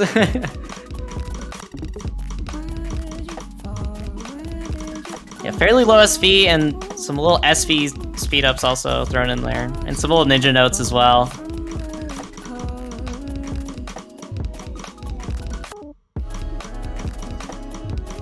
But yeah, there we go. There's a lot of doublets in this section. You know, this is a map that I could see a lot of lower seeded teams practicing a lot in order to try getting good at so they can beat a lot of the higher seed teams. And also, there's a speed up right here as well, so not all just slow and slow SV sort of stuff. There is this speed up here that's actually pretty fast, SV wise, yeah. Oh wow, that's an interesting transition. Yeah, that transition, there's definitely gonna be some players who backdrop on that. Yeah, especially because the overlay of the slider will give you a little bit less time to actually read what's going on. If you're using proper bar line sliders. But yeah, alright, so we're having another slow section with some overlapping accelerated finishes. And a lot of doubles as well. Yeah, and some of those doubles are a bit out of place. They'll look like doubles, but actually be single notes and vice versa. Yeah, this is a very tricky map. It's definitely gonna catch some players off guard if they do not practice it. It's more of a reading challenge more than anything. I don't interpret this as more of like a memorization or whatever. But definitely it's a reading challenge, which lower seeded teams can probably prepare for. Will the higher seeded teams ban it though? We'll see. Yeah, looking at this map, I kind of anticipate being a maybe potentially popular pick with some of the lower seeded teams, to be honest. If they do practice it, and if it doesn't get banned as well. I could definitely see this map being banned by a lot of teams. Alright, so up next is Konfu Chevet. Hidden 1, and also kind of TB2, as it is 4 minutes long. It's quite a lengthy map. Hello, Tiebreaker, how you doing? Got the early tiebreak showcase.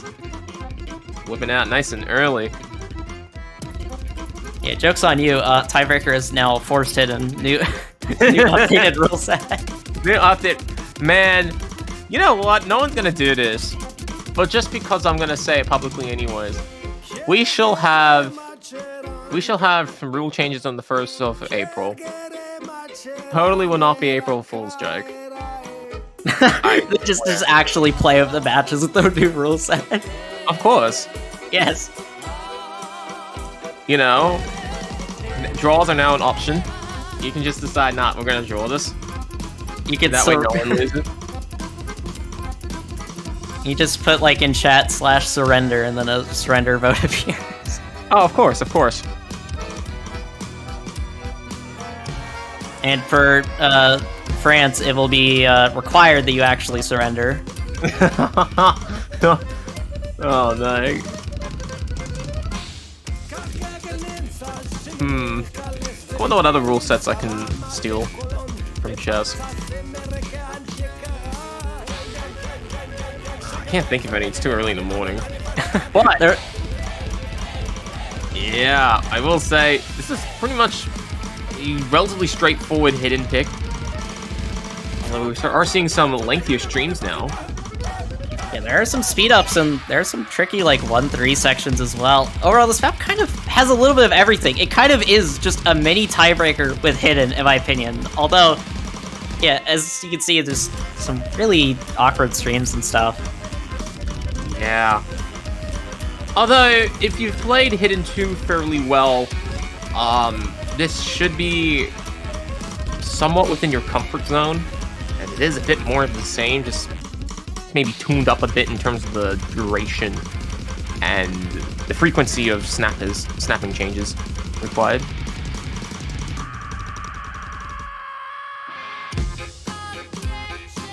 But yeah, difficulty on Shaolin Battle. Yeah, That it's might kind be of a an song. interesting pick. Oh wait, Confucius. Oh, mixing martial arts with the cheese, like the song title is. Got it. That it took me 3 minutes to get the. Oh my god. Oh no. But oh wow, what's okay? Interesting snaps at the end here. Unfortunately, I'm American, so I did not get the joke for even longer.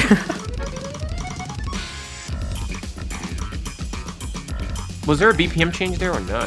Can't That? tell. Huh. Maybe? Might just been like some really weird sound. I don't know. This map's very awkward though at points, for sure. I think overall, it's definitely more technical than all the other skill sets, but I feel like it kind of covers like a bit of everything, but it's mainly more like technical than all the other skill sets overall throughout the entire map. And speaking of technical, I guess we're going on to Hidden 2, which is the slow/technical map of the Hidden Pool. Wait, that wasn't the slow one? Oh boy. This will be good. Either that or we're getting baited with 300 BPM. Alright, we're not getting baited with 300 BPM. That's maybe next week. I have no idea. But here we go. OD of 6. Okay, it's slightly gimmicky. Slightly. Yeah, it's a bit gimmicky. It has a lot of just like SV changes and stuff. For a star rating of 4.67, the hidden aspect should spike the theoretical like difficulty up quite a bit. Yeah, as we see Alright. into the section, it's quite an intense speed up.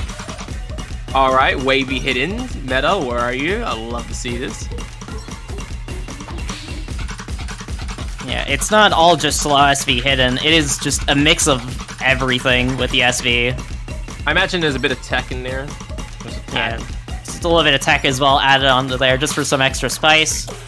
But it does sound a little bit repetitive.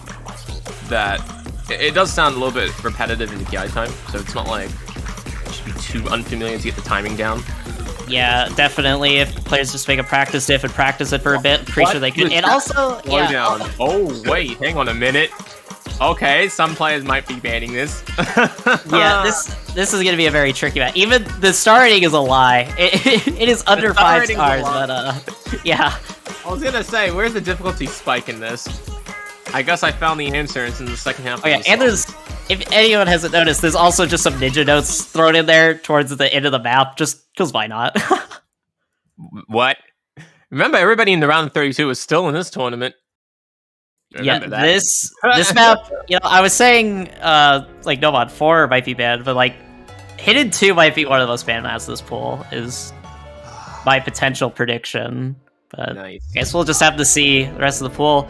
That's the Hidden pool, and now we're going on the HR1, the technical / more ag-oriented sort of hard rock pick. Alright. Illusional Flashback. Mapped by Nifty, composed by Yunosuke. A Delirium difficulty. Only of 8.4. Definitely has a faster start. Yeah, the OD isn't too high for Hard Rock Sarens. It's pretty standard OD. No, straightforward. It's pretty normal. Yeah, it is pretty normal OD, but the SV and the amount of tech in this map, it's going to be very hard to hack anyways. Oh man, even the replayer is getting 100s. Oh no. You know it's a spicy you know pick when the replay. You know it's a spicy pick when the replayers can't do it. Can't get the near double S on around the 16 pull. That's when you know it's somewhat challenging. Has any of the replays missed yet? I don't think so. I want to give Mango ideas on Survivor questions. Oh gosh. But will say though, if he does, please do it when I'm showcasing. Actually, no, wait, it wouldn't help me because like actually replays. Damn it! I get to watch in real time. But anyways, speeding up a little bit here now in terms of the scroll speed overall. Very straightforward patterns. Yeah, I think this is the fastest SV section of the map, and also a little bit more of the, and also one of the more straightforward sections in some parts. Although there are still quite a bit of parts that can throw people's accuracy off quite a bit, even cause a miss. And yeah, that's the end of the map. It's fairly short, just under 2 minutes. Pretty interesting pick, although kind of standard in some ways as well for HR1. And now HR2. Alright, time for a banger song. Yep, banger song. And this map, there is some sections that have some awkward patterning, but overall, I feel like this is a fairly standard HR2. This has actually the same OD as HR1. But it should help that this is a popular song at the community level. And I know the map set will be completely different, but still can help with timing a bit.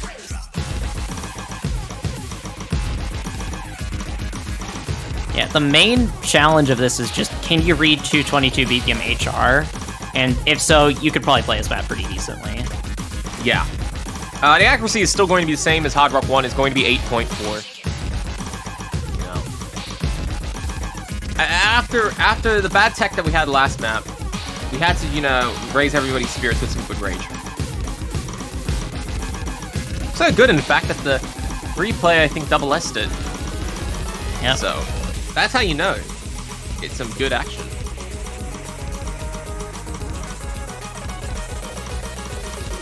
Also, most of the map is 1-4. Actually, trying to remember if there is any 1-6, but most of it's just 1-4 streams and patterns. It's really basic, aside from the fact that it's 222 BPM HR.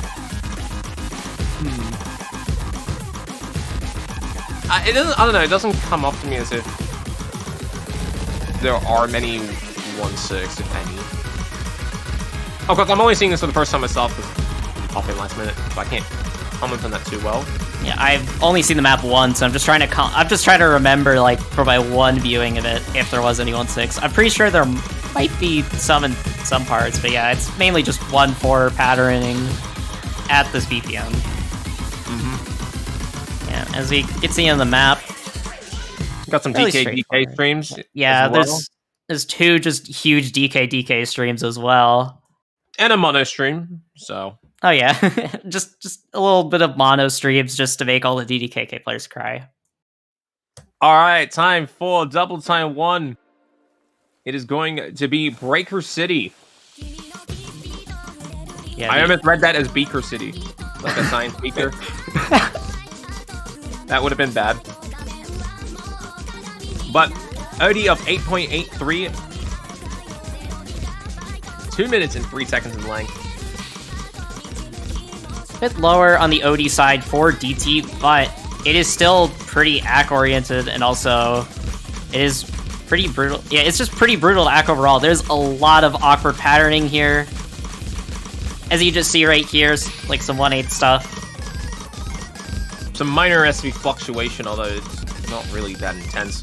Yeah, the SV is just mainly for aesthetic, but it could definitely throw some players off just enough to get a couple extra 100s, who knows.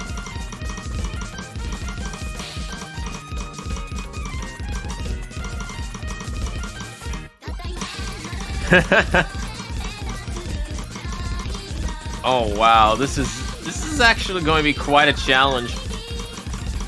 especially for the lower bracket, or the loser bracket. You know, some of these, you know, transitions can put quite the strain on players' hands. Players are already avoiding the first round's DT1. I'm really curious to see the pick and ban percentages for this map, because this map is very awkward and technical. A lot of teams were just straight up avoiding this, like the previous DT1. They weren't really banning it too much, although some teams definitely did ban it. But a lot of teams also just weren't picking it either. It just seemed like a lot of teams are a bit too scared to pick it. This one's a lot harder than that one, so it'll be quite interesting to see how many teams will actually pick it and like ban this. It might be just up to the point where it might be banned a bit more than the last round's DT1. Who knows? Oh, I just realized I forgot to put in my prediction for the tiebreaker question. I know the answer to it. I didn't even bother putting in a number. Whoops. I felt like not doing it because that'd be cheating, as I literally have access to the map pool. I'm sorry. You're just like, nah, okay, I'm just gonna do it. I forgot though, so it's okay. Too tight. Anyways, double time 2, lobby circuit. Yeah, the speed DT pick of the pool.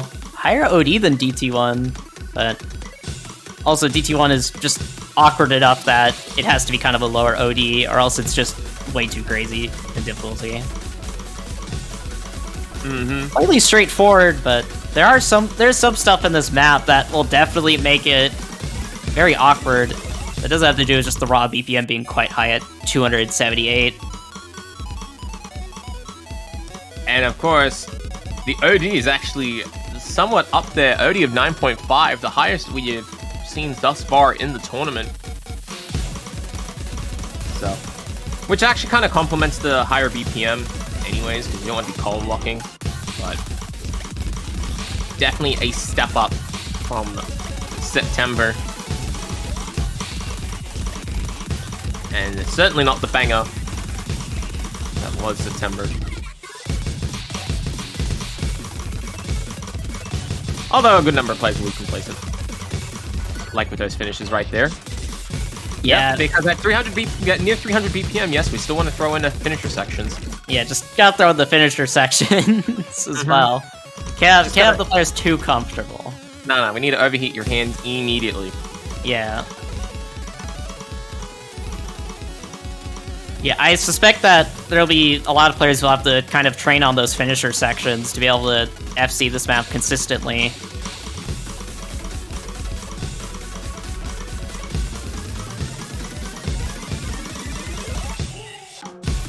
But here we go.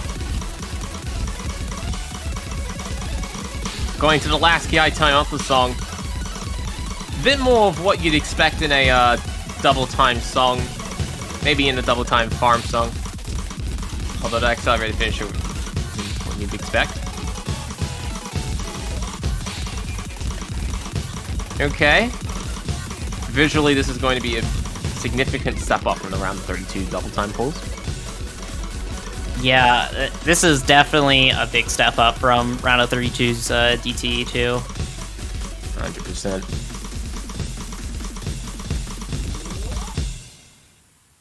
And there we go. That's going to be the end of the double time. Yeah, that's the end of the double time pool. Now onto the free mod pool with free mod 1. Camellia song.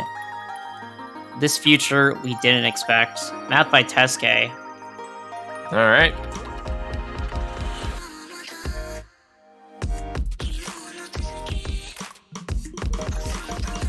This is gonna be one of the more basic free mod picks. It's slightly techy, and it slightly favors HR, and it's pretty hidden hard rock friendly. I suspect that a lot of teams will be picking like 3 mod on this. It is free mod 1. It is free mod 1. Traditionally in the World Cups and in just community tournaments, usually the first free mod is the easiest, or at least the most mod friendly. Yeah, usually, and then free mod 3 is usually the anti-mod pick, where every mod is pretty brutal. But hang on a minute, we got some overlapping, accelerating some streams here. pretty basic strings, but with hidden will be quite difficult to read.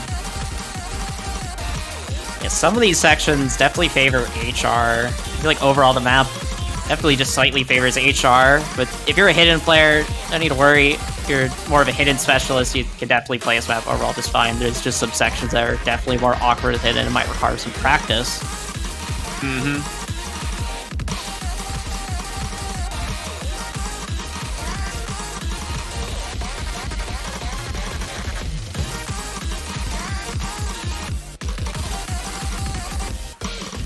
Alright. Also, happy that the Poolers picked a Camellia song that hasn't been heard by everyone yet. I've actually never heard this Camellia song. Oh, I think I might have in Mania. Yeah, I have not heard this, in Taiko at least.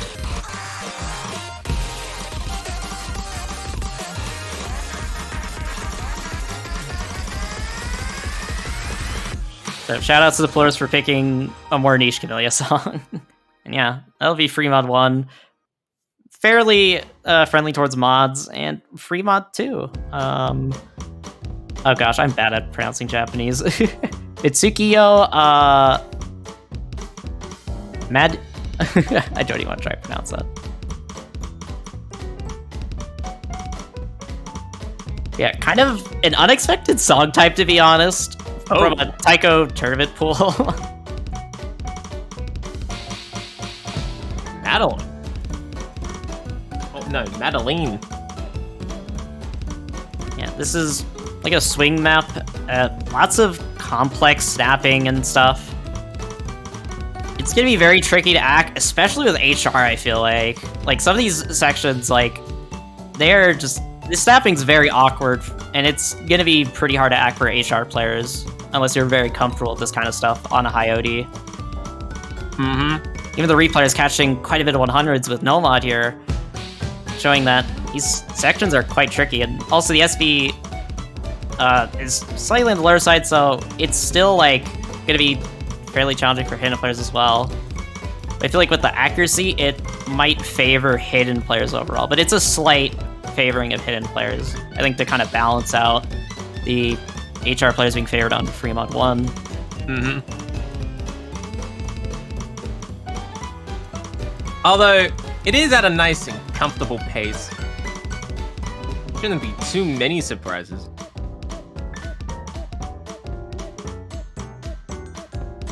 Also Definitely nice a bit of a breather. It's definitely a breather. I actually go as far to say this is a bit more straightforward than Fremont 1, actually. But this section, of course, immediately proving me wrong. Yeah. Of course it does. Of course it does, now that they decided to throw in finishes. Yeah, also, oh my gosh, yeah, there is some very awkward snappings here in this section. What is this difficulty spike? What the? Oh man, I jinxed it. Oh man. First half is, you know, they had me in the first half, as the meme goes. Alright, now it's just to slow down the pace a little bit, make it a bit more difficult for the hidden players. Although hidden hard rock should be okay. Yeah, I feel like hidden hard rock will be pretty okay on this compared to the other mods, because you kind of nullify the weaknesses of both the mods with how hidden hard rock works. Because the slow sections with slow section with hidden, I mean, they become pretty fast, and with the really fast section on hard rock, the way hidden hard rock on Scorby 2 works is that the speed's actually capped after a certain point. Unlike normal hard rock, where it just keeps on going until it's just impossible to read. Mm-hmm. So you might see some cases where the hidden hard rock player actually just plays better than the single mod player, just because of that. Maybe, and we will see. Man. Interesting stuff, interesting stuff. Alright, we're almost in the home stretch. We only have 2 more Backfire 2 replays to watch, the first of which is Fusion.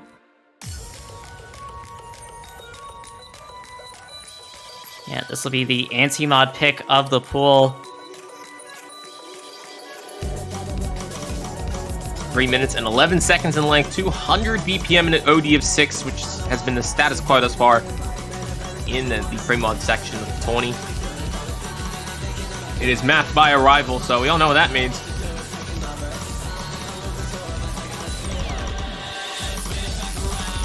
Although it is a relatively straightforward beginning here. Getting the players familiarized with some of the strings, which I imagine are going to be manipulated in the later sections of the song.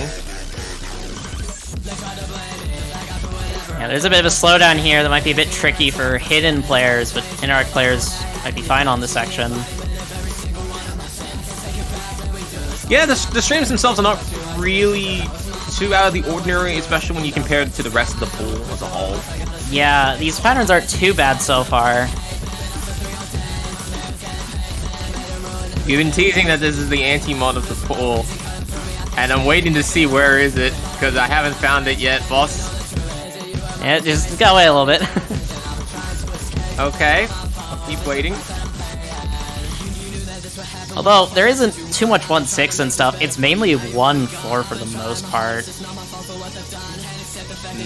But it still manages to be fairly anti-mod in some sections, as coming into a little more of a intense section, the patterns get a bit more complex, and the streams are getting pretty long. Yeah, they're here. getting pretty long. It's almost becoming like a borderline stream map. Yeah, now, this is a poor streamy section of the map.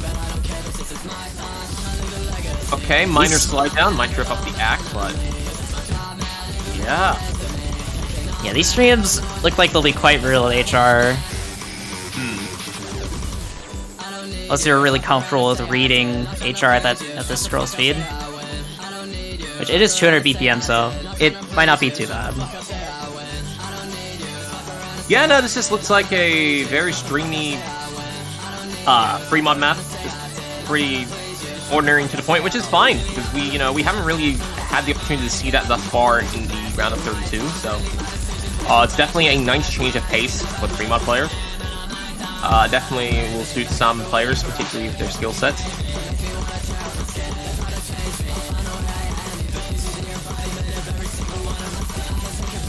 Although this is a nice speed up at the end here. Yeah, this ending Hidden Hard Rock might be actually difficult for this. Hang on a minute. Okay. Yeah, if a player misses on some of these, the note locks could be pretty devastating. We could definitely see some crazy scenarios where like a bunch of players just note lock this ending. Yeah, maybe some of the patterns might be tripping up like the flow of the stream just a little bit in some places. But overall, it's a stream map. Yeah, I think single mod might not be too bad, but I think Hidden Hard Rock, that ending is going to result in some kind of... jokes. Yeah, it's going to result in some note locks for sure from Hidden Hard Rock players, I feel like. Alright, here we go. Does the tiebreaker have Vocaloid vocals? It does. My soul. Alright. Oh, wow. Okay, this is done by Backfire 2022. But it didn't have 2022 notes on it. Missed opportunity there. Wait, that could have been a really good opportunity. Sorry, just had to point it out. Quick, just edit the map to overmap straight apart. No, you need to undermap. You need to take some map. Undermap, but you know. Alright, I hear the Vocaloid. I can already hear it. Yeah. Of course. So, the song itself is Bring It On. Featuring Kagamine Ren. The Six Styles Bootlegs remix. Composed by Giga, mapped by Taiko Nizo. The difficulty name, I suspect it's a song reference. Inferiority and Superiority. Wait a minute, why do I see 727 in the background? Oh no. Oh no.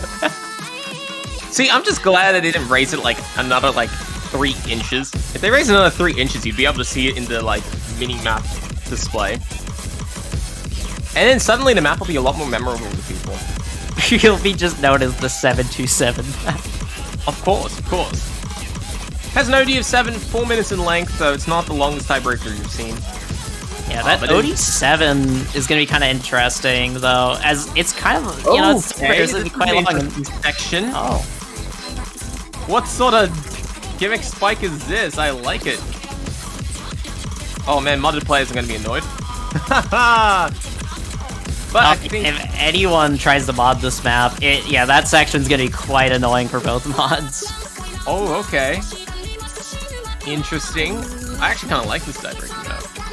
There's a little bit of everything in this so far, the looks of it. Aside from speed, there isn't too much speedy sections, really. Looks like it's mainly just tech and accuracy, with a little bit of gimmicks just thrown in there for good measure, but not like memorization gimmicks. Just some SV gimmicks. Mm-hmm.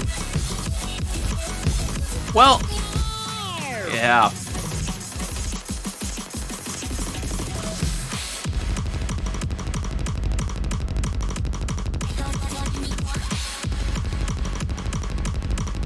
Oh, stream section right here. These are some kind of lengthy streams.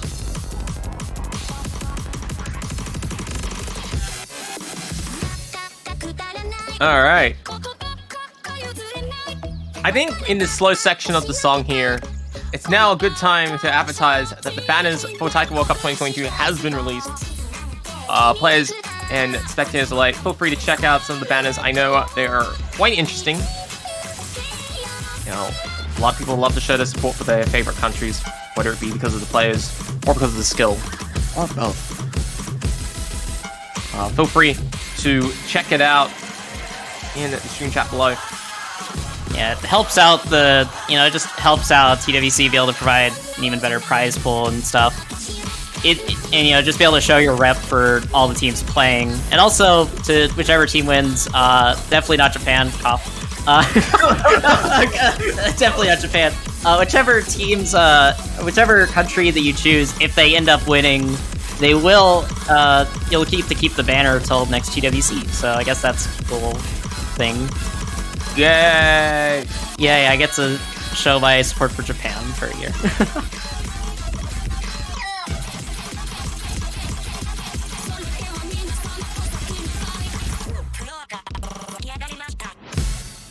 All right, and there we go. That's going to be it. Picking up a couple 100 towards the end here. And that's going to be it for the round of 16 showcase. Definitely a step up for the round of 32. I suspect that the lower seed teams might find some difficulties on a couple of the maps, but you gotta put the pressure on the players somehow, and making harder maps is a way to do it. So yeah, this is quite the step up from round of 32. There will definitely be a lot less SS battles in this stage. yes, sorry.